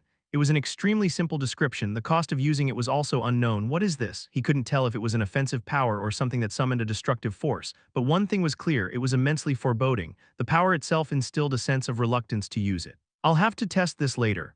He decided to test the skill in a more prepared state. That was Taesan's conclusion. Special passive skill, Opponent of Destruction. Proficiency 1% when facing an entity wielding the will of destruction. Your rank and power are greatly enhanced. It was a skill that would help when facing enemies like the Demon King or the Wolf that burned worlds, given that such opponents would likely appear again in the future. It wasn't a bad skill to have. Special passive skill, Stature of Will. Proficiency 1%, a soul that has reached a higher state. Your mind resists being easily corrupted by external forces and can overcome them with willpower. Oh, Taesan's eyes gleamed. It was a useful skill. Currently, when trying to use divine or dark forces, his mind often became corrupted and consumed. This skill would compensate for that. It would be a frequently used skill going forward, making it highly valuable. The newly obtained Will of Destruction seemed like a material item, similar to the fragments of will he had acquired earlier. He thought about visiting Hafren to confirm this. However, there was something Taesan wanted to check first. Taesan gazed at the ring, which was radiating a dark aura. It was the ring Rigret had given him as a reward for clearing the enhanced trial. The power emanating from it was extraordinary. Distorted Ring of Regret. Health plus 100, Mana plus 100, Attack Power plus 100, Defense plus 100. You can designate one skill with a cooldown and reset its cooldown. Skills with a cooldown of over a week cannot be reset. This effect has a monthly cooldown. Chapter 339 Taesan, after briefly reading the explanation, murmured, Designated skill reset. It was a skill he had obtained in his past life, allowing him to reset the cooldown of a desired skill and use it immediately. Upon seeing the explanation, that skill came to mind. However, as Taesan carefully examined it, his gaze grew colder. It's not at that level. The biggest advantage of the designated skill reset was not just resetting the cooldown. That was merely a secondary ability. The true power of the designated skill reset was to erase the concept of having used the skill itself. For example, skills like Multiply or Strong Blow couldn't be used multiple times in a single attack. That was an obvious restriction. If one could stack Multiply several times on a single attack, the attack stat would be meaningless. Designated skill reset erased such limitations on some skills. After using Multiply once, he could reset it and use it again in the same attack. In his past life, Taesan had used the designated skill reset on Multiply. Thanks to that, he could deal damage in the billions. However, the ring's effect only reset the cooldown. That was it. It couldn't remove the restrictions on attacks. Compared to Last Chance, which removed all skill activation conditions, this one fell short. If Taesan had obtained Last Chance now, he could manipulate boundaries without any risk. When compared to those two skills, its level was quite low, but still, it was a piece of gear of considerable quality. Being able to reset powerful skills with long cooldowns, like Transformation, was an excellent effect by itself. They're giving out gear of this level now, huh? It was equipment that suited the deeper levels. What made it even more valuable was that he could wear multiple rings, and perhaps, just maybe, there was a chance he could use this to obtain the designated skill reset or Last Chance. The odds were low but not zero. Satisfied, Taesan inspected the other equipment. Belt made by the master of the ferocious space. strength plus 500, attack power plus 200, defense plus 500, a belt made by the one who ruled over the fiercely twisted space. Rivers once ran red with blood for the right to wear it. Robe of the Conqueror, strength plus 300, attack power plus 180, defense plus 400, a robe made for a forgot. Great Conqueror, though he is forgotten by all, the evidence of worship remains. Used, obtain the final earring of Brunhilde, final earring of Brunhilde, health plus 1000. 500, mana plus 200, strength plus 300, agility plus 300, intelligence plus 300, attack power plus 300, defense plus 300, the Saint Brunhilde's earring. Barely allowed before his execution. The equipment was powerful and easy to understand overall, even without any special effects like the ring. It was more than enough to be satisfying. Now then, there was only one thing left. Taesan touched the black gem-like object, will of destruction, the will of an existence that exists solely for the destruction of the world. A tiny sliver of a permitted desire remains, the source of devouring. The collection of negativity and the will of destruction. Quite valuable material items had emerged, including this fragment of will. There were now 4 pieces. It was time to visit Hafren. Taesan moved. You've come. Hafren greeted Taesan. As he glanced at the ghost, he asked, "What happened? You seem different." "It did happen. It's personal. So don't worry about it, I understand," respecting his request not to pry. Hafren stepped back. He returned his gaze to Taesan. "What brings you here this time? Did you bring more materials? Can you do something with these?" Taesan handed him the source of devouring and the will of destruction. Hafren's eyes gleamed as he examined the source of devouring. "This is remarkable," admiration colored his voice. "A pure concentration of greed, the substratum. Did you defeat its master?" Taesan nodded. Hafren chuckled in disbelief. "Your power is superior even in the deeper levels. I expected it. But it's still astonishing. Even talented adventurers who could easily descend to the 70th floor often found themselves stuck in the substratum upon entering the deeper levels. The Guides of Sin were an immediate example of this, despite their exceptional talents. They had been stuck at the 74th floor for a very long time. When considering that, Taesan was certainly a remarkable existence. Finishing his thought, Hafren examined the will of destruction. As he studied the black gem, his face twisted into a frown. "This is..." He glanced at Taesan and the ghost standing next to him, then he nodded to himself. "So that's how it is. Like I said. Don't worry about it. I understand, this isn't something to congratulate you on. My condolences." Hafren offered his sympathy. "Fiddling with the gem, didn't I mention before I can't handle equipment related to willpower? This one too, in terms of power and quality. It's on par with the fragment of will you showed me before. You'd be better off visiting Khosrun than me." Khosrun, the mad dwarf stationed at the entrance of the deeper levels. Hafren had said he was an expert when it came to handling willpower. Inspecting the gem one last time, Hafren turned his gaze toward Taesan's sword. "There's a similar level of willpower lingering within that sword as well. I'm not sure how to use this yet." The will of prophecy that had tried to consume Taesan to defeat the Demon King, it was still imbued in Taesan's sword, but now, it was extremely quiet, as if it considered its task completed after the Demon King's defeat. The power and force contained within the sword were undeniably remarkable. It had allowed Taesan to defeat the Demon King, who had surpassed mortality. If he could figure out how to handle it, it would be a great asset, but he still didn't know how. Hafren, inspecting the sword, spoke. "If you take this to that guy, he can solve it, even with this level of power. I told you he's a top expert in such matters. I don't speak lightly." Hafren returned the materials to Taesan. "I don't know his exact location, but you should meet him soon. Go find him and talk." "Got it." Taesan took back the materials, but he didn't immediately descend to the 73rd floor. He stayed on the 72nd floor. Checking the community, Lee Taeyeon and Kang Junhyuk were diligently making their way through the labyrinth, seeing the proficiency of ability sword slowly increasing thanks to the authority of labor skill. Meant they were using ability sword frequently. Some countries had started clearing quests and returning to the labyrinth. Most of them were very small or neighboring countries, but from the stories he heard, it seemed that Earth was not in any significant danger. Taesan spent the day on the 72nd floor. After recovering the skills and stats he had expended in defeating the Demon King, he moved to the 73rd floor. The interior of the 73rd floor wasn't much different from the previous floors. If he went further inside, there would be something, but for now it looked like a typical labyrinth. However, the energy emanating from within was anything but ordinary. The demon god had told him, on the 73rd floor at its entrance, the Guides of Sin would be waiting. "So much to do," Taesan muttered as he ran his hand along the wall of the labyrinth. Mana that was so dense that it made him tingle flowed within. Mana spread across the walls, floor, and ceiling in countless patterns. Taesan passed through the corridor and opened a door. The moment he stepped inside, he could feel it. The 73rd floor, inside. Numerous magic circles were drawn. A combination of dozens of spells covered the walls and ceiling. The mana overflowed, amplifying the power within like a waterfall. A talent unique in the world that even Taesan couldn't reach. One who had dedicated their entire life solely to magic, reaching the pinnacle of it. At the center of the magic stood an old man, wearing a robe and holding a staff made of a gnarled tree. The old man spoke in a sharp voice. "You've arrived. You have encountered the Archmage Shayan, so it's a mage this time," Taesan murmured as he gripped his weapon. "You've made it this far." When he first heard of Taesan's existence, he thought of him as just another adventurer among the many. He had no doubt that Taesan would either submit to them or meet his death soon. But Taesan had reached this point. Empowered by the blessing of the gods and his own strength, he had defeated two of their leaders and stood at their doorstep. "Congratulations. Hero, you've chosen a fine tool to achieve your goal. We thought it impossible before reaching the end of the labyrinth."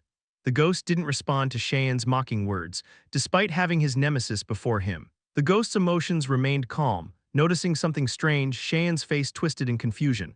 "What happened? I expected to see hatred the moment you laid eyes on me, after all. I played a significant role in crafting the weapon that killed you. So you were one of those who made it." The ghost finally spoke. "It makes sense. That weapon was beyond anything that could be crafted without your involvement, even now." The ghost's emotions did not waver significantly. For Shayan, who didn't know the full situation, it was briefly bewildering, but he brushed it off. "You don't even resent me. Why did you bother making a contract with the wizard?" Then Shayan clicked his tongue and turned his gaze to Taesan. "I'll admit it, you are strong, perhaps stronger than us, and you may descend even deeper than we could." The guides of Sin had finally broken through the 74th floor. Where they had long been stuck, they were descending rapidly through the labyrinth, but Taesan had moved even faster, in terms of growth rate. There was no comparison. "But this is as far as you go." Shayan slammed his staff into the ground. The myriad magic circles began to glow. Click. The magic circles activated. Metaphysical arrays began to rotate and interlock with one another. They amplified. Connected and synchronized in an instant. An enormous power swelled. Shayan has activated the fixed law and regulation magic circle. Shayan has activated the exclusion of nature magic circle. Shayan has activated the free-flowing mana magic circle. Shayan has activated the forced twisting of space. Shayan has activated the master's wrathful vortex. Shayan has activated the magic amplification magic circle. Shayan has activated the convergence of all magical power. None of this could be accomplished in a short time. He must have spent days designing and conceiving these magic circles in this spot. "I am the immortal master of the magic tower, a seeker of knowledge who betrayed the world and pursued a higher dimension, reaching the labyrinth," Shayan declared. He pointed his staff at Taesan. "As a wielder of great magic, I will kill you." Chapter 340. A massive force encroached upon the space. The swirling mana materialized, beginning to affect the world. The power contained within was something even Taesan could not confidently claim victory against. Taesan inspected the magical circles drawn on the walls and ceiling. Those magic circles were summoning immense power. Crack, crack, the materialized mana took form and swept through the world. As the sustained damage enveloped Taesan, the invisible energy surrounding him rose up to protect its master. It was the power of the continuous action skill, absolute protection. Seeing Taesan unaffected by the damage, Shayan grimaced. "I confirmed it during your fight with the Spirit King. But you really are immune to sustained damage. How can such a skill exist?" Shayan clicked his tongue and shook his head. The staff in his hand began to pulse with power. "Die." Shayan activates the frozen world. "You activate the frozen world." Crack, crackle, cold surged from both sides. The shards of ice smashed and shattered everything in their path, however. The frozen world that Taesan deployed was being pushed back. Even though its power had greatly increased with his rising mastery, it was being forced out like a campfire struggling in a freezing blizzard. Taesan stomped his foot. Luckily, the 73rd floor was fairly spacious. He could move enough to evade. The bitter cold consumed the spot where Taesan had stood. Shayan swung his staff, mana gathered, and its power manifested. Shayan activates the raging flame cascade. The space opened and sparks of fire appeared. Sparks fell everywhere, beginning to encroach on the space. Taesan calculated their trajectory, direction, and speed. Evading all of them, he turned his gaze to Shayan. Shayan hadn't moved an inch from his initial position. The demon had said that from now on in order to ensure a fair fight. The guides of Sin would also observe Taesan's battles. Shayan would already know the skills and abilities Taesan had used in his fight with the Spirit King, though Taesan had tried to withhold as much information as possible. The Spirit King had been a formidable opponent. Taesan had been forced to reveal most of his trump cards during the battle. Up until now, Taesan had been the one analyzing and targeting the leaders. But now it was his turn to be targeted. How far had Shayan prepared to counter his strength? You activate Apostle Transformation, Darkness, and Chaos. Many buff skills were activated, including the Vessel of the King. The avatar of nature and the Dipthwalker's foe, a skill exclusive to deep dungeon adventurers. Taesan gripped his sword tighter. You activate flow. The trajectory of the flying sparks twists, moving both swords simultaneously. Taesan carved a path toward Cheyenne. He planted his feet and lunged forward. You activate acceleration. You activate skill acceleration. SSSSSSSH, Taesan quickly closed the distance to Cheyenne. His stats were already high. And with skill acceleration activated, even the upper echelon found it difficult to react to such speed.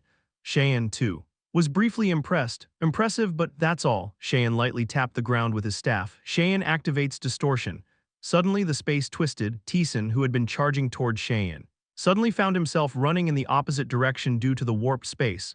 Clicking his tongue, Taesan swiftly adjusted his stance. He rushed toward Cheyenne again, but Cheyenne once more activated distortion. Tusk, Taesan, who had been heading straight, was now veering off to the left. The space around Cheyenne warped within a certain range. No matter how fast you are, it's still just a physical movement if the space itself is twisted. You can't approach, Cheyenne murmured as he raised his staff. You are undoubtedly exceptional. The power you possess is rare, even throughout the history of the labyrinth. But I am a mage, Whirr. The magical circles surrounding the floor emitted a bright light. I am the eternal master of the great tower. I have prepared countless spells solely to kill you, designing and constructing this very place. This was Cheyenne's workshop in the domain of a mage. Surrender beneath the overwhelming force of magic. Cheyenne activates magic stacking. Cheyenne activates frozen world. Cheyenne activates starlight arrows. Cheyenne activates rippling and echoing waves. 3 different spells activated simultaneously, however. They didn't surge forward. The magical power was instead concentrated, condensed atop Cheyenne's staff. Cheyenne activates magic release. And then the power was unleashed all at once. The 3 intermediate-level spells overlapped and intermingled as they rushed toward Taesan. The cold light engulfed the entire space. There was no avoiding it. Taesan quickly made a decision. You activate Greed of Destruction. The power within his bracelet rose and clashed with the combined spells, though Greed of Destruction was pushed back. It greedily tried to devour the magic. While it couldn't absorb all the power and eventually dissipated, it reduced the spell's force to a level Taesan could handle. Taesan swung his sword, slashing through the magic as he charged at Cheyenne. He opened his inventory and pulled out a flute. You activate Flute of Silence for 10 minutes. All magic within the area is sealed. The magical circles of the free mana prevent the flow of mana. The Flute of Silence activation is forcibly cancelled. Taesan quickly put the flute away and gripped his sword again. He had tried using it to create an opening. But it wasn't surprising that equipment obtained from the lower levels wouldn't work against a guide. You activate Marba's Pitch Black Wave. A wave of darkness enveloped the surroundings, obscuring Taesan from Cheyenne's view. You activate Invisibility. For a brief moment, Taesan vanished from all detection. He moved to exploit Cheyenne's vulnerability. But Cheyenne was already prepared. Cheyenne activates All-Sinking Sight. The mana permeating the space became Cheyenne's eyes, with Taesan exposed. The effect of invisibility was forcibly nullified, a skill that hides your presence by obscuring vision. The countermeasure is simple. Cheyenne activates Magic Stacking. The accumulated magic erupted once more. The power's waves reverberated throughout the entire space. The range of power was too extensive to block. Trying to push through it was costly, as Taesan faced 3 overlapping intermediate-level spells. Enduring the damage and breaking through seemed like the answer. But that would trigger his first attack nullification. Taesan realized that Cheyenne was trying to force him to expend his attack nullification. You summon the Spirit King of the Wind, Minerva.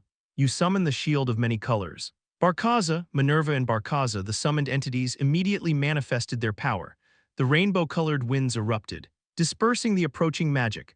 The master is so busy, Minerva shouted as Cheyenne calmly tapped his staff on the ground.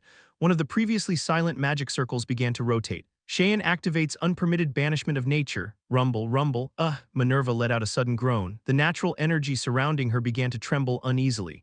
The Spirit King is annoying, but if you understand its attributes and prepare in advance, it's not too difficult. Cheyenne unleashed magic once more.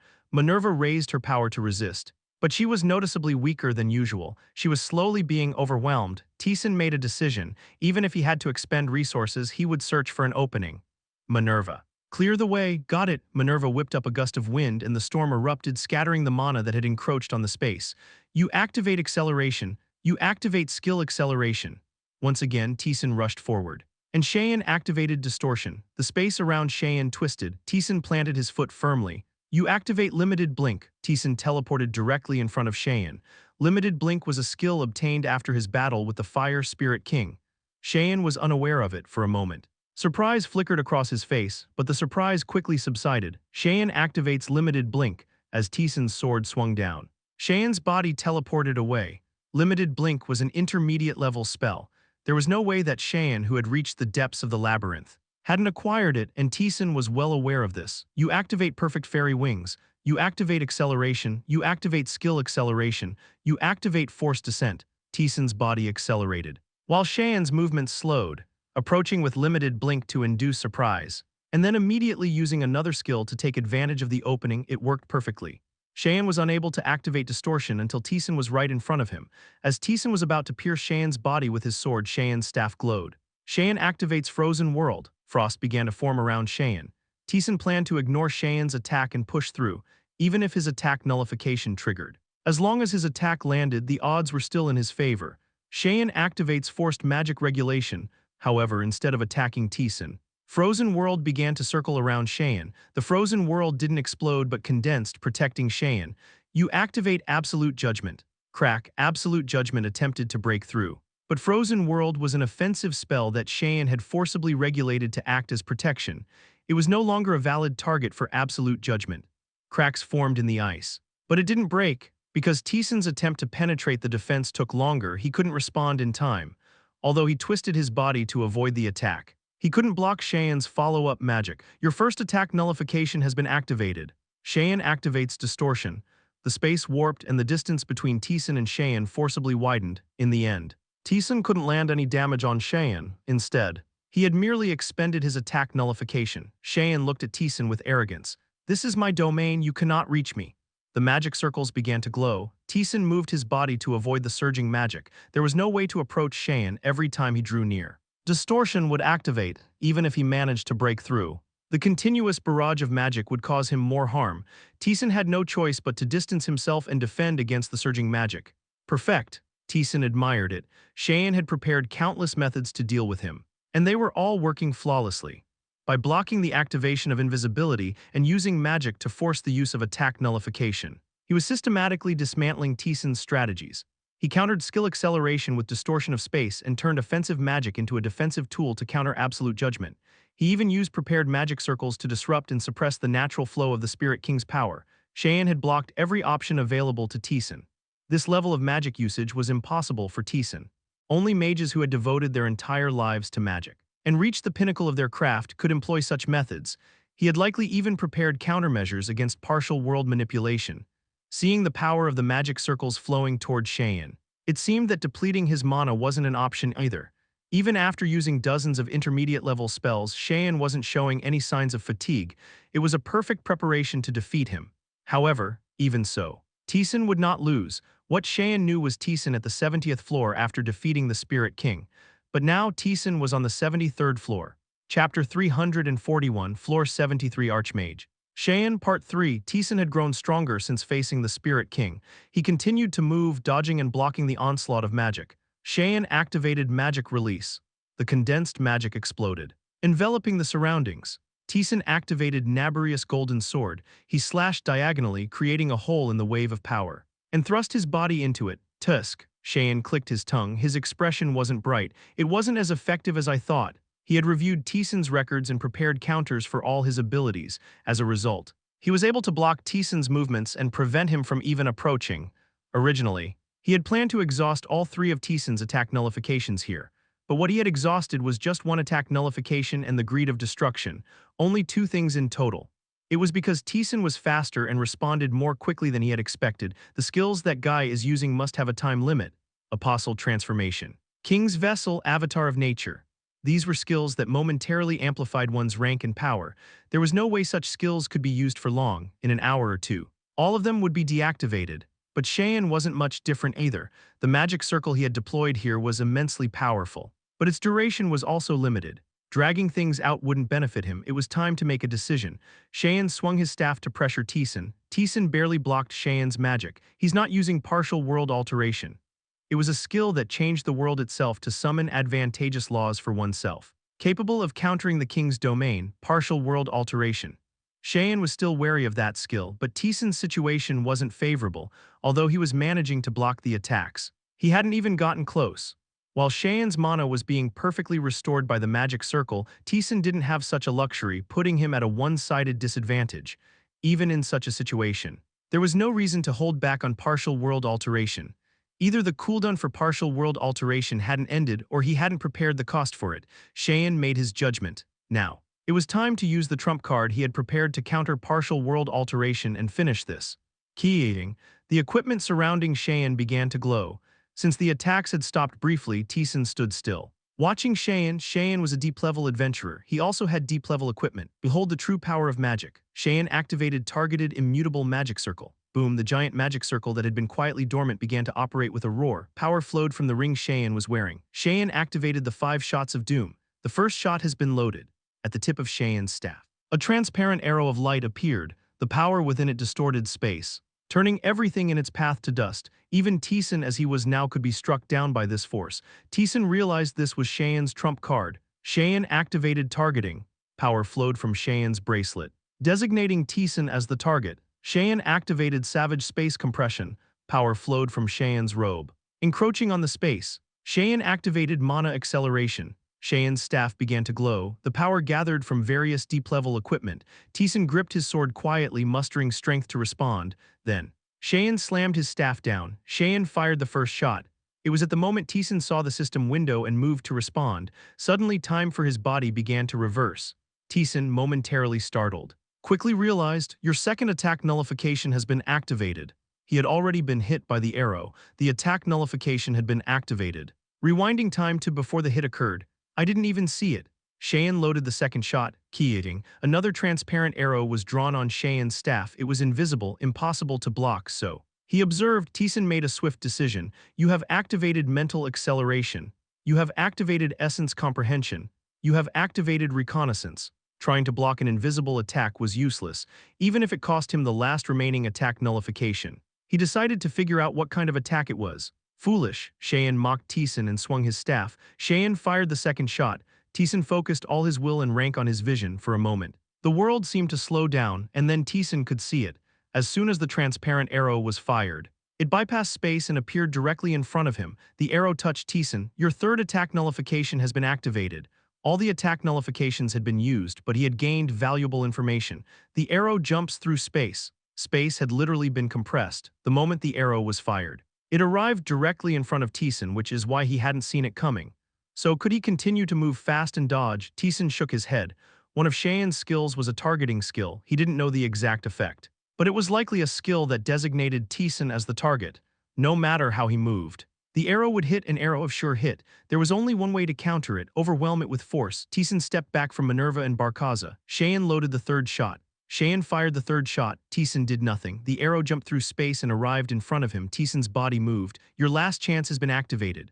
What the? Cheyen, watching, was astonished. Kagagagagak. Taesan's sword blocked the arrow. The intense clash of forces distorted the space.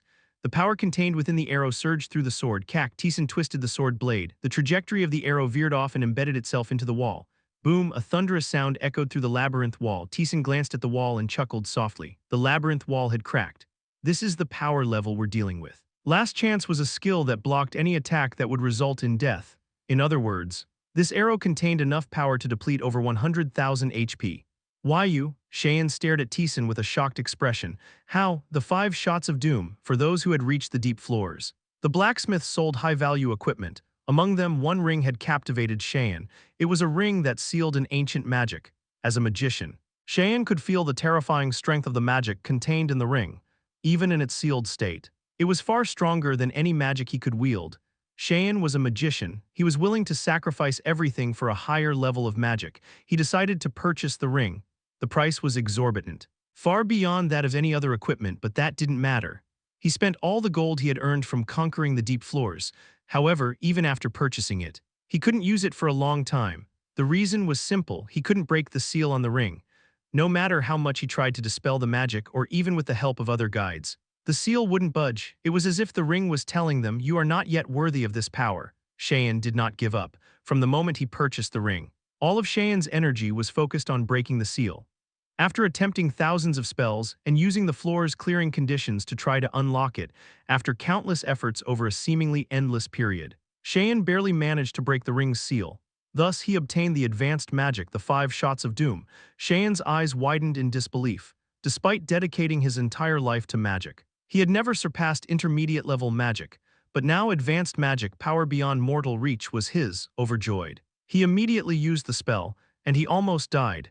If the Spirit King of Fire hadn't instinctively unfolded the king's domain beside him, he might truly have died then and there. The power within the advanced magic was far too overwhelming for him to control. However, Cheyon somehow found a way to manage the ring. He spent years combining and utilizing various deep-level equipment. He even created a magic circle that locked his state into an immune status, investing a vast amount of time into it. Decades passed, and he was finally able to barely wield the advanced magic sealed within the ring. Even so, using it properly required days of preparation, designing the magic circle in a single spot, which was why he hadn't been able to fully utilize it until now. But its power was undeniable. The arrows contained power that transcended mortals. And now, Taesan had blocked that arrow. No, Cheyon quickly regained his composure. The skill Last Chance had been triggered. It must be a skill that blocks attacks leading to death. He wouldn't have many of those, so he shouldn't be able to block any more arrows. Believing that, Cheyon loaded another arrow. Cheyon fired the 4th shot. Taesan's sword turned black, then it was engulfed in gold, and it began to turn gray. For the 3 previous attacks, the arrow had flown straight toward Taesan's chest. Seeing that there was no deviation, it seemed Cheyon couldn't adjust the position of the arrows. Knowing the attack's position made it easy to respond. He simply needed to swing his sword where the attack was heading. Taesan swung the boundary line that his sword had created.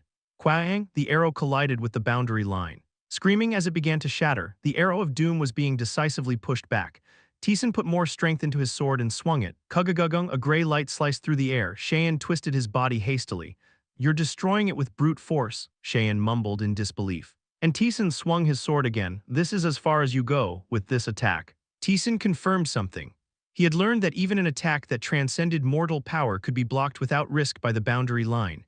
Even a single blow, like the one sent by the will of the destroyed world from Hafren, could now be perfectly blocked. It would take a fair amount of time to use it again. But the fact that he could stably wield it was a huge advantage. Not bad. A worthy opponent was necessary to test these limits. Cheyon had served that purpose perfectly. "No, no," Cheyon mumbled, disbelief filling his eyes. "No, you can't block this power." Cheyon furiously raised his staff, the ring that he barely managed to control after pouring everything he had into it when he reached the deep floors. This ring was as much his pride as anything else. And now Taesan had shattered it. Cheyon couldn't accept this. Once again, a transparent arrow began to form at the end of Cheyon's staff. Taesan drew his sword. He still had stamina to spare. He could charge in and endure physically if necessary, but there was something he wanted to test first. He had confirmed that he could block the arrows with the boundary line. Now, could he block them with his own power? Without relying on the boundary, he had gauged the strength of the arrows when blocking them with Last Chance and the boundary line. It seemed possible. "Assist me." "As you command." "Understood." Taesan touched his wrist guard. He didn't have enough materials to create a full-scale partial world alteration, but he had enough to momentarily amplify his power for a few seconds. "You activated partial world alteration." For a brief moment, Taesan's and the spirit's power swelled. Cheyon's bloodshot eyes glared. "Die." Cheyon fired the 5th shot. As the system window appeared, Taesan swung his sword. Kagagagagak, power clashed with a deafening roar. Space began to collapse. An intense pressure of power descended on Taesan. Cheyon gritted his teeth. "You can't block it. It's impossible." "Damn it." Minerva gritted her teeth and summoned more strength. Minerva was the Spirit King. Her power was further amplified as she infused the essence of nature. Barkaza also assisted. The power of nature was maximized, pushing back against the strength contained in the arrow. Refusing to retreat, you activated Nabarius Golden Sword. You activated Star Arrow. You activated Ammon's Pitch Black Spike. Taesan unleashed consecutive spells and black magic, thanks to the continuous chanting effect. The power of his attacks continued to grow. Gather. You activated Declaration of Focus. Taesan concentrated all his will, channeling every ounce of power into his sword. The arrow began to slowly twist. The power that transcended mortals was being pushed back by a mortal. "This can't be." Cheyon mumbled helplessly. Taesan put more strength into his sword, stepping forward and swinging his arm. You activated Blade of Will. Kyuuang, a tremendous roar echoed. The explosion scattered in all directions and the force engulfed Taesan. You took 53,432 damage. Taesan's arm trembled. Minerva and Barkaza had been unsummoned, unable to withstand the force, but he had won. Taesan pulled out a potion and drank it. It was a moment that left him vulnerable. But Cheyon did nothing, keying. With a rumble, the immutable magic circle collapsed. What? He mumbled blankly. Advanced magic, a power that was out of his reach. An absolute force, that advanced magic had just been destroyed. This is impossible. This is advanced magic. It's power beyond your reach. Taesan sneered at Cheyen's frantic denial. You set your own limits. You're not worthy of the title of Archmage. He had convinced himself he could never reach the highest level. He had decided that his limit was intermediate. Cheyen had settled on that conclusion, now fully recovered in health and mana. Taesan unleashed his power. Mana began to condense. Akisha, you know that name, right? At Taesan's words. Cheyen flinched. So it's true, I thought it might be someone else with a different name. Taesan had received a quest for revenge from an NPC named Akisha on the 45th floor. The target's name was Mantiak, but now, the person he was facing was Cheyen. To erase his wretched past and be reborn, Mantiak had changed his name to Cheyen. But your essence hasn't changed. Cheyen was a wretched betrayer, a man who, unable to overcome his inferiority, had made the wrong choices. That was his essence. This is a gift from Akisha. Mantiak, you activated unilateral mana barrier. Chapter 342, Floor 73, Archmage. Cheyen, Part 4. Cheyen was astonished by Taesan's words. Mantiak, a name buried long ago, forgotten even by the other leaders. It was Taesan, not the hero, who mentioned that name, and Akisha as well. No way, a contract with the wizard who created the labyrinth. That thought flashed through Cheyen's mind. He should have just died quietly. Just as Cheyen gritted his teeth and began gathering mana, he realized something. The flow of mana had changed. The mana that had seeped into Cheyen, granting him the ability to wield infinite magic, was now scattering in all directions. Cheyen instinctively recognized it as Akisha's magic. Crafted for revenge, it's fine. Taesan nodded. The unilateral mana barrier wouldn't last long. That was why he had saved it until now. This would end here. Taesan gathered his power, this time not mana, but darkness. You have activated the call of destruction. The darkness of destruction began to spread across the world. From within the darkness, something stirred. Cheyen, frozen in shock, trembled. Every living being could instinctively feel the ominous aura radiating from the darkness. It was the force of destruction. Boom, the darkness took form. It engulfed matter. Rushing toward Cheyen with the intent to annihilate, Cheyen frantically swung his staff. A wave of fire surged toward the darkness. Boom, the two forces clashed, creating a shockwave. The darkness of destruction showed no sign of retreat. It greedily devoured everything in its path. Damn it, Cheyen cursed. He could instinctively sense what the darkness was. How can someone wield such power, though diminished? It was still the force of destruction, no mere fragment but the genuine thing. Taesan was using it as his own power, not as a tool. Cheyen summoned his energy and pushed the darkness back, scattering it in all directions. Taesan groaned softly as he swung his sword. The darkness wasn't just trying to engulf Cheyen, it aimed to swallow him too. The call of destruction was a force that moved independently of Taesan. It sought to devour everything in the world. Taesan gathered his energy and spoke. Back. You have activated the word of command. As the word of command was activated, the darkness attempting to consume Taesan recoiled. The destructive power sought to consume the world, but it lacked a guiding will. With the word of command, Taesan could repel it easily. Cheyen has activated magic overlay. Raw magical energy gathered atop his staff as Cheyen swung it. Cheyen has activated magic liberation. Boom, ice, light, and fire merged, manifesting in the world. The overwhelming force pushed back the darkness of destruction. Taesan tightened his grip on his sword. He pushed through the storming darkness. Charging toward Cheyen, Cheyen swung his staff wildly. Cheyen has activated the fragments of radiant light. Light rained down across the entire floor, attempting to pierce Taesan without escape. Even so, Cheyen gritted his teeth. The call of destruction had run its course. The flow of mana, which once replenished infinitely, had been severed, but countless magic circles still supported him. Though the darkness of destruction was overwhelming, it wasn't impossible to withstand. If he could defeat Taesan before exhausting all his mana, he could still win. That was Cheyen's conclusion. Taesan shared the same thought. Up until now, Cheyen had the upper hand. Taesan lacked information on Cheyen, whereas Cheyen had observed Taesan's battle with the Fire Spirit King. However, they had fought long enough. Now Taesan had a good grasp of Cheyen's abilities. Now was his time. You have activated Marba's pitch-black wave. Darkness surged, swallowing the falling light into oblivion. Cheyen has activated Frozen World. You have activated Frozen World. You have activated Forced Amplification. The two frozen worlds clashed. It was inevitable that Taesan's frozen world would be overpowered. The weaker cold was consumed by the stronger one. Taesan had never intended to block it entirely. All he wanted was to slow it down slightly. You have activated the Spark of Calamity. A fiery force swept across the space, devouring it. Taesan immediately activated Stealth, with his presence erased. Cheyen tried to track him by activating the Eyes of Harmonization. You have activated Acceleration. You have activated Skill Acceleration. Taesan emerged through the flames. He moved a step ahead of Cheyen's reactions. Cheyen hurriedly slammed his staff down. Cheyen has activated Distortion. The space twisted. Taesan immediately responded with his skill. You have activated the perfect fairy wings. Cheyenne had been using distortion to block Taesan's approach. But Taesan had learned exactly how and when Cheyenne used distortion.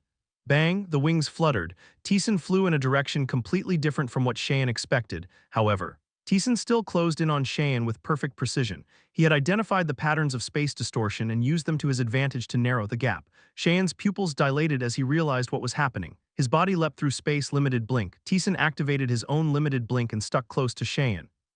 Cheyenne has activated Frozen World. Cheyenne has activated Forced Magical Tuning. Cold energy enveloped Cheyenne's body. Frozen World was being used defensively but was in nature offensive magic. It couldn't be breached by absolute judgment. But that didn't mean it was an invincible defense.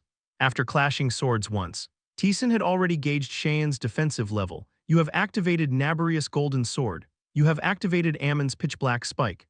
You have activated Sabnak's Thread of Darkness. Taesan activated all the intermediate dark magic he possessed and unleashed them simultaneously. Boom, arg, Cheyenne's ice shield shattered, although Taesan took damage from Sabnak's thread. He ignored it and pressed forward. There was nothing left standing between Taesan and Cheyenne. Taesan plunged his sword into Cheyenne. You have activated Transformation. You have activated Addition. You have activated the Ring of Twisted Distortion of the Regretful One. The cooldown of the Blade of Willpower has been reset. You have activated the Blade of Willpower. You have activated Absolute Judgment. Crack, the sword pierced through Cheyenne's chest. Cheyenne received 112,323 damage. Cheyenne coughed up blood, his face rapidly paled. He grabbed Taesan's arm with a firm grip. Let's go together. Cheyenne's health has reached 0. The final flame has been activated. Flames engulfed Taesan. Cheyenne grinned. But soon his eyes widened in shock. Your endurance has activated. The fatal attack has been nullified. For 1 second all damage will become 0. Taesan withdrew his sword in his dying state. Cheyenne let out a bitter laugh. Haha, so you saved that until the very end. The battle had started with Cheyenne holding a clear advantage. Cheyenne knew everything about Taesan, while Taesan knew nothing about him. Confident in his strategy, Cheyenne had applied relentless pressure, believing he would overwhelm Taesan. But halfway through, the tide began to turn. And Cheyenne was the one being cornered. His trump card had been perfectly blocked. And even his final self-destruction attempt had been anticipated and countered by Taesan's endurance skill. It was an undeniable and complete defeat. Damn you, Akishia, even in the end you interfere. Muttering. Cheyenne closed his eyes. So this is the end of a traitor. With those words, his soul began to drift away from his body. Your level has increased. Your level has increased. Your level has increased. Your level has increased. Soul Ascension has activated. Your health permanently increased by 2481. Mana by 2342. Strength by 489. Agility by 362. And Intelligence by 1243. The Seed of Life has activated. Your health increased by 366, mana by 743, strength by 258, agility by 103, and intelligence by 677. Soul Ascension has activated. Magic proficiency has increased by 6%. Frozen World, Soul Ascension has activated. And you have obtained Forced Magical Tuning. Soul Ascension has activated, and you have obtained the Intermediate Magic Distortion. You have analyzed numerous possibilities, calculated them, and arrived at the correct conclusion. You have obtained the special passive skill Swift Judgment. A series of reward notifications appeared, marking the perfect end to the battle. Taesan lowered his sword. That wasn't easy, honestly. He thought it would have been less challenging. He had already defeated Shaman and the Fire Spirit King and grown much stronger since then, but this fight was different. Up until now, Taesan's opponents had struggled to counter his skills, leaving them vulnerable. In contrast, Cheyenne had studied Taesan meticulously and tried to exploit every weakness. Cheyenne certainly had the power to kill Taesan. This battle reminded Taesan that his strength lay in the unique skills that caused opponents to underestimate him. But in the end, it was Taesan who stood victorious. A ghostly voice spoke. So you've come this far. As Cheyenne said, dealing with the remaining ones will give you quite a headache. Cheyenne had thoroughly prepared for this battle. Setting up magic circles and defensive zones, he had been far stronger than in a normal fight, and yet he had been defeated. That meant the remaining higher-ups now had little hope of victory. They'll figure it out, the ghost muttered, sounding indifferent despite it once being his wish to see the higher-ups fall. Even though the ghost had known that Cheyenne was Mantiac, he hadn't mentioned it. To him, the higher-ups no longer held much significance. In any case, Taesan had won. Now it was time to claim his reward. The space began to tear apart. As the quest was completed, its reward manifested.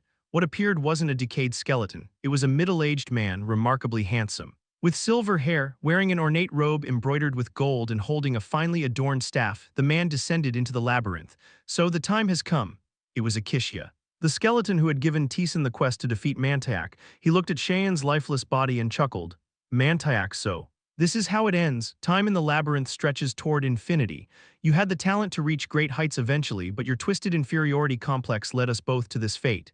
After murmuring to himself for a moment, Akishia fell silent. In the end, I wanted to ask you one last thing, but I suppose that was never meant to be. Well, I'm satisfied enough, thank you. Akishia twirled his staff with a light flick. His robe swayed with the movement. Since you've fulfilled my wish, it's only right to grant you a fitting reward. With that, Akishia's quest for vengeance and his battle against the higher-ups came to an end. As promised, Akishia granted Taesan his most powerful magic and the enchanted equipment he had once wielded. With a flash of light, Taesan felt the power descend upon him.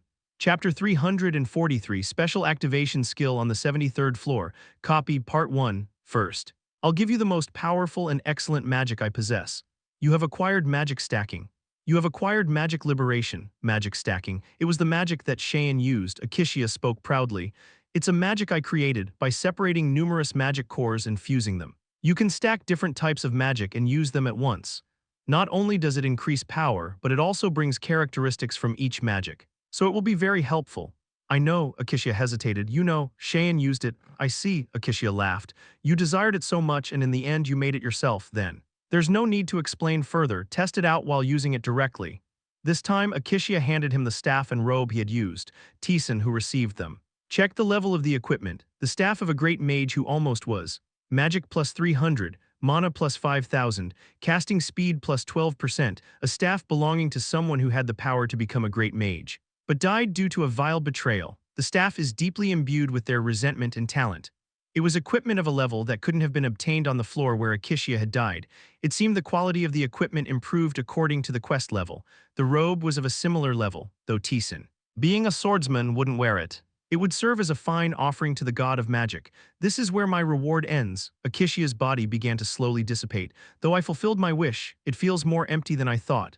Akishia muttered bitterly. In the end, he died. He could not be resurrected. All of his talent, ability, and potential ended like that. Such a shame. Aren't you bound to this labyrinth with a similar wish to mine? In response to Akishia's question, the ghost quietly nodded. Akishia smiled faintly. We're in the same boat then, you'd better prepare yourself. Such an end is truly empty. With those final words, Akishia's body vanished. His soul no longer remained here. His contract was completed through the fulfillment of his wish. And he left the labyrinth. The ghost silently stared at the spot where Akishia had disappeared. Magic stacking, proficiency 1%, allows the use of multiple stacked magic spells for now. It can only stack spells of the same type, and the number of stackable spells is very limited. Magic liberation, proficiency 1%, liberates stacked magic.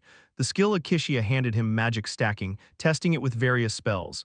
Taesan realized it can be used similarly to dark magic. Dark magic was the power of demons.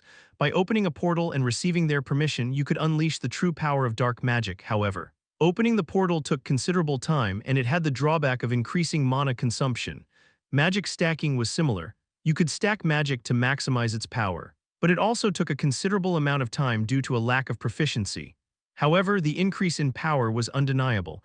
With Taesan's double casting ability, he could adjust accordingly in different situations. As his proficiency increased, he would eventually be able to use it without delay, just like Shayan did. It was a useful skill, and he had acquired other skills as well. After defeating Shayan, forced magic tuning, proficiency 1% forcibly tunes magic, a very simple explanation judging from Shayan's usage. It seemed like a skill that could turn offensive magic into defensive magic, or vice versa. For Taesan, who had mostly offensive skills, it was quite a useful skill.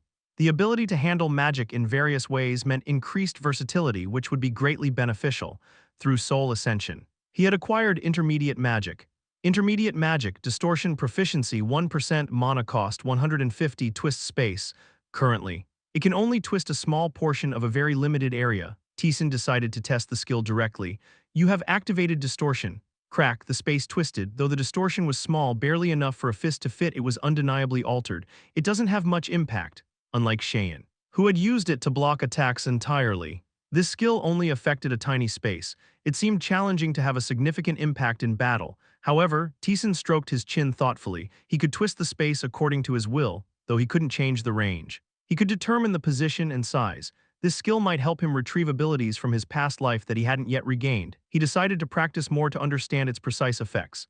Special continuous activation skill, Swift Judgment Proficiency, 1% assist in making quick decisions during battle. Swift Judgment. It was one of the skills he had obtained last in his previous life. In combat, one must consider multiple possibilities and quickly find the correct answer to act. Swift Judgment, much like how sense enhancement heightened the senses, aided in swiftly making decisions. This skill reminded him of another, 10,000 possibilities. A skill that calculated 10,000 scenarios to find the right answer. It was a skill only Lee Taeyeon possessed, one that even Taesan hadn't obtained, but now with his current self he could acquire 10,000 possibilities. Moreover, his proficiency in magic and intermediate magic had increased significantly. After confirming everything, Taesan moved his body. Before descending further into the labyrinth, Taesan sought out lilies to offer a tribute. Intermediate Rune Magic, Shield of the White Rune Proficiency, 1% mana cost, 700, summons 3 rune shields that guard the body. Protecting against incoming attacks, the shields remain around the user's body and respond to incoming threats. This was beginner rune magic, earned as a reward for clearing the world of giants.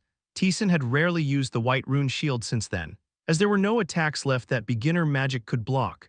The god of magic had strengthened that spell. It had become intermediate magic, and as much as the mana cost increased, the power of protection had surely risen as well. It would be a highly useful skill for Taesan, who constantly fought while on the move. There was a considerable gap between beginner and intermediate magic. He was reminded of the advanced magic Cheyenne had used.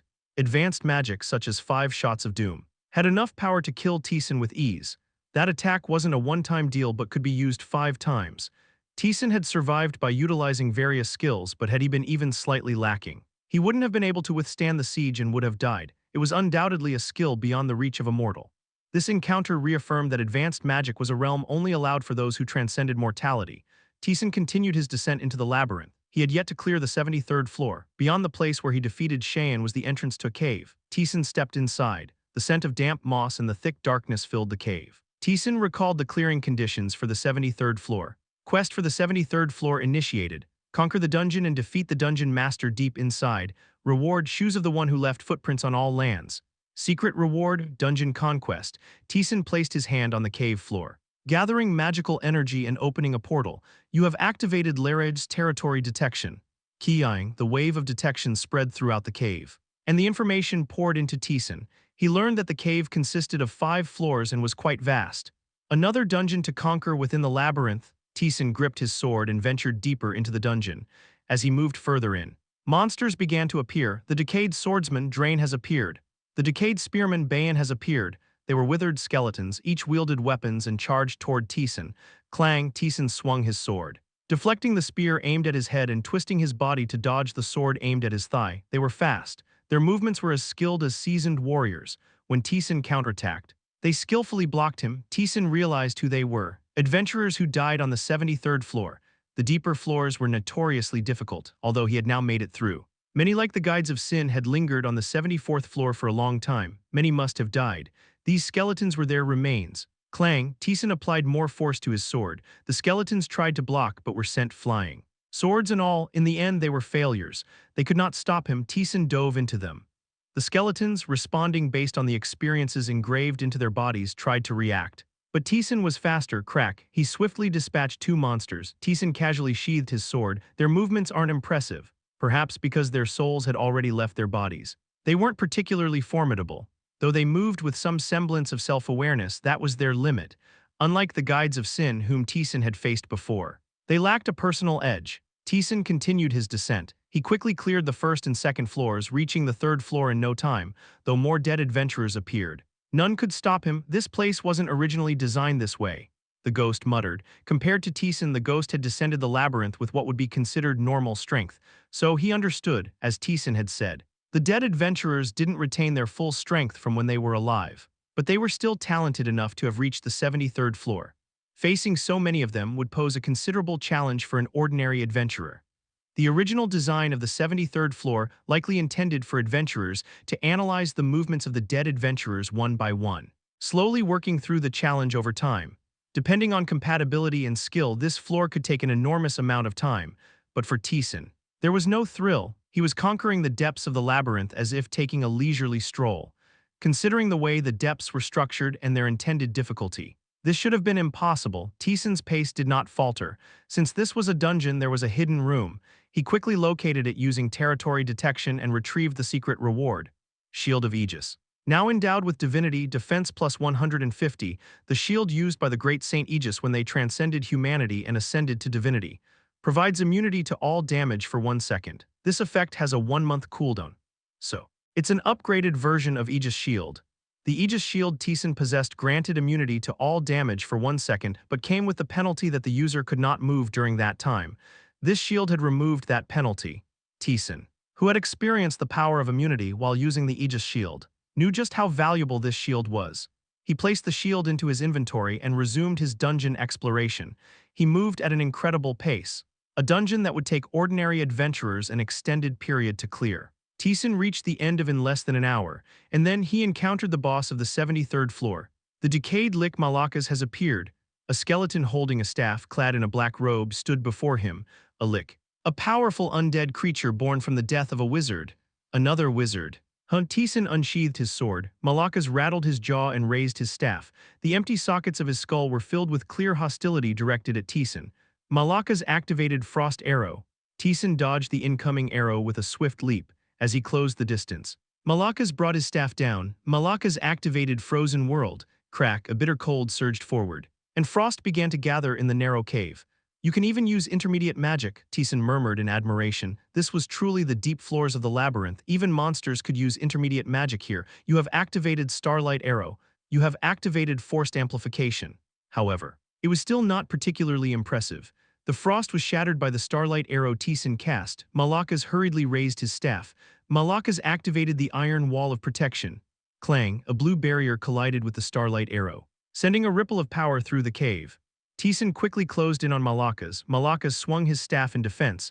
Malakas was not weak. He skillfully wielded intermediate magic, putting pressure on Taesan. But Taesan had just fought Cheyenne, someone who delved into the secrets of magic. The difference in base power was clear. And Malakas fell to Taesan not long after. Click-clack, separated bones clattered to the ground, just as Taesan was about to gather his rewards after sheathing his sword. Click-click-click. The shattered bones began to reassemble, though Malakas had clearly fallen due to a lack of health. He began to form again, eyes filled with hostility once more, turning toward Taesan. The decayed Lik Malakas has revived. Chapter 344, Special Activation Skill on the 73rd Floor, Copy Part 2, He Lost. The Guides of Sin. Their leaders were gathered in one place, with the permission of the demon god. They were able to observe the battle between Taesan and Cheyenne. They had all witnessed firsthand what transpired and how it concluded. What will you do? Someone spoke. No answer came back. Silence lingered among the Guides of Sin. The Lion King's face was stiff, and Society remained silent. Ambracia scratched his head with a grim expression. The others were no different, all were silent. Shocked expressions on their faces. For now, let's sort things out. Ambracia barely opened his mouth. The first one to go after Taesan was Shaman. His defeat was surprising but understandable. Shaman, who boasted absolute defense. Even among the leadership, not many could break through his defense. Since Taesan had descended less deeply into the labyrinth than them, they thought Shaman would return victorious without any issue. However, Shaman lost to Taesan. That fact shocked them all. It was confusing, but on the other hand, Shaman's power was focused solely on defense. If there was a skill that ignored defense itself, it wasn't so difficult to defeat Shaman. They believed there must have been a reason the demon god only allowed Shaman to be sent from the leadership. Next was Vishnu, the king of flame spirits. Vishnu, they believed this time they would win. Vishnu's attack power was among the top within the leadership. Few could withstand her power when she invoked the king's world, but Vishnu also lost. Even then, it was fine, we could understand. They had only been allowed to observe the battle after the fight with Shaman. Vishnu had fought without any information about Taesan. Moreover, Taesan had prepared countermeasures against Vishnu. Even her king's world was countered with a skill that partially altered the world. So Taesan's victory wasn't too surprising. They accepted the defeat of the Spirit King. Next to step up was the Grand Mage Cheyenne. After the fight with Vishnu, they had perfectly grasped Taesan's power. Cheyenne, being a magician, had ascended to the 73rd floor in advance, preparing numerous magic circles while waiting for Taesan to arrive. This time, they were certain they would win. It wasn't an exaggeration to say Cheyenne was one of the strongest among them. However, even Cheyenne was defeated. That meant none of them could defeat Taesan in a one-on-one fight. Ambracia smirked bitterly. What do we do now? Do we really need to fight him? Someone spoke. Their voice tinged with fear, the Lion King's face twisted. He's already killed 3 of us, are we going to just leave him alone?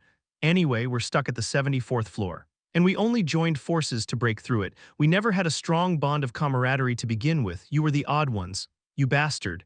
Even if we try to fight together. The demon god is watching, it's impossible. If one won't work, we can go in twos, we even have someone specialized in that among us. If the twin whites team up, there might be a chance, but it's still dangerous. So what? You want us all to die together? No, it's simple, we just hide. They plan to run away. At those words, the Lion King's aura flared, no pride at all. We gave up our pride the moment we decided to tackle the 74th floor together. The one opposing the Lion King sneered. Lion King. You're no great king right now, recognize that. The Lion King's face twisted in anger, power surged in all directions as tension escalated, voices rose. And the two began to argue fiercely. This is a mess. Ambracia clicked his tongue as he watched the scene unfold. The Lion King and his opponent had never been on good terms. But they had never clashed so openly before. It showed how cornered they were. They had reached the 77th floor of the labyrinth, although they were still some distance from Taesan. They knew it wouldn't be long before he arrived. Is this the end for us? Ambracia smiled bitterly. The Lick stood there. Unchanged from the beginning, the Lick's jaw clicked as it cast its magic. Malakas has activated the surge of magic crystals. Shards of mana rained down. Taesan dodged the magic by leaping. Resurrecting. Taesan murmured briefly, then put strength into his legs. As the shards of mana fell, he deflected them with sheer force and closed the distance to Malakas in an instant. Malakas has activated the wave of liberation.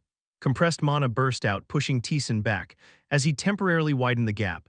Malakas cast magic again. Pressing Taesan, crash, Taesan deflected the frost arrows. You have activated Starlight Arrow. You have activated Magic Focus.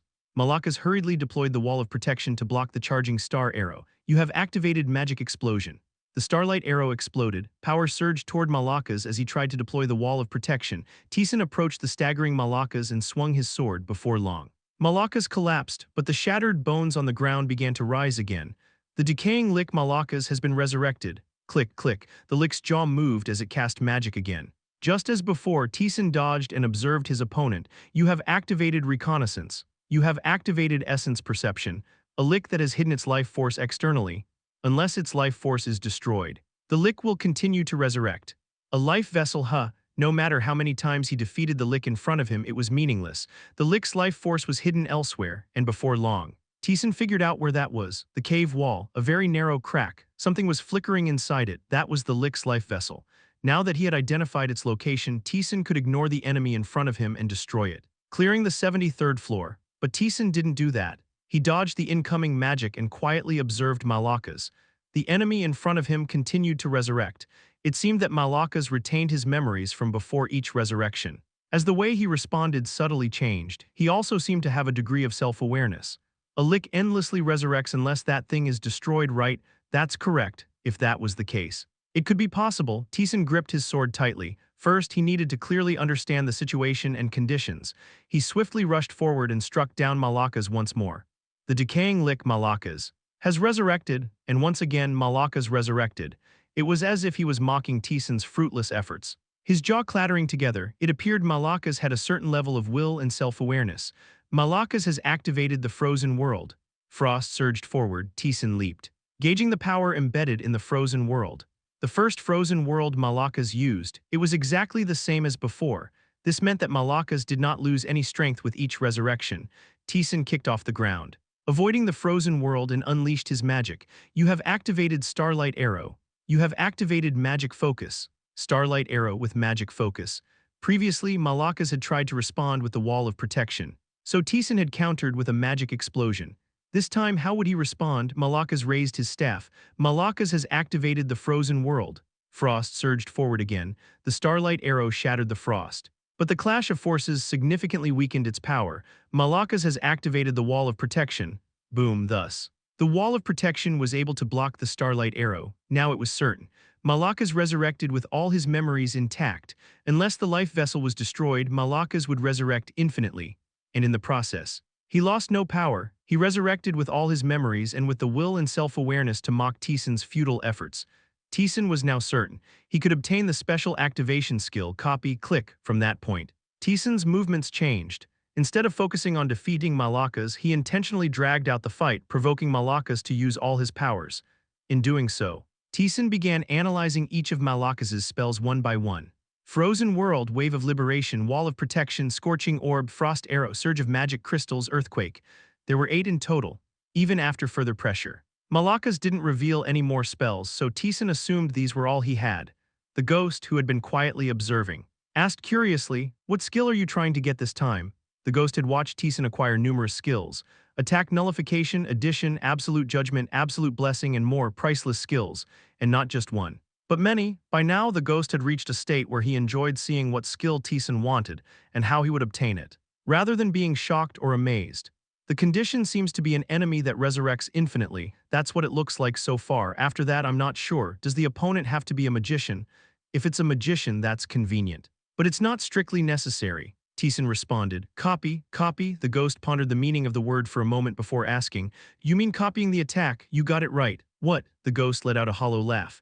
Copying means you also take the skill and power contained in that attack. Right, like copying an attack activated by the Blade of Determination. Taesan nodded. The ghost shook his head, realizing his guess was correct. That's just ridiculous. At present, Taesan could achieve over 100,000 damage in a single strike, using techniques like Transform, Addition, and the Blade of Determination. Copying that without any conditions or restrictions would mean doubling that damage.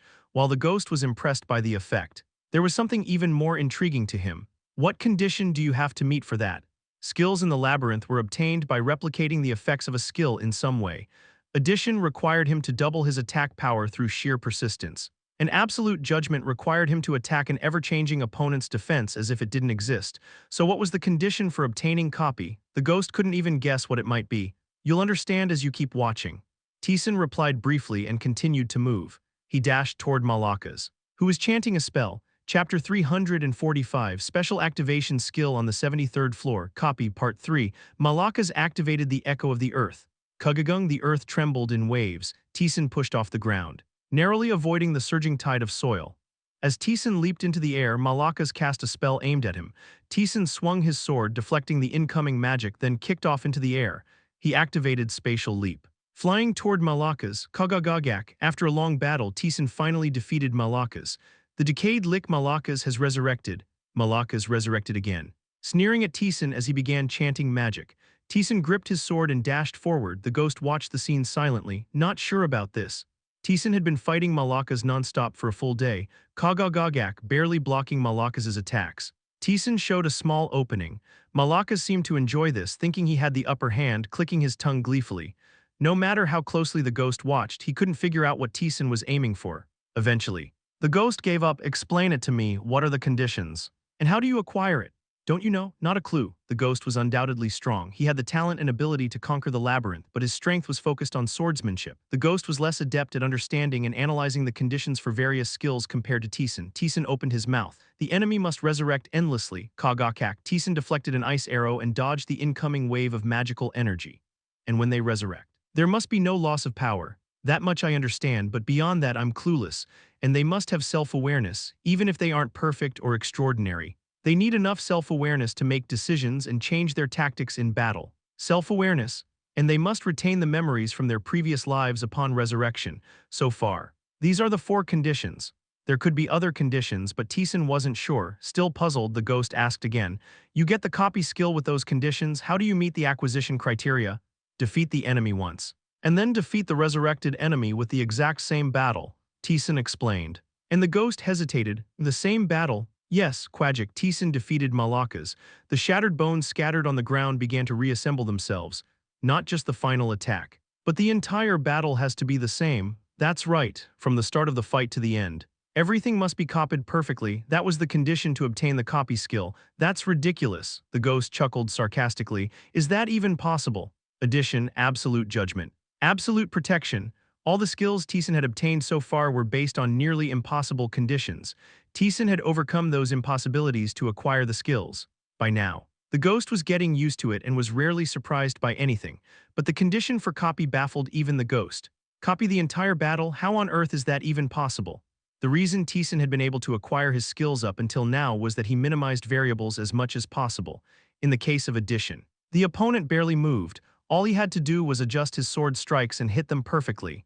The timid shapeshifter, blinded by fear, acted like a machine. Responding with mechanical precision when taking a certain amount of damage, timing it perfectly allowed Taesan to acquire absolute judgment. The conditions for absolute protection were absurd, but once he understood them, all he had to do was use a potion and wait, making the acquisition relatively easy. There were almost no variables, or if there were, they were factors that Taesan could control, but this time was different. Malakas had self-awareness. During the battle, he could react differently depending on Taesan's movements. That was something Taesan couldn't control. In fact, Malakas had often responded differently to the same moves Taesan used. You can't just defeat him in one hit, right? I don't know the exact condition, but you need to exchange a certain number of blows. Huh, the ghost chuckled at the idea of needing to adapt to the enemy's responses. You can't control the variables. Does that mean you can't obtain the skill? Why not? There were certainly more variables. And it was trickier than acquiring the other skills, but it wasn't impossible to control. I can obtain it, Taesan calmly replied and moved his body. The ghost said nothing more in the ghost's judgment. It seemed impossible, but Taesan had always obtained such skills in the past, so it was best to observe silently. The ghost made that decision. Time passed. Taesan continued to defeat Malakas, and during that process, he gradually adjusted his movements. He intentionally slowed down just enough for Malakas to react, leaving enough gaps for Malakas to exploit, unaware of what was happening. Malakas attacked the gaps that Taesan created. That was how 4 days passed. After plunging his sword into Malakas's chest and defeating him, Taesan checked his overall condition. His mind was clear, his muscles were not fatigued, his stamina was intact. Maintaining 100% combat efficiency meant that a mere 4 days of battle didn't deplete his stamina. Well then, Taesan had fully grasped Malakas after these 4 days. It was time to begin. Taesan stomped his foot. Charging straight at Malakas, it was an obvious move. Malakas's response was equally predictable. First, block and then assess the situation. Malakas activated Scorching Sphere. A ball of fire flew towards Taesan's head. Taesan lowered his stance, pressed his body to the ground, and continued to rush forward. Malakas activated the Echo of the Earth. The ground surged and rippled. Taesan kicked off the ground and leapt into the air as Taesan ascended. Malakas activated Frozen World. Sound of freezing, you activated Airborne Leap. Taesan's body soared even higher. Evading the Frozen World. You activated Landing. Taesan's body crashed down. Malakas braced for impact. Malakas activated the Iron Wall of Protection. Malakas activated the Wave of Liberation. Kang Taesan's sword collided with the barrier surrounding Malakas. The ensuing wave pushed Taesan back. Malakas swung his staff at Taesan, who was suspended in midair. Malakas activated Magic Crystal Surge. You activated Frozen World. Taesan activated Frozen World. Malakas also activated Frozen World, blocking the remaining effects with the Iron Wall of Protection. Kagagak, the battle continued, both sides searching for openings. Tadadak, Malakas clicked his tongue in excitement. He was exhilarated at this moment. The battle was unfolding exactly as he had planned. In a way he had never experienced during his lifetime. He felt as if a higher realm was welcoming him. Kagagagak, yet despite his excitement, Malakas fell. He couldn't block the Frozen World that Taesan cast after moving back with a limited blink. Taesan leapt backward to create distance again. The decayed lick Malakas has resurrected. Tadadak. The resurrected Malakas clicked his tongue joyfully. He was now confident of his victory. The adventure in front of him was strong, but he hadn't figured out where Malakas's life vessel was hidden. Moreover, with each repeated battle, Malakas was growing stronger. He was perfectly responding to the enemy's attacks and executing optimal counterattacks. This time, he believed with certainty that he would win, and Taesan thought the same. Shall we begin? Taesan took a breath and charged forward. The position where Taesan ran was exactly the same as in the previous battle. Malakas raised his staff toward the charging Taesan. Malakas activated Scorching Sphere. Taesan lowered his stance and dodged the incoming Scorching Sphere. Malakas smirked. The opponent was approaching in the exact same way as before. The previous battle had been incredibly close. If he moved a bit more efficiently, he could win. Thus, there was no need to act differently. He would fight in the same manner as before and make a slight adjustment when the time came. Malakas activated the Echo of the Earth. The ground rippled. Taesan kicked off the ground to avoid it, as Taesan flew through the air. Malakas quickly considered what to activate next. Ice arrows wouldn't work. Magic Crystal Surge was also unsuitable. The opponent had the Airborne Leap skill. First, he needed to make Taesan use that skill. Thus, activating Frozen World like last time was optimal. Malakas activated Frozen World. You activated Airborne Leap. Taesan rose into the air. Previously, Malakas had used the Iron Wall of Protection and the Wave of Liberation to push him away. This time, he planned to pierce through him by activating Ice Arrows. You activated Landing, but Taesan's descent was accelerating as Malakas prepared to cast Ice Arrows. He realized too late, Taesan's falling speed was incredibly fast. In the previous battle, Malakas hadn't noticed because he had been acting on instinct. But now he understood that responding with attack magic at that speed was impossible. Furthermore, the strength imbued in Taesan's sword was too great for a single spell to block. Something Malakas had realized through their prior battles. In the end, all he could do was defend. Malakas activated the Iron Wall of Protection. Malakas activated the Wave of Liberation. The two spells activated simultaneously.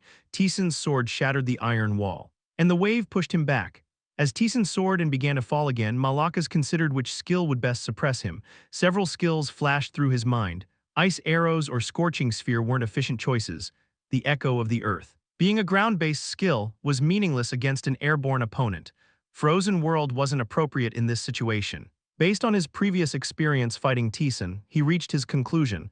Malakas activated Magic Crystal Surge, finally. Malakas realized the battle was unfolding in the exact same way as before. The ghost realized it. Taesan had shown subtle gaps as the battles went on. He narrowly dodged Malakas' skills and deliberately created openings. It was all to guide him. Malakas had self-awareness and remembered their previous battles. Therefore, when responding to Taesan's attacks, he recalled those memories and moved toward the optimal solution. In other words, Taesan could manipulate Malakas' movements in certain situations based on how he had behaved in their prior battles.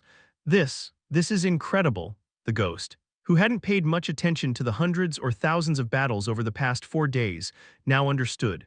Taesan had analyzed Malakas' responses in every single battle, meticulously designing his movements to acquire the copy skill. All 4 days of fighting had been preparation for this final battle. Malakas realized it. Taesan had fought all these battles solely to reach this point.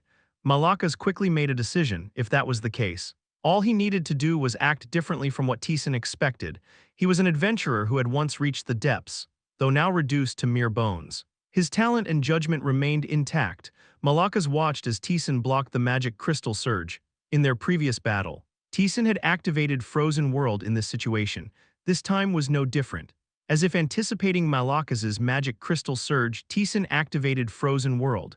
Malakas, determined to alter the course of the battle, raised his staff, but he realized something. There were no other spells, Scorching Sphere, Ice Arrows, Magic Crystal Surge, all of them could not counter Taesan's Frozen World.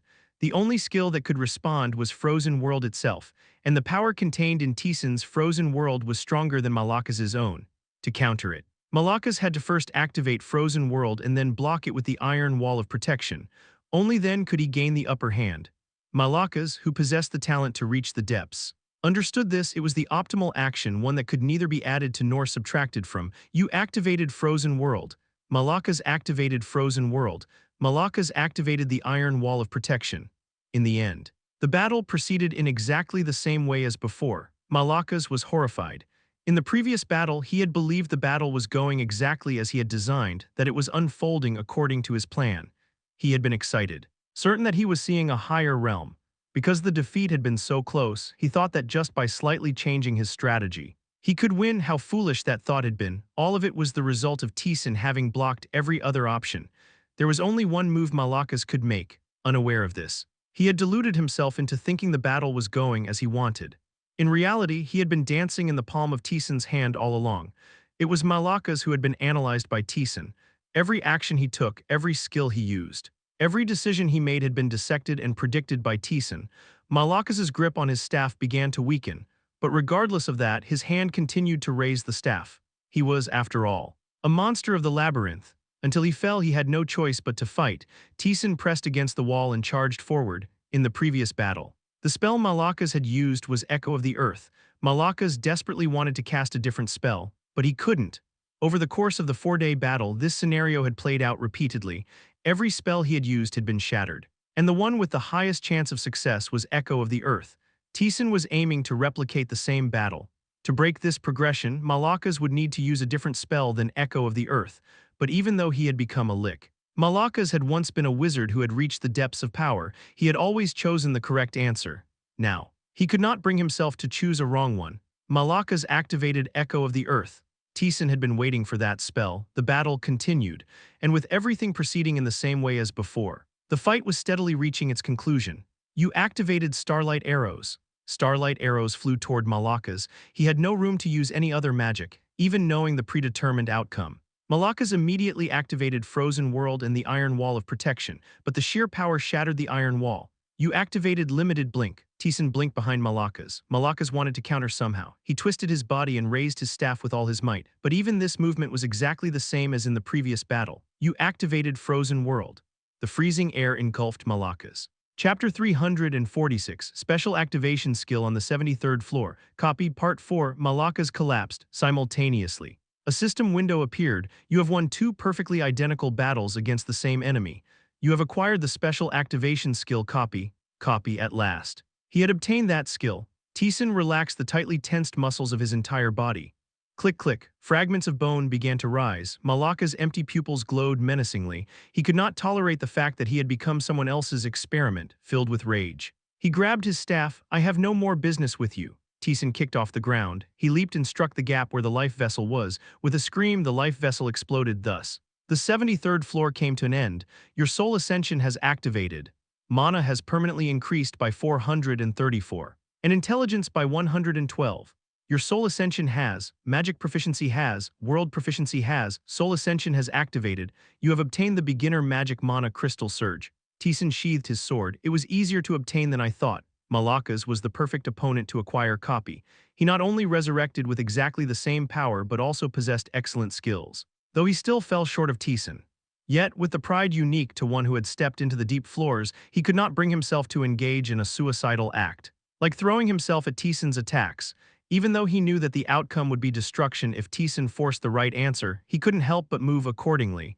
In short, he was an opponent whose variables Taesan could control.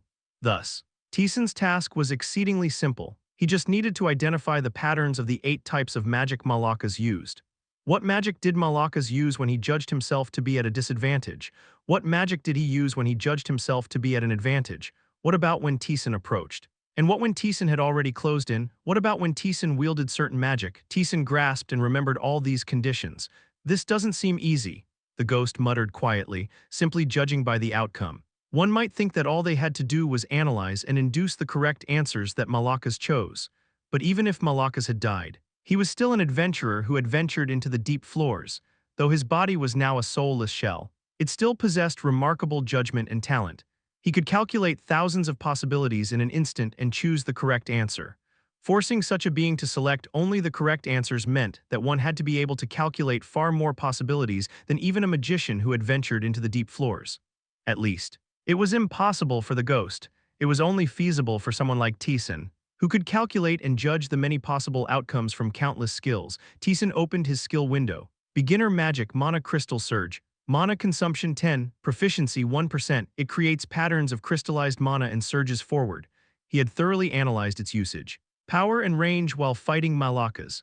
It wasn't useful against strong opponents, but in terms of dominating space. It had its merits, and then there was the skill he had struggled for 4 days to obtain.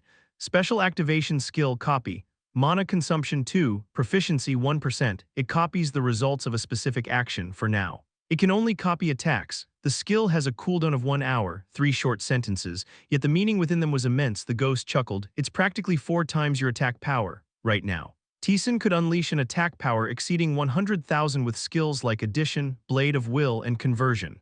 On top of that, Copy was a skill that added an equivalent amount of attack power, in terms of sheer destructive force in a single blow. Even adventurers who had reached the 100th floor could fall short compared to the current Taesan. An hour of cooldown is ridiculously short for its performance, judging from the description. It seems like you'll be able to copy things other than attacks later on. Copy was yet another skill that defied understanding. The ghost shook its head.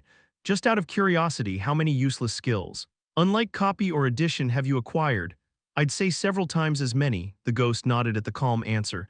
Yeah, that makes sense otherwise. It wouldn't add up. The labyrinth system granted adventurers skills commensurate with the outcomes of their actions, but the results of those actions weren't always necessarily right. There was a high possibility that the skill acquired after months of effort might turn out to be entirely useless in actual combat. Taesan had experienced this many times himself. After dedicating over a year to obtaining a single skill, it turned out to be a completely worthless skill that he couldn't use in any situation. Having overcome all that futility and emptiness, he had acquired skills like attack nullification and copy after countless challenges. Just as Taesan was about to descend further into the labyrinth, The contract inside him began to stir. The subject of the contract was calling for him. Taesan stopped in his tracks. You have summoned Minerva, king of the wind spirits, as the wind swirled. A female figure materialized. She lightly placed her foot on the ground. Hello, master, judging by your appearance. You won without any problems. Thanks to you, what's going on? Minerva scratched her cheek. It's a bit complicated. Could you possibly come to our world? Taesan pondered briefly and then asked. The spirit realm? You're inviting him to the spirit realm. Minerva nodded. Do you remember the mad spirit? I need your help regarding that. Taesan took a step forward. Welcoming him was the overwhelming power of nature. The air was so thick with energy that it felt suffocating. Even the most skilled spirit summoners could be overwhelmed by this force and collapse from its intensity. Taesan turned his gaze. It was vividly colorful. The rainbow hues spread in every direction, and he could sense the presence of spirits wandering around. This is the spirit realm, what do you think? Minerva smiled brightly. Raising her arms, the power she exuded now was stronger and more elevated than when he had summoned her. Before long, Barkaza also appeared. You've arrived. Master, spirits inviting an outsider into the spirit realm. Isn't this a place even the king's contractor can't enter? The ghost's voice was laced with surprise, as if this were a rare occurrence. Minerva opened her mouth. This time, the master is involved. Even throughout the history of spirits, this is something extremely rare. So it seems the other kings decided after much deliberation. She turned her body toward the giant green tree in the distance. Come this way first. Taesan followed her deeper into the spirit realm. Numerous eyes were fixed on him. Most of those gazes were filled with hostility and suspicion. This doesn't feel great. Well, to be honest, master, you've defeated quite a few spirits. Even if they understand the circumstances, it's hard for them not to be hostile. Minerva waved her hand as the wind swirled. The spirits were startled and fled in a panic. The spirits showing hostility were at most intermediate to advanced level. For the current Taesan, they could be defeated with a single blow. So he wasn't particularly concerned. Taesan's attention was elsewhere. He touched a flower that emitted a transparent light. Within it was a power that could be used as a material for partial world alteration.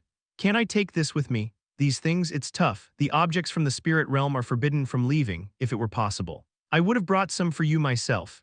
He had used up all his materials for partial world alteration. It was unfortunate that he couldn't replenish them. Looking around, Taesan entered the massive tree at the center of the spirit realm. You have arrived. You're here. Are you the human? There were 5 spirit kings gathered there, earth, water, darkness, and more. Each possessed various attributes. And they looked at Taesan with curiosity and wariness at the same time. Simultaneously, they exuded a faint aura. As if they were testing Taesan, Taesan didn't look directly at them. He also effortlessly brushed off the pressure they emitted. They were strong, but not even close to the level of Vishnu, who had stepped into the deep floors. They were not Taesan's enemies. The spirit kings who had been observing Taesan quietly spoke. A human with such power? Vishnu, that bastard had it coming. What in the world is this? Their words were filled with shock and awe. Taesan's gaze shifted to the bird emitting a bright light from behind them, from that spirit king. He could feel a power on a different level from the others, at least an immortal level. Taesan couldn't defeat this opponent with his current strength.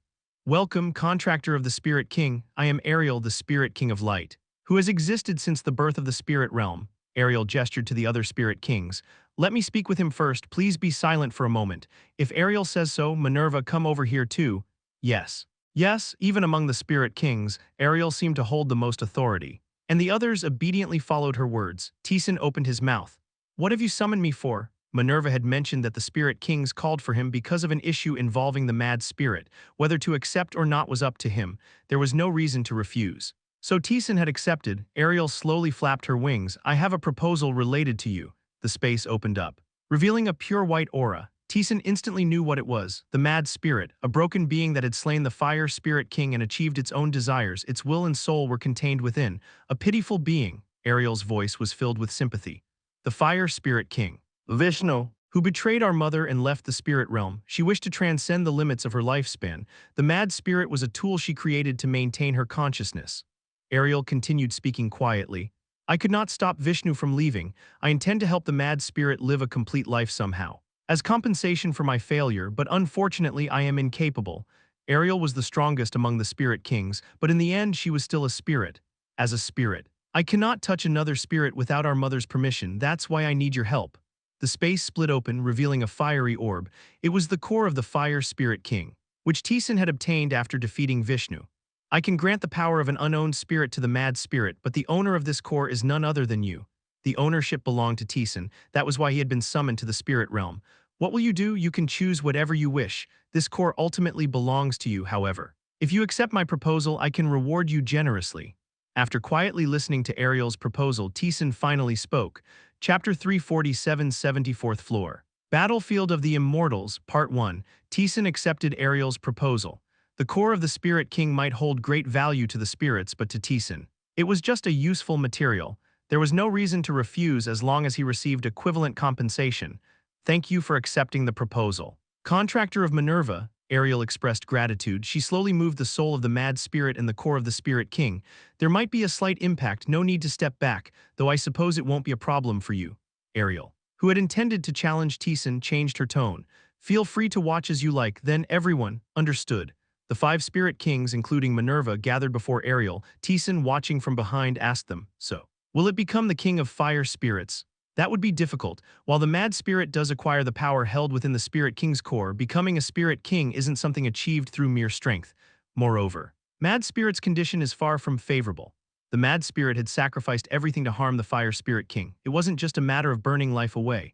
The soul and essence, the entirety of its being, were offered up with a resolve close to abandonment. Only then was it possible. It will take considerable strength just to restore the broken state. It won't reach the power of a king. The soul of the mad spirit and the core of the Spirit King began to slowly spiral towards each other. We are attempting to merge the essence and core of the Spirit King.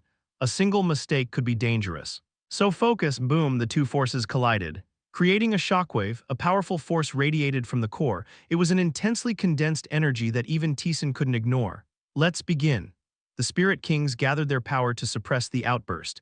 An incomprehensible flow of energy started to emerge, which even Taesan couldn't fully grasp. Groan. The Spirit Kings let out strained sounds. Their power was certainly strong, but clearly beneath Taesan's. They couldn't completely suppress the force from the collision. At that moment, Ariel revealed her strength. A bright and gentle light emanated from within the tree. The clashing power began to yield to the overwhelming force. Slowly, the energies melded. Settling into harmony, Taesan's eyes gleamed. Ariel was the strongest among the Spirit Kings. Witnessing her reveal her true strength, it became certain, at least at the level of an immortal. She was a spirit with power surpassing mortality, even without the other 5 Spirit Kings.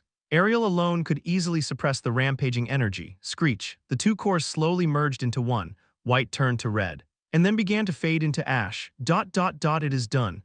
Ariel withdrew her power. The radiance slowly faded. The soul of the mad spirit had stabilized. Thank you. Contractor of Minerva, thanks to you. Ariel suddenly stopped speaking. Whoosh, the soul of the mad spirit suddenly scattered in all directions. The scattered soul spread across the entire spirit realm. A quiet voice resonated in Taesan's ears as the soul passed him by. Thank you, with that final word. The mad spirit disappeared. All that remained were the Spirit Kings and the ash-colored energy between them. This is what went wrong. No. Nothing went wrong. Ariel slowly fluttered her wings. The fusion of powers was successful. However, the mad spirit only took enough power to sustain itself and discarded the rest. Discarded, whether because it had achieved its desire and no longer cared for power, or because it rejected the power of Vishnu who had brought it to this state, the mad spirit had not taken the full power of the Spirit King. As a result, remnants of power were left behind. Well then, this is... The eyes of the Spirit Kings gleamed with desire. Stabilizing the mad spirit required considerable power, which was why they had used the Spirit King's core. However, not all of the core's power had been necessary. The mad spirit had taken only the minimum amount of strength it needed and left the rest behind. As a result, a substantial amount of power remained. It worked out well, Ariel said. This power was originally yours. You had to receive it all because it couldn't be separated, but now that the mad spirit has discarded it, the leftover power is yours to claim, Contractor. Is that so? Taesan looked at the power. Briefly considering how to handle it, he made his decision. Minerva, devour it. Are you sure? You need to become stronger? At Taesan's words, Minerva groaned. She couldn't refute him. Compared to Taesan, her power was significantly lacking. I suppose I should get stronger, thank you. She placed her hand on the remnants of power. The energy flowed into her.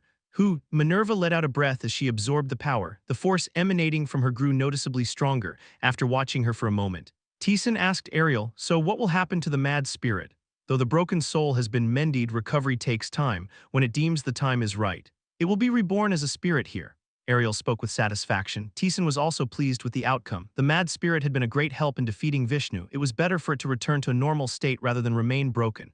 I look forward to seeing what kind of spirit it will become. Thank you again for yielding the Spirit King's core. I shall give you a reward worthy of your generosity. Ariel flapped her wings. A radiant light gathered and began to take shape before her. Take this, it is power at the limit of what a mortal being can handle. With it, you will be able to obtain what you desire. You have obtained the pure light crystal. Just as Ariel mentioned, the light crystal contained immensely condensed and powerful energy. However, compared to the Spirit King's core, it is of lesser value. If there is anything else you desire, please let me know. I will try to accommodate. Then, Taesan looked around inside the tree. Countless branches bore flowers and leaves. Can I take some of the materials from here? These could be used as components for partial world alteration. It was an opportunity he couldn't afford to miss. After a brief moment of consideration, Ariel agreed. Normally, this would be forbidden, but I have the authority to allow it to this extent. As long as it's within reason, it's fine. Thank you, then. Could I ask for one last thing? Go ahead. Taesan looked at Ariel and spoke. May I fight you, human? Are you insane? The Spirit Kings who had been silently observing were taken aback. Ariel is a spirit who has existed since the dawn of the spirit realm. She's not someone a human can challenge. The older a spirit, the stronger they became. Moreover, this was the spirit realm. There were no restrictions on the power of the spirits here. Ariel, after briefly glancing at Taesan, nodded. If that is what you wish. Very well, follow me. Ariel led Taesan to an incredibly vast clearing. This place is where the Spirit Kings once fought long ago. Afterward, it became this dead land. Taesan drew his sword. Ariel possessed power on the level of an immortal. Engaging in battle with such an opponent without the risk of death was an invaluable experience. Taesan wasn't one to let such an opportunity slip away. The Spirit Kings who had followed to watch spoke.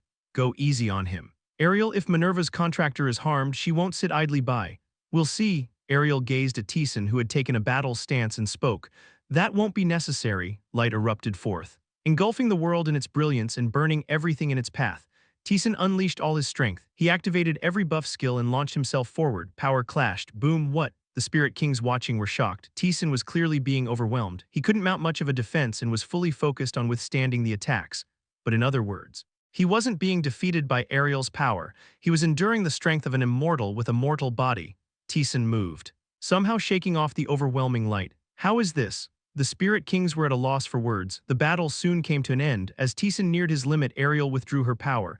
That should be enough. Taesan, catching his breath, nodded. It had been a worthwhile experience. He now had a rough idea of how to move and respond when facing an opponent of immortal-level strength. Ariel spoke quietly. You are walking on the edge. The edge of mortality. He was neither fully inside nor fully outside. He was walking precisely in the middle. That was Ariel's assessment of Taesan. It is extremely difficult to cross that line, but you are remarkable. I look forward to seeing what path you take.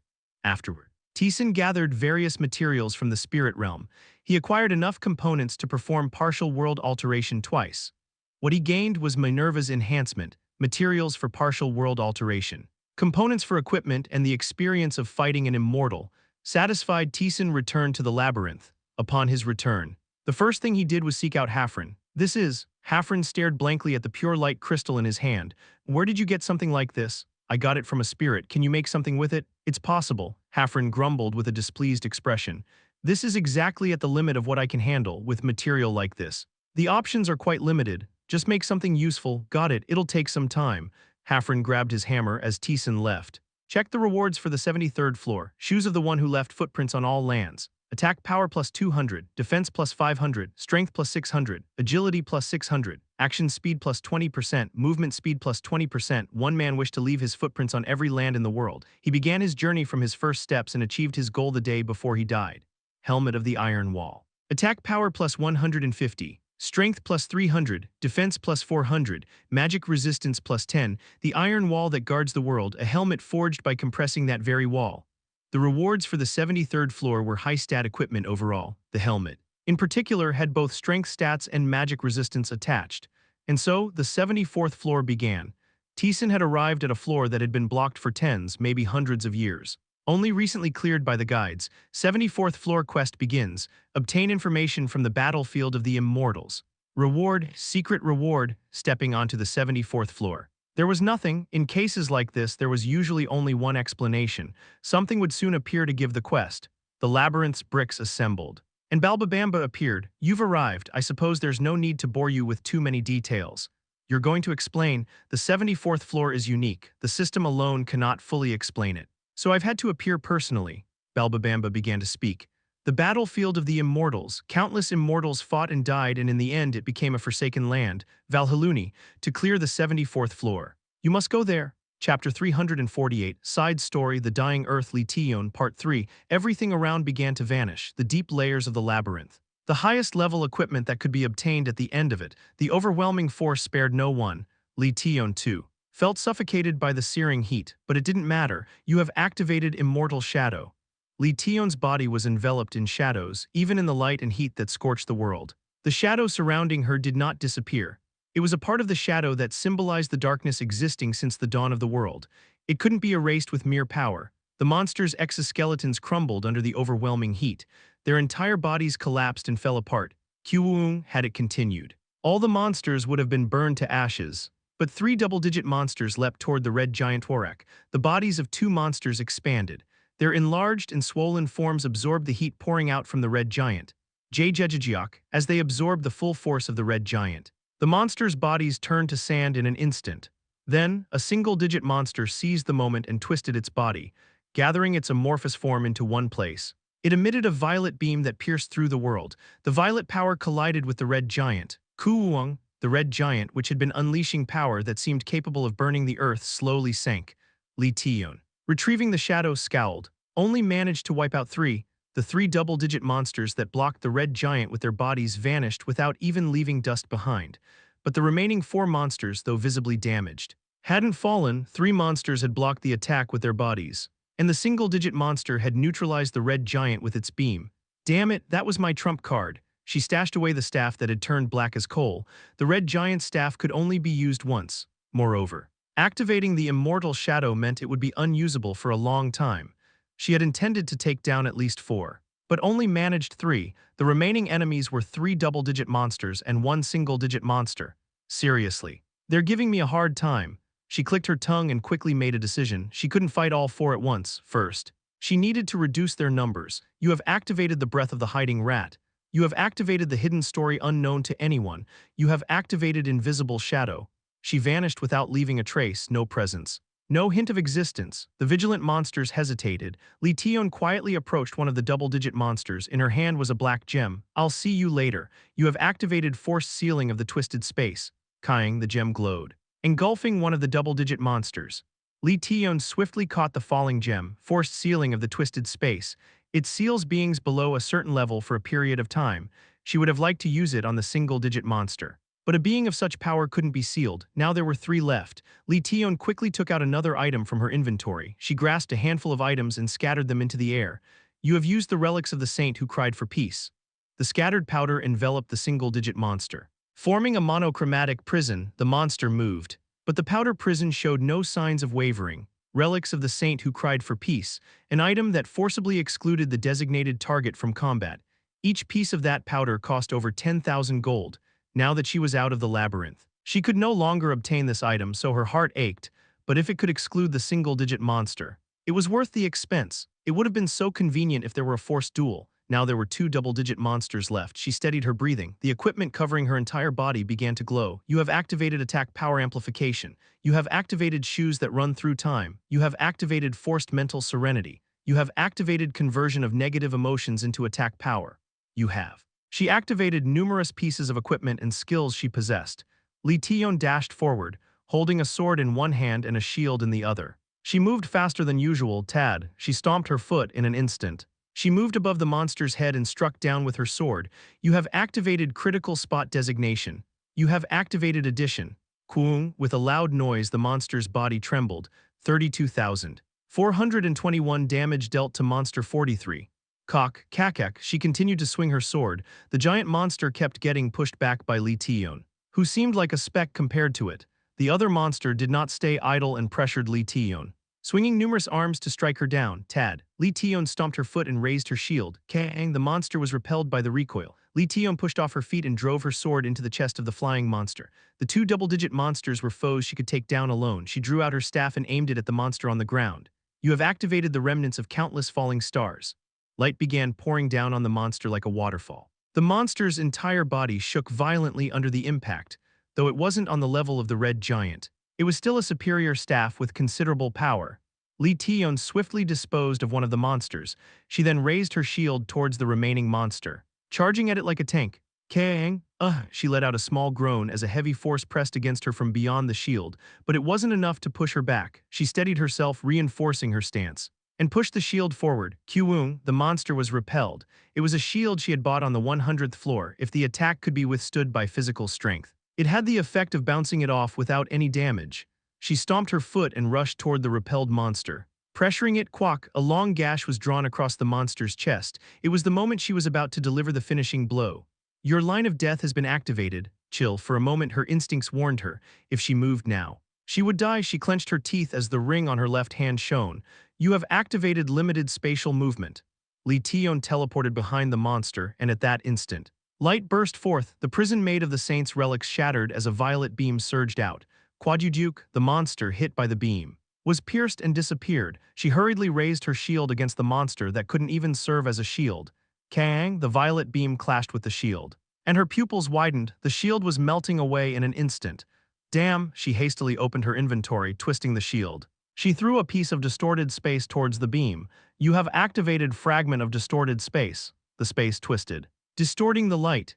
The fragment of distorted space was an item that twisted the very fabric of space to perfectly block an opponent's attack. It was a reliable item that had never failed her before. But a sudden chill ran down her spine, and she quickly activated her skill. You have activated fortification. You have activated first attack weakening. Killing, the beam split into dozens of rays, collapsing everything around. Her pupils widened. The distorted space was being destroyed by the violet beam. 32,421 damage dealt to you. She groaned, barely managing to stay on her feet. A bitter laugh escaped her lips. The fragment of distorted space had been breached. Even with fortification and first attack weakening activated, it still inflicted 32,000 damage. If she had taken the hit directly, it would have been enough to kill her several times over. She sighed deeply and looked at the single-digit monster, an opponent she wasn't sure she could defeat. The only relief was that all the other monsters had been dealt with, leaving a 1-1 situation. You have activated 10,000 possibilities. The simulation began. Scenarios unfolded in Lee Tion's mind one by one. Countless possibilities were calculated in an instant, leading to a conclusion. This was her unique skill, one that even Taesan did not possess. A skill that calculated and predicted the future, determining 10,000 possibilities, opening the path to victory. The first scenario, relying on the staff's magic, the result was her death. The second scenario, using up all of the fragments of distorted space, the result was her death. The third scenario, using the various potions she had on hand, the result was her death. The 7,822nd scenario, concealing herself and continually targeting the monster's openings, fighting for an extended period, the result was her victory. The answer was clear. No, but she erased the answer. Her stealth skills were undetectable even by the monster, from previous experiences. She knew this well. If she concealed herself and kept harassing the monster, slowly chipping away at its strength, she could win, but then the monster would turn its attention to others instead of Lee Tion. There was no way anyone other than Taesan could stop a single-digit monster, so she would face it head-on without retreating. With that condition set, she activated 10,000 possibilities once more, 10,000 simulations. All results led to her death. You have activated 10,000 exclusions. You have activated 10,000 possibilities. Once again, she ran the simulations, excluding all previously failed scenarios. The result remained unchanged. Only her death awaited. She didn't stop. She activated 10,000 possibilities dozens of times in an instant. The process didn't even take 2 seconds. You have activated 10,000 possibilities. Another 10,000 simulations. The result was 99 deaths and 1 victory. Let's go. She took a step forward. There was no time to hesitate. To reach that one possibility out of hundreds of thousands, she could not waver. Without hesitation, forward, Tad, she charged toward the monster. Opening her inventory, she scattered powder. You have activated countless intricately embroidered pieces. The powder spread out, encompassing the monster. At the same time, her senses synchronized with it. Every place the powder spread expanded her sensory range. The amorphous monster rippled. There were no visible signs, but Lee Tion, who had scattered the intricately embroidered pieces, knew what the monster was aiming for. Tat. Lee Tion twisted her body. Simultaneously, dozens of violet beams pierced through the ground, spreading out in all directions. Kugagyugung, each one of them held enough power to kill her the moment they touched. She suppressed the chilling sensation and rushed toward the monster. The monster's beams were near instantaneous. Without any indication, but her expanded senses allowed her to predict even that. She dodged the beams and closed the distance to the monster. The monster's attack was a linear violet beam. Once she was close, avoiding it became easier. She gritted her teeth. Kissing, the beam fired again. Lee Tion, having read its movements, narrowly avoided it. Got it. Lee Tion, now close enough, raised her staff. You have activated Sure Hit Thunderbolt. Kururung, a bolt of lightning struck down, piercing the monster. The monster's movements momentarily froze. Sure Hit Thunderbolt, it always hit its target and temporarily paralyzed the struck opponent. Although highly effective, its range was short. So one must get close to the enemy. Up to this point, everything was perfect. She immediately closed the distance to the paralyzed monster, drawing her sword and driving it into the creature. Quack! The sword pierced the monster, the amorphous being gathered its strength. Li Tion, reading its movements, quickly stepped aside. You have activated Step of Time. For a moment, everything seemed to slow down as if time had stopped. Li Tion swiftly moved behind the monster. Time resumed its flow and a unified beam turned the direction she had been in to dust. She plunged her sword deep into the monster's body and threw a potion there. Chi! A corrosive sound was heard as the amorphous entity began to burn away. A smile crept onto her lips. The potion she used was the saint's divine blood. It burns the body and soul of beings rejected by divinity. It worked on the monster, the creature. Now visibly in pain, slowed down. She kept driving her sword into it. The monster continued to release beams, but Li Tion, who could read its movements, dodged them all. I can win. She gripped her sword tightly. With her heart racing, she continued her assault on the monster. There were moments of danger when she couldn't avoid the torrent of beams and was hit. She endured using the effects of the equipment covering her body. Countless wounds began to form on the amorphous body. She narrowly avoided the onslaught, gradually accumulating damage. And then, the end came. She instinctively realized it. If she delivered this one final blow, she could defeat it. Kiving, she dodged the incoming light and raised her sword. At that moment when her mind was filled with the thought of victory, her arm was suddenly grabbed by someone. When she turned her gaze, she saw that one of the monsters had caught her arm. Oh, it was the monster she had sealed using the forced sealing of the twisted space gem. After an hour, it had broken free from the seal. 10,000 possibilities ran its simulations based on her assumptions. External interference was not calculated. Kiving, the amorphous monster began to prepare to emit light. She tried to move her body hastily, but her reaction was too slow. Before she could dodge, the light was unleashed. All the equipment she had to save her life was already used up. She was going to die. That thought filled her mind. Kang Taesan has activated temporary time stop. Time within 100 meters of you will stop for 2 minutes. The monster that was about to emit light came to a halt. Li Tion twisted her arm, crushing and throwing away the double-digit monster that had grabbed her. That was close. Li Tion looked blankly in the direction of the voice. There stood Taesan. Taesan, temporary time stop doesn't distinguish between friend or foe. I was a bit late trying to gauge the distance. Sorry. Taesan approached, his face weary. Finish it. Ah, okay. Li Tion plunged her sword into the frozen monster. The amorphous entity burst, scattering its energy in all directions. One of the double-digit monsters charged at them. But with Taesan and Li Tion moving together, it was defeated in an instant. Did we win? We won. That's why I'm here. The others were victories too. I see. They had won. They had survived. Li Tion finally felt a sense of relief settle in her chest, seeing her collapse from exhaustion. Taesan's expression turned bitter. It's unfortunate, but it doesn't seem like we can afford to celebrate. Only then did Li Tion realize the number of presences she sensed had noticeably decreased. They had indeed won this battle, but that didn't mean everyone survived. Still, a victory is a victory, so we can at least celebrate for now. Let's head back. Taesan turned around, Li Tion staring blankly at his back. Staggered as she stood up.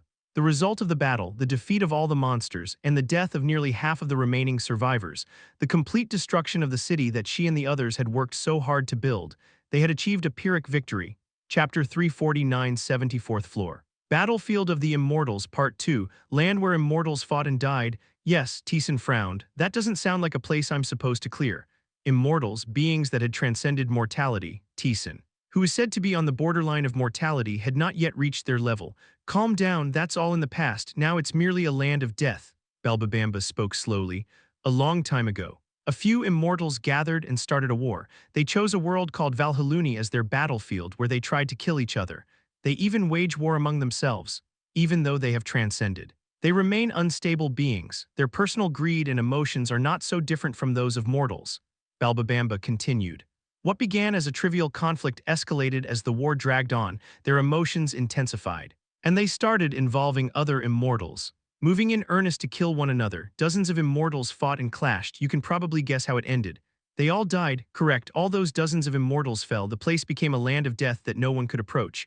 And what am I supposed to do there? Your task is simple, although the immortals have died. Their remains have not disappeared. Finding those remains is the goal of the 74th floor quest. Taesan shook his head at Belbabamba's words. That sounds impossible, though they had died long ago. The remains of an immortal would still hold immense power. Taesan, still immortal, didn't believe he could meddle with that. You don't need to retrieve the remains, just locate where they rest. Belbabamba handed black banners to Taesan. Once you find the remains, Plant the banners in the ground, that's all you have to do. Enter a world called Valhaluni, find the remains of the immortals and plant the banners. That was the entire quest, at first glance. It seemed quite simple, but Taesan could tell this quest was precisely why the guides were stuck here. The fools before you took a very long time even when they worked together. It was agonizingly frustrating. Balbabamba's grumbling confirmed Taesan's thoughts. He glanced at the ghost. Considering that, you were somewhat decent, at least better than those fools. It would be offensive to compare me to those who got stuck, the ghost responded, and Balbabamba continued. By the way, there is no fixed reward for this quest. The more remains you find, the greater the reward. No one has found more than 2 remains, but you might be able to. Taesan quietly accepted the banners, seeing this. Balbabamba spoke, I suppose I can explain to you, this quest was commissioned directly by the gods. As expected, finding the remains and marking their locations, it was almost as if the quest was designed to protect the remains of the immortals. Originally, the gods had no intention of interfering with Valhaluni. They planned to leave it as it was, but beings from beyond began to take an interest in the abandoned power. The beings from beyond could only mean the ancient gods exiled from the world. The place is unstable, with space itself distorted by the clash of the immortals. If beings at the level of transcendence were to intervene recklessly, it could collapse, providing an opening for the high gods to meddle. Thus, a mortal who could endure the power scattered throughout Valhaluni was sent to locate the remains. That seemed to be the reason behind the design of the 74th floor. These types of quests will likely increase. You can consider this the starting point. Any other questions? How many remains of the immortals are left? If all the remains were left after a normal battle, there should be 5. 5, Taesan nodded. Wait a bit. He had used even the apostle transformation skill while sparring with Ariel and now needed to wait for the cooldown of that skill. After a day passed, Taesan spoke to Balbabamba. Balbabamba activated his power. The space began to collapse and teleport. By the way, you can return at any time during this quest. Even those who cleared it before repeated countless challenges and returned. So act as you wish. Taesan nodded. His body was transported to Valhaluni. Taesan looked around. All he could see was an ashen force. There was no sign of living beings. Just an overwhelming force drifting in the air, and Taesan was wrapped in a blue veil seemingly cast by Balbabamba. You can step outside the veil, I'll wait for your completion. With that, Balbabamba's presence disappeared. Taesan stepped beyond the veil, immediately. A force began to crush Taesan. Taesan groaned. The distorted space tried to crush his entire body. The fragments of the immortals embedded in the atmosphere trampled on his mortal mind. Simply standing here brought a sense of collapse that enveloped his entire being. He couldn't endure it with just his bare body. Quickly assessing the situation, Taesan gathered his spirit. You have activated Apostle Transformation, Darkness and Chaos. With the gathered force and spirit, the pressure that was crushing his body eased a bit. It's completely different from Hafren's world. In Hafren's world, the very will of the world opposed Taesan, trying to kill him, but the force scattered throughout Valhaluni wasn't trying to expel him. It was just there. And yet, just its presence exerted tremendous pressure on his mortal mind and body. Taesan gathered his spirit and will. Enduring the force, he moved slowly, step by step. Taesan moved. This was where countless immortals had clashed, trying to kill one another. As a result, the place became a space similar to the realm of the immortals. Taesan gathered his magic, opening a path to the demons and activating black magic. You have activated Labyrinth's territory detection. Kiving, dark energy surged from Taesan's body, attempting to gather information about his surroundings, but it couldn't emerge. The moment it tried to leave his body, it was extinguished by the force permeating the space. Even black magic doesn't work properly. The entire area was already filled with a power much stronger than black magic. Simple dark energy couldn't spread out. Magic would likely be the same, clicking his tongue. Taesan gathered his spirit and will once more. The space was filled with the territory of the immortals, but there was no owner of that power. In that case, step back. You have activated the declaration of exclusion with the word of command. The force permeating the space receded slightly. Taesan didn't miss the opportunity and gathered the dark energy once more. You have activated Labyrinth's territory detection. You have activated forced amplification. Only by doing so was Taesan able to finally release the dark energy according to his will. However, it wasn't much different. The dark energy could only advance to where the declaration of exclusion had pushed back, but beyond that it was crushed and vanished. This won't work.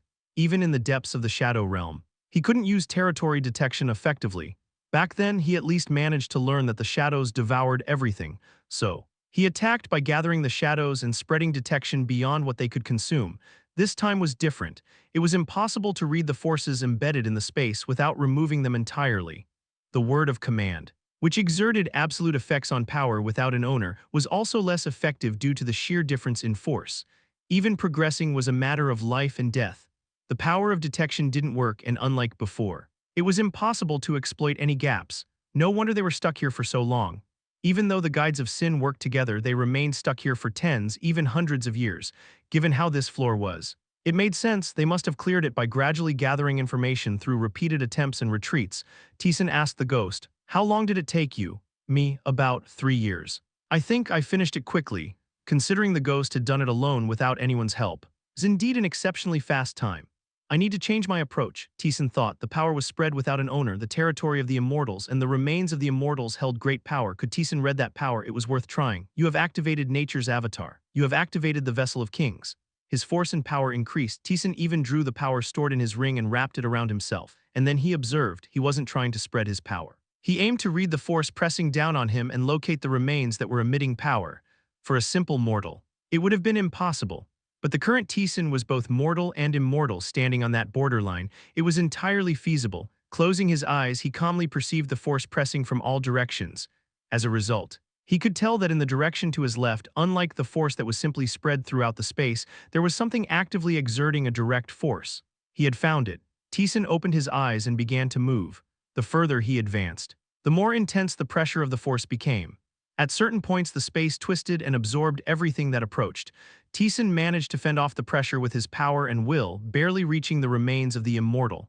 It was a decayed, rotted corpse in human form. Even without approaching closely, the poisonous energy it emitted tried to seep into Taesan, while the distorted power of the immortal raged wildly. Deciding it was too dangerous to get any closer, Taesan pulled out a banner. As soon as the banner was planted into the ground, a massive veil formed around it. Quest completed, the ghost let out a scoff. Not even an hour. This quest had taken the ghost 3 years, and the Guides of Sin an incalculable amount of time. Taesan had completed it in less than an hour, but at the same time, he understood the Guides of Sin had invested significant time in conquering the 74th floor. Throughout that process, they had grown stronger. Vishnu learned to use the King's Realm, and Cheyenne succeeded in using the 5 shots of doom, even if only in a limited manner. As a result, they eventually managed to clear the 74th floor, and the current Taesan was stronger than the strengthened Guides of Sin. Given that he had already reached the borderline of mortality, it was only natural that he could clear the 74th floor with ease. The quest was completed, but Taesan did not return to the labyrinth. Balbabamba had mentioned there were 5 remains of immortals here. Taesan had found only one so far, and with his current abilities, he was confident he could find all 5, but there was a problem. The duration is too short. The duration of apostle transformation was 2 hours. Nature's avatar lasted 1 hour. And the Vessel of Kings wasn't much longer. Without these 3 skills, Taesan wouldn't be able to withstand the pressure here.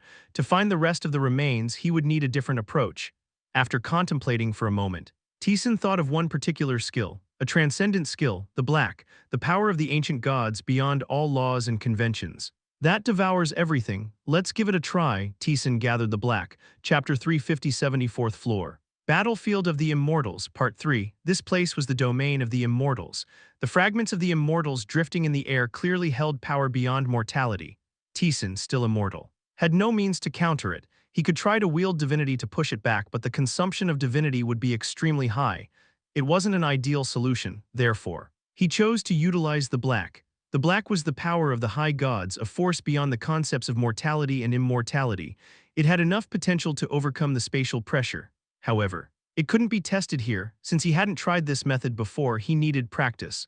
With the duration of nature's avatar almost over, Taesan returned to the labyrinth. Balbabamba, who had been waiting, was surprised to see Taesan return after just a few hours. Already back? Did you give up? No. Balbabamba observed Taesan for a moment and understood. I see you completed the quest already, much faster than I expected. Though Balbabamba knew Taesan was strong enough to clear it, other adventurers took at least a few years to complete it. So he didn't expect Taesan to do it this quickly. The quest conditions are met. If you wish, I can acknowledge your clear of the 74th floor. Balbabamba thought Taesan would end it this way, however. Taesan shook his head. Not yet. You're going to continue the 74th floor. There are still 4 remnants of the Immortals left. Right? He wouldn't return until he confirmed all of them. Balbabamba spoke in a hesitant voice, recognizing the resolve in Taesan's words. I admit it, you are strong. Throughout the labyrinth's history, no one has ever gained as much power as you at the entrance to the depths. Taesan was undoubtedly powerful. Even Balbabamba could tell that he was on the brink of transcending mortality, but that place was the realm of the immortals. It was a place where the remnants of beings beyond mortality remained, no matter how powerful Taesan was. Proceeding further in the quest was impossible. I am a manager. I am not allowed to interfere with adventurers, but I can still give advice. Overconfidence will lead to your death. Sometimes you must leave satisfied, even if you haven't gained everything.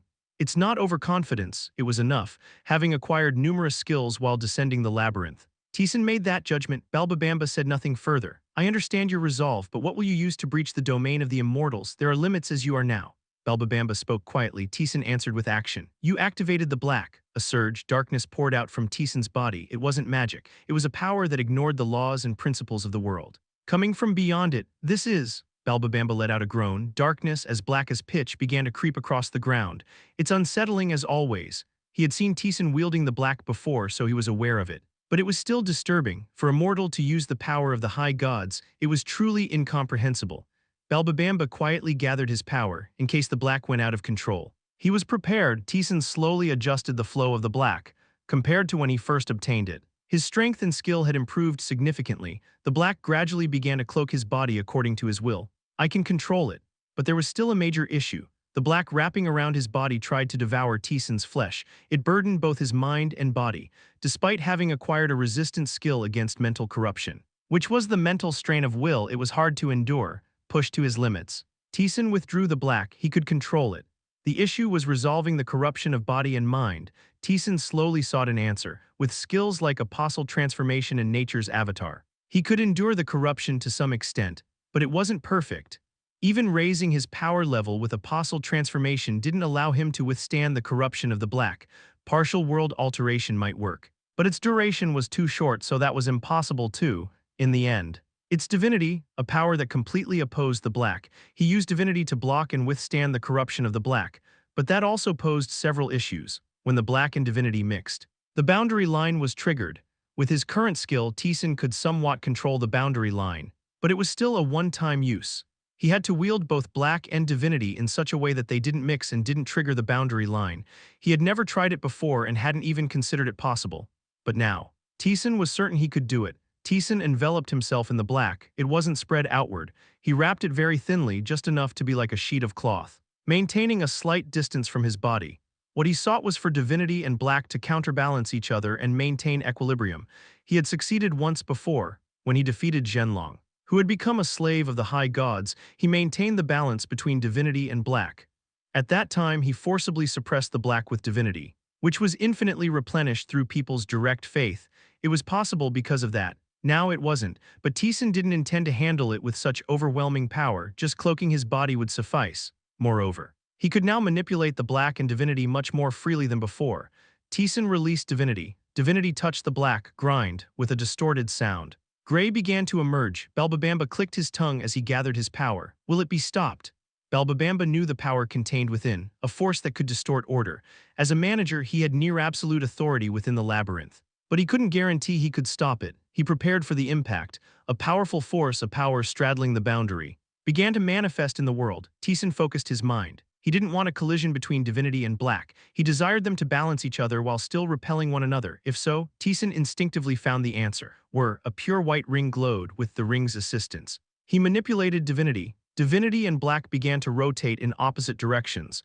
The two forces which had been on the verge of mixing each spun and began to find balance. Clink, clink. As time passed, the divinity and black, initially repelling each other, stabilized and separated. Balbabamba, who had been gathering his power, hesitated.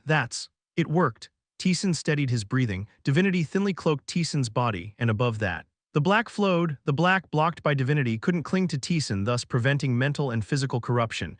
He had succeeded. Simultaneously, a system window appeared. You have acquired boundary repulsion.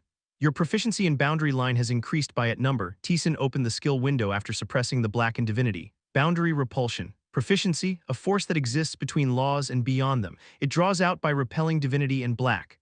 Though the description was similar to that of boundary line, it was different. Boundary line involved manipulating divinity and black to draw out power, while boundary repulsion drew it out by repelling them. Taesan activated the black and divinity once again. It was easier to utilize now. Possibly because he had gained a new skill. Clink, clink. The divinity and black rotated in opposite directions, not mixing. It was a success. Taesan smiled as he suppressed the boundary repulsion.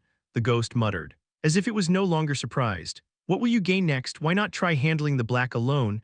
That's still impossible. But as time passed and he grew stronger, it might become possible. Balbabamba, who had been silent, finally spoke. This is absurd. His voice was filled with complexity. It's truly absurd. Divinity was the power of the gods, the black was the power of the high gods. To wield the opposing powers of these two beings and produce a stable result was beyond common sense. Even Balbabamba, who had encountered countless gods and adventurers as the labyrinth's manager, found it hard to accept.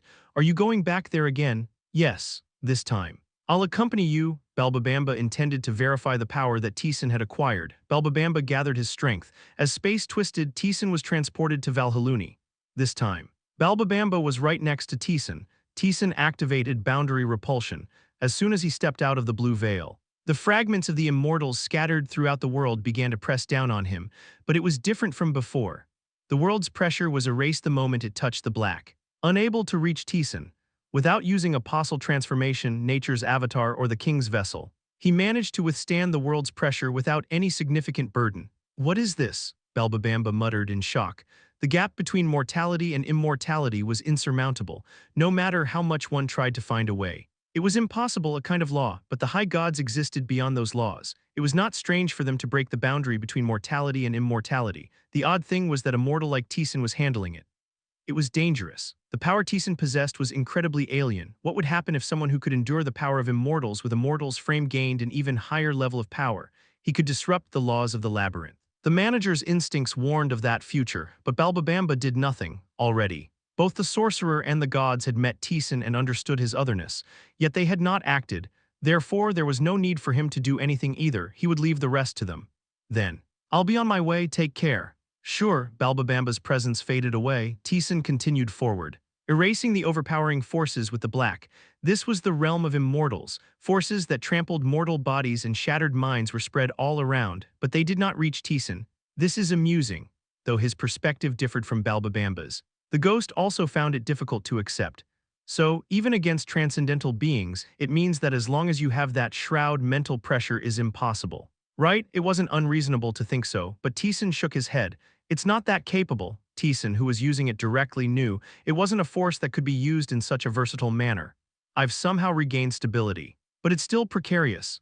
He enveloped his body with a thin layer of black and divinity, rotating them in opposite directions to maintain balance.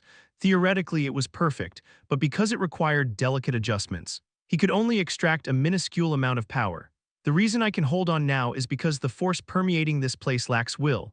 The power wasn't specifically targeting Taesan. The remnants of the immortals lingered in the air, crushing everything that existed. The force acted without will, therefore it could be erased using boundary repulsion, and it also consumes a lot of concentration. If the balance of power were to waver even slightly, it would immediately become a boundary line that could overwhelm Taesan. Maintaining it required meticulous control throughout. Even so, he could move freely within the realm of the immortals without much burden. As his proficiency increased and Taesan's power grew, the utility would also increase. Moreover, if he could use it this way, there might be other applications for wielding divinity and black. It's worth experimenting with various things. He could gain a different kind of power, distinct from what he had acquired so far. Taesan moved toward where he sensed a strong force. Clad in boundary repulsion, Taesan did not stop. At the end of his path, he found the remains of an immortal. The remains emitted a terrifyingly powerful force, but the black enveloping Taesan erased it all. Taesan planted a flag, a massive veil surrounded the remains of the immortal. Now, 3 left. Taesan continued moving. He had managed to reduce the consumption, allowing him to use divinity and black for quite a long time. As a result, Taesan quickly found 2 more remnants of the immortals. Only 1 remained. At his current pace, he could clear the 74th floor in less than a day. Those guys must be dumbfounded if they see this. The guides had been stuck here for a very long time, but Taesan was progressing toward clearing it with surprising ease. It indicated the gap between Taesan and the guides. Their heads must be hurting by now. The ghost had some connection with the guides. So he understood. The sorcerer Cheyenne had prepared everything and fought against Taesan but was defeated. That meant none of the guides could defeat Taesan one-on-one. That's what it meant to be a stationary and stagnant being. Perhaps they were crumbling even now. From the beginning, they hadn't been united by any specific ideology or mutual affection.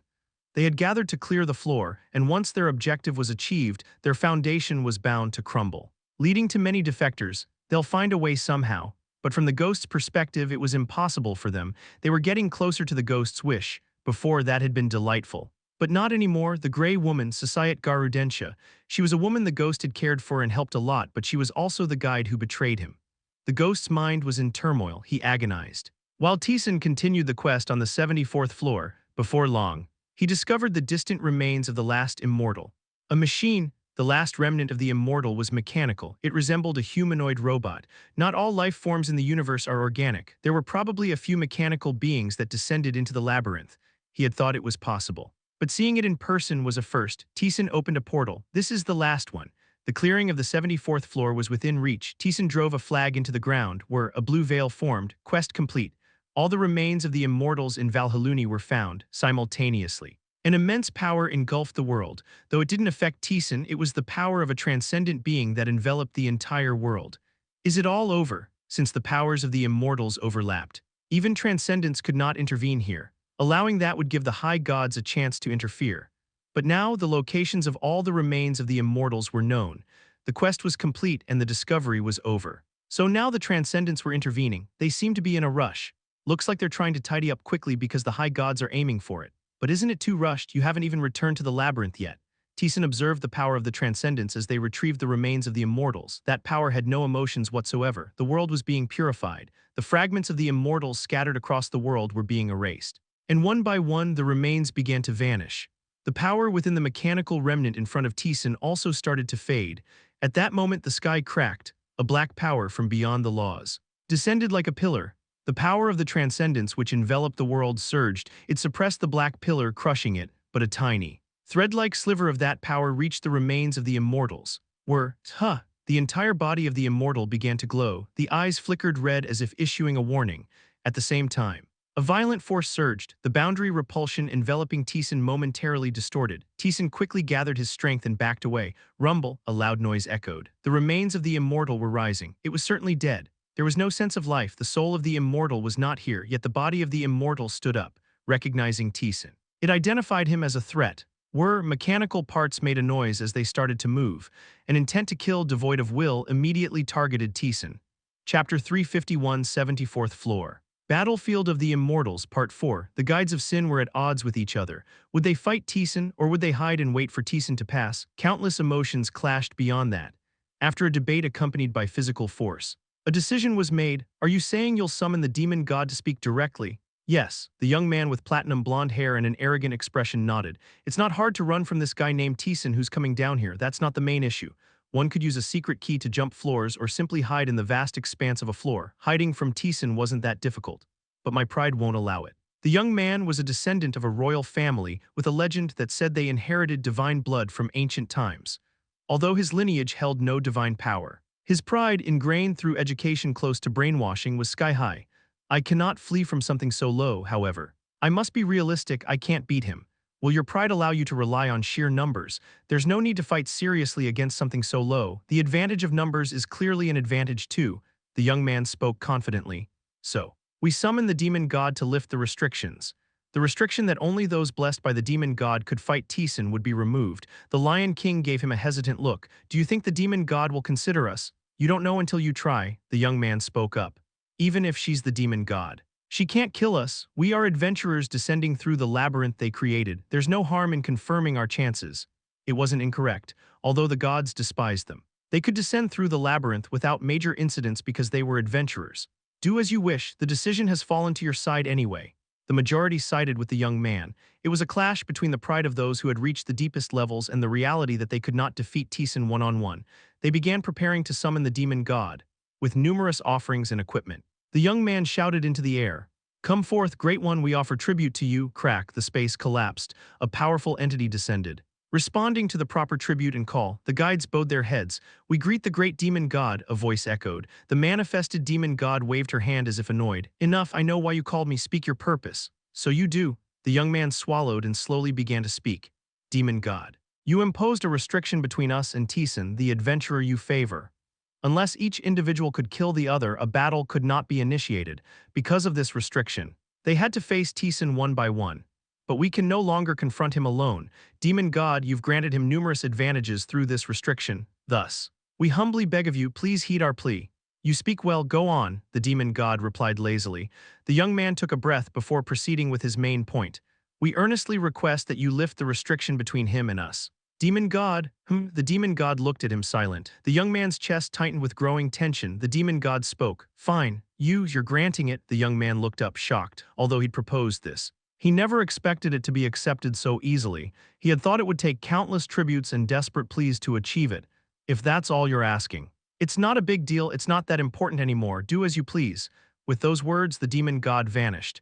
Relieved of his tension, the young man slumped, a twisted smile appearing on his lips. It's done, the restriction was lifted, he sprang to his feet. It's over, now we just need to kill him, at his words. Several guides' eyes gleamed, yet there were those who objected.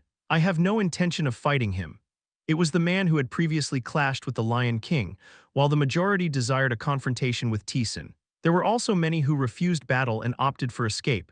He's like a tidal wave. There's no reason to choose confrontation. All we have to do is hide until the wave passes and then proceed through the labyrinth again. Do as you like. Cowards, the young man sneered at them. What will you do? He asked the Lion King. The Lion King frowned. It's strange, the demon god accepted too easily. The demon god favored Taesan. If it were a battle where Taesan's life was at stake, it would be one thing, but the demon god wouldn't want him to die pointlessly under overwhelming force. Yet the demon god agreed, which meant that Taesan, as he is now, could win even without the restriction. Who knows, she may have lost interest in that guy by now. Gods are all fickle. After all, perhaps, the Lion King took a step back. I will not participate in this battle. Suit yourself, we'll win regardless. The young man's face showed not a hint of doubt. This was a joint assault by multiple adventurers who had reached the deep levels. He believed that, no matter how strong Taesan was, he couldn't win. The Lion King looked at Societ. What will you do? Will you join them? I'll do the same as you, she replied curtly. I'll prepare my own way, she quietly smiled. It was the first smile she had shown since the hero's death. We've come this far, murmuring in an excited tone. She asked the Lion King, what about you? I suppose I should find my own method. The Lion King replied, clutching a gem in his hand. Ambracia watched them with a contemplative expression. Broken machinery began to activate, and the remains of the immortal started to move. Why is that moving? The ghost was also shocked. The immortal was clearly long dead. Taesan observed the immortal calmly. The black pillar that fell from the sky, as soon as it touched the immortal. The immortal's eyes opened. A strange power was emanating from the immortal before him. High gods. In the process of the power being retrieved, the high gods had intervened, turning the immortal's corpse into their own puppet. Taesan looked up at the sky. Beyond, transcendence and high gods had begun clashing. They didn't seem to be paying attention to this side. The immortal, who had opened his eyes, was now targeting Taesan, but within it, there was no will. The ghost groaned. The immortal was an opponent Taesan couldn't defeat at his current level. Maybe we should find a gap and escape to the labyrinth. It was a reasonable suggestion. But Taesan didn't back down. He silently watched the immortal as it rose. There's no will. It was already a dead being. The high gods had simply forced power into it, using it as a puppet to hold Taesan. And it's broken. The immortal's remains were literally half destroyed. Finding an intact part was difficult, and the energy it emitted was quite unstable. Just seeing how the boundary shield around Taesan wavered but didn't shatter proved this. Against an opponent of this level, he could win. I won't turn my back on those who only aim for openings. You have activated Apostle Transformation, Darkness and Chaos. Taesan activated various buff skills. He dismissed the boundary shield around him. In a head-on confrontation with the immortal, Taesan's skill level wasn't yet high enough to manage it. As he erased the boundary shield, a massive pressure threatened to engulf him, although the Transcendence had retrieved the scattered fragments of the immortal from this world. The immortal before him was pressuring Taesan. He could hold out, but a prolonged fight would be difficult. He had to finish this as quickly as possible. Tap. Taesan dashed toward the immortal. The connection high gods had established with the damaged immortal was very unstable. A single solid blow should be enough to bring it down, of course. A normal strike wouldn't have any effect on the immortal. Only an attack on the level of divinity, darkness, or a boundary force would work. Bzzz. The power within the immortal in a guarded state, activated to suppress Taesan. The single command engraved by high gods on the immortal's remains: defeat the enemy in front of it. The power erupted. Dozens of beams erased the earth and obliterated space. The speed was so fast that Taesan couldn't react in time. He threw himself aside as soon as he saw the explosion of power. But one of the beams pierced his leg. Your first attack nullification has been activated, so it's this fast. Although the first attack nullification had been consumed, He managed to gauge the speed of the Immortal's power. It's dangerously close. Even seeing the warning signs of the power didn't guarantee he could evade it in time. Beams began pouring down again. And Taesan spread his wings. You have activated selfish choice. You have activated Perfect Fairy's wings. You have activated skill acceleration. Taesan accelerated. His speed reached an extreme level. Even the Guides of Sin couldn't keep up. But the opponent was the Immortal. The power poured accurately toward Taesan. The earth trembled, rising like a tidal wave to block his path. And beams of rainbow light rained down. You have activated distortion. He twisted space, bending the path of the beams in another direction. CRRRRK, the Immortal's power pierced even the distorted space. The distortion shattered. And the beams rushed toward Taesan. Taesan knew he couldn't block it with distortion alone. All he needed was a moment. You have activated limited blink. You have activated aerial leap. You have activated acceleration. You have activated skill acceleration. In an instant, Taesan's body flew toward the Immortal. The Immortal flinched slightly. The power within the Immortal surged as a wave, sweeping across the surroundings. You have activated Aegis Shield endowed with divinity, granting 1 second of immunity from all damage but blocking other actions during that time. Aegis Shield. With this immunity skill, he intended to ignore the Immortal's power and approach it, but as soon as he touched the wave, Taesan was flung backward. Quickly retracting the shield, Taesan drew his sword downward. A sword gale erupted and collided with the wave. Landing on the ground, Taesan frowned. So, it's a wave meant only to repel. The absolute protection, attack nullification, and Aegis Shield, all skills activated only when attacked or damaged, wouldn't activate against a simple, non-damaging repelling wave. BZZZZ beams poured down again. Taesan moved his wings. Dodging swiftly, there was no room to approach. He had to put all his energy into evading the onslaught. The Immortal's entire body glowed. Missiles poured from that place, even as Taesan moved to dodge. They precisely aimed at him. Taesan gathered power. Since the Transcendence had retrieved the fragments of the Immortal scattered in the atmosphere, there was no problem with the manifestation of power. You have activated Magic Overlay. He overlapped Frozen World with Starlight Arrow and unleashed it. Cold and light clashed with the missiles. Light exploded, illuminating the world. In the midst of the power clash, a red dot was marked on Taesan's chest. Instinctively, Taesan activated a skill. You have activated Random Blink. Taesan's body leaped through space. And in the location where the red dot had been, an explosion erupted. The explosion was immensely powerful. It even chased Taesan as he leaped through space. You have activated Seed of Calamity. A fiery spirit of doom erupted, colliding with the aftermath of the explosion, swallowing each other and disappearing. BZZZZ, beams rushed in again. Gritting his teeth, Taesan moved. Everything was being incinerated and space began to twist. A raw, overwhelming force that couldn't be approached. He struggled not just to counterattack but even to evade. There was indeed no will visible in the Immortal. It was moving only according to the reactions imprinted in its body. But still, the opponent was an Immortal, a being that had transcended mortality. But I can win. Only one attack nullification had been consumed. He still had reserves of magic and mana. The potential was sufficient. Taesan spoke up. Stop. You have activated Declaration of Stillness. Chapter 352, 74th Floor. Battlefield of the Immortals, Part 5. Taesan's advantage against the Immortal was that the opponent had no will of its own.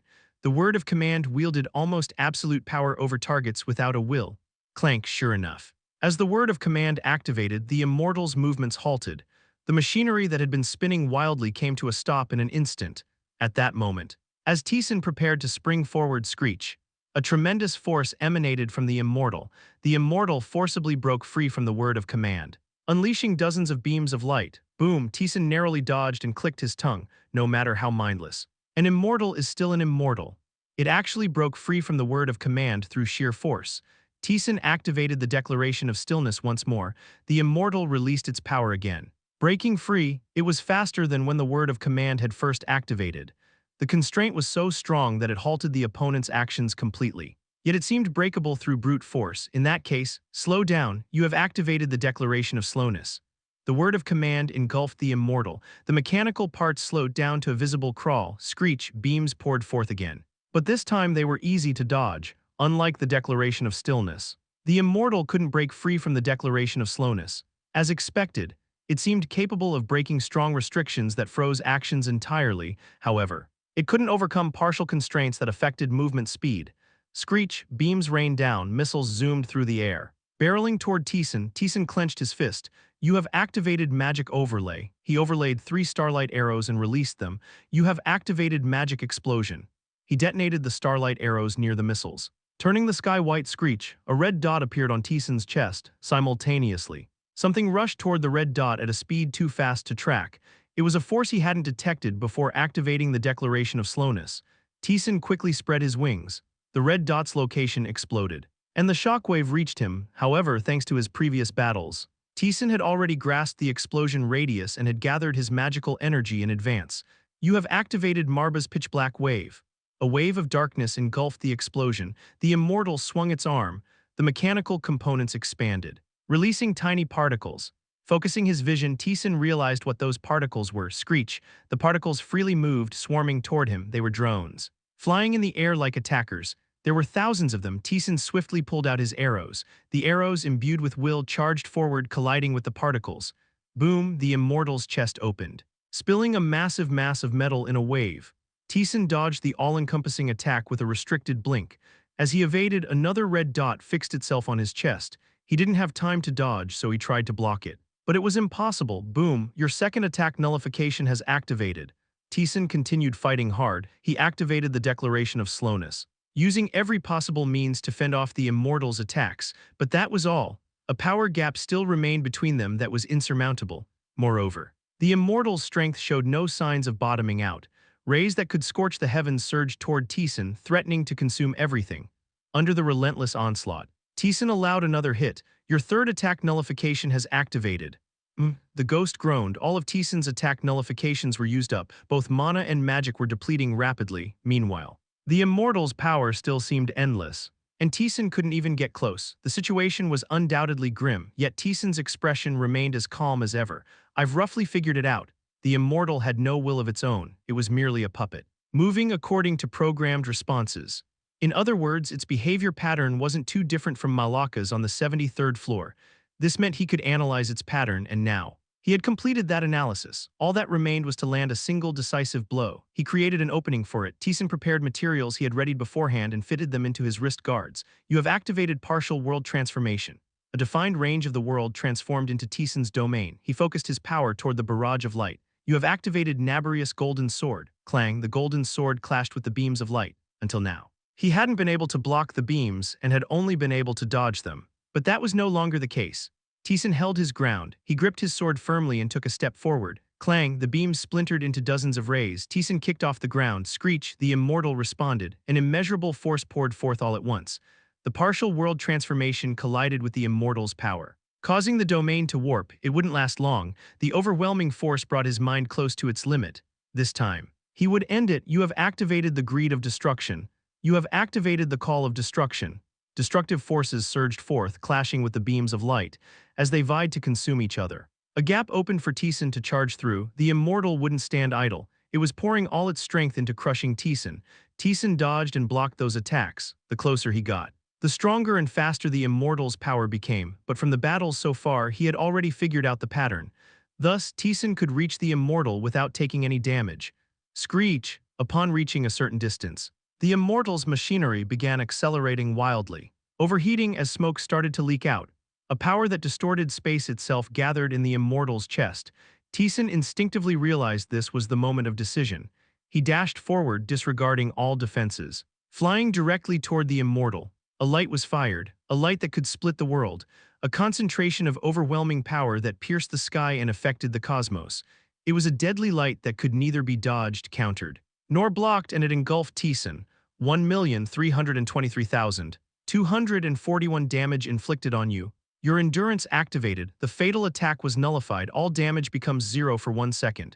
And the moment it touched Taesan, it vanished. SSSSD. As the overheated immortal's body began to cool, Taesan darted forward.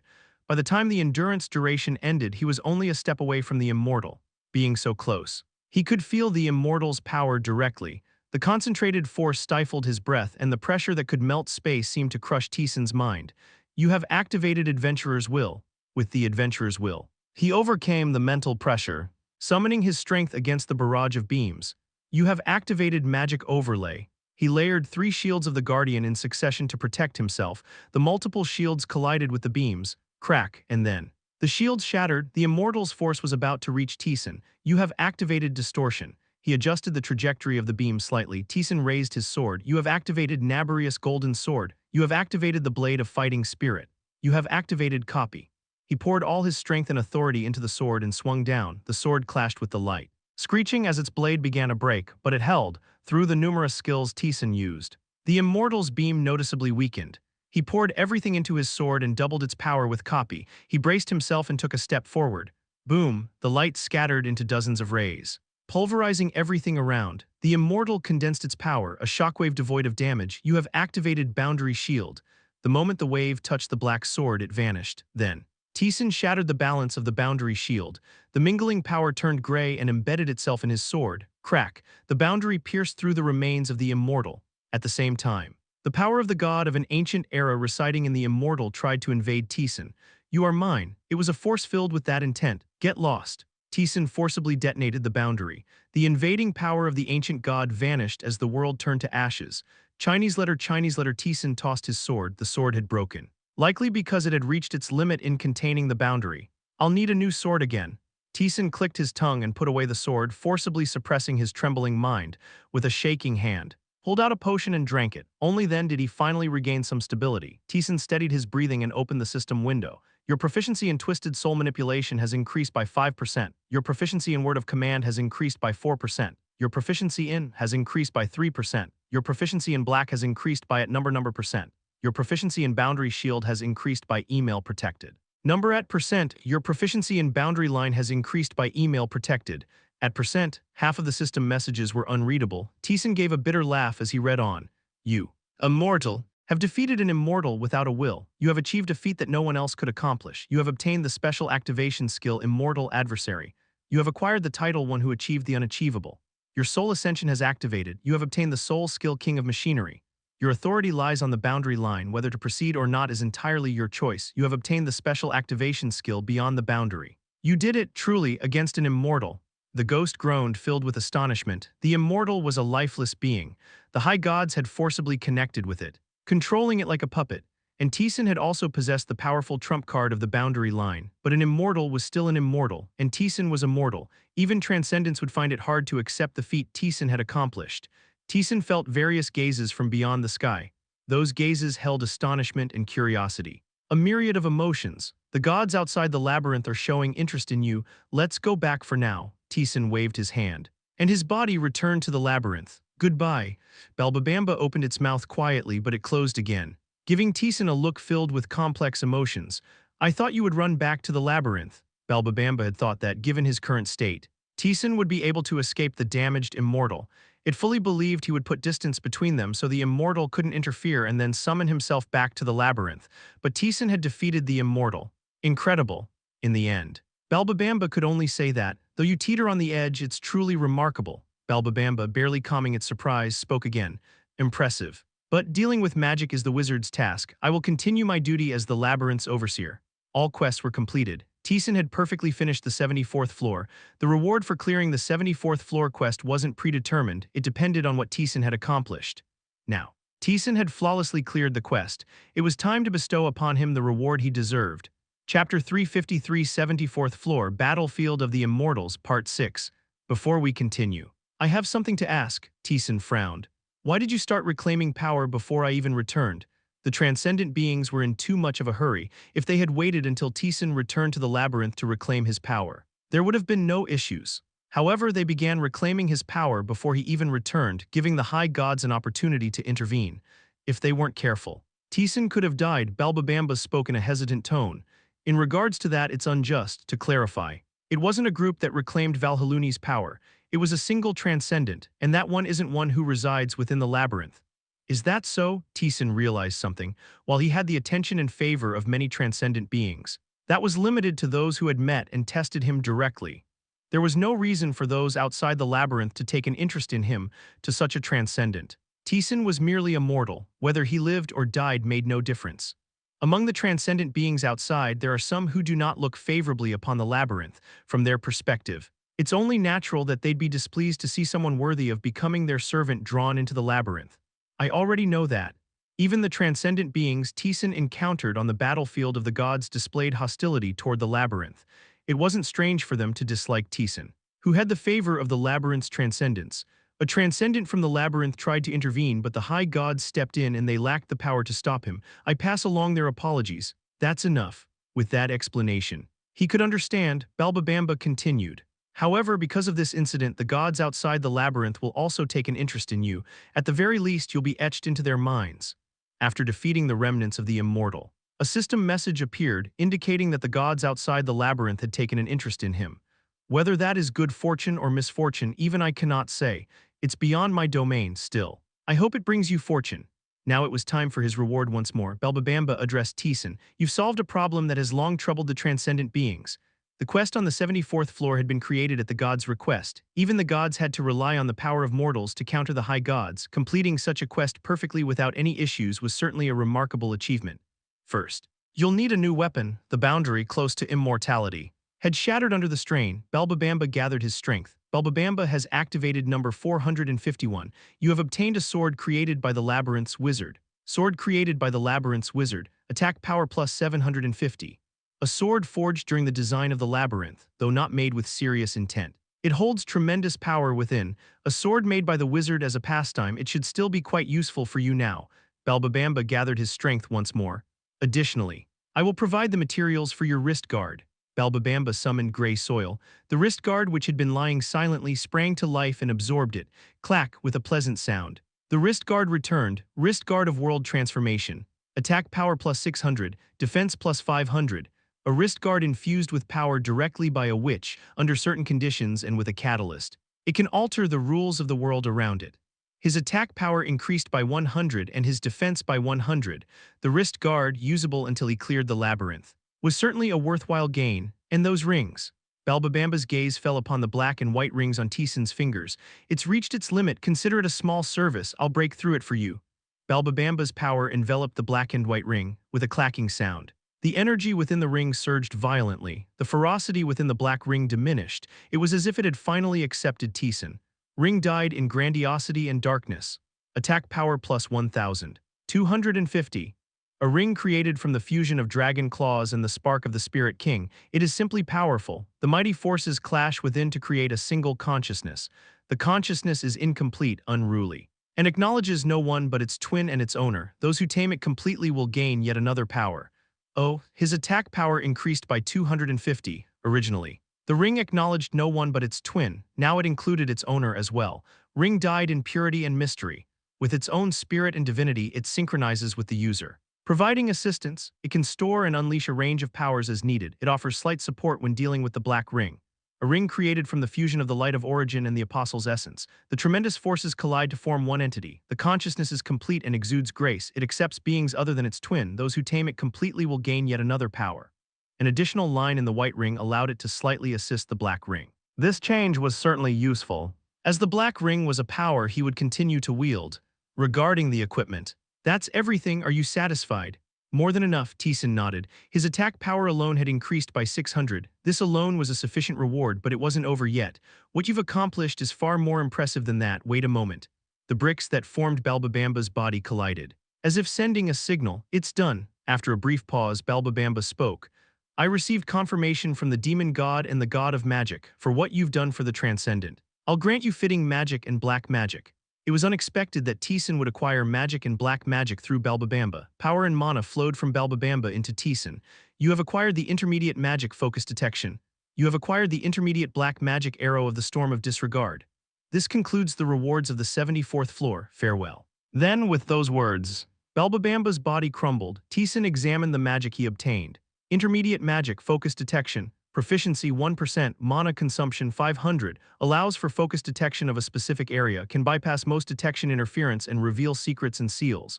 A detection spell not bad, given the need for extensive information in the depths. The power of detection was highly valuable, since he hadn't acquired complete reconnaissance yet. The intermediate detection magic would be useful.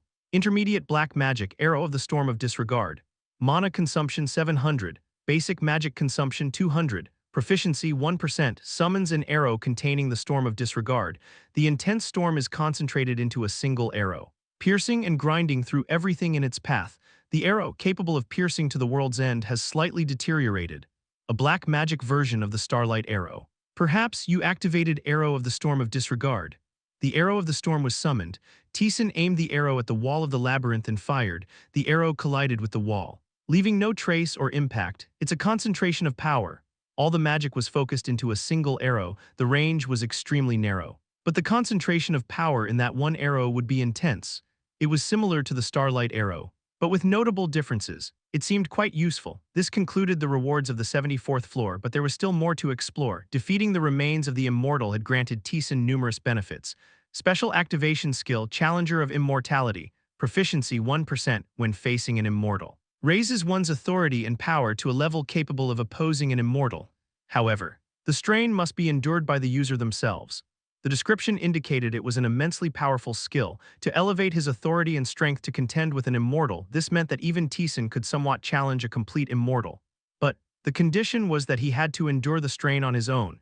Even facing it would strain his mind. And he would have to withstand it himself. I won't be able to use it recklessly, still. The skill itself was valuable enough to warrant further study. Title, Achiever of Unattainable Feats. You have accomplished a feat that no one else in the world has. Health plus 3,000, Mana plus 1,000, Strength plus 500, Agility plus 500, Intelligence plus 500, Attack Power plus 300. Achieving what no one else could has elevated your authority.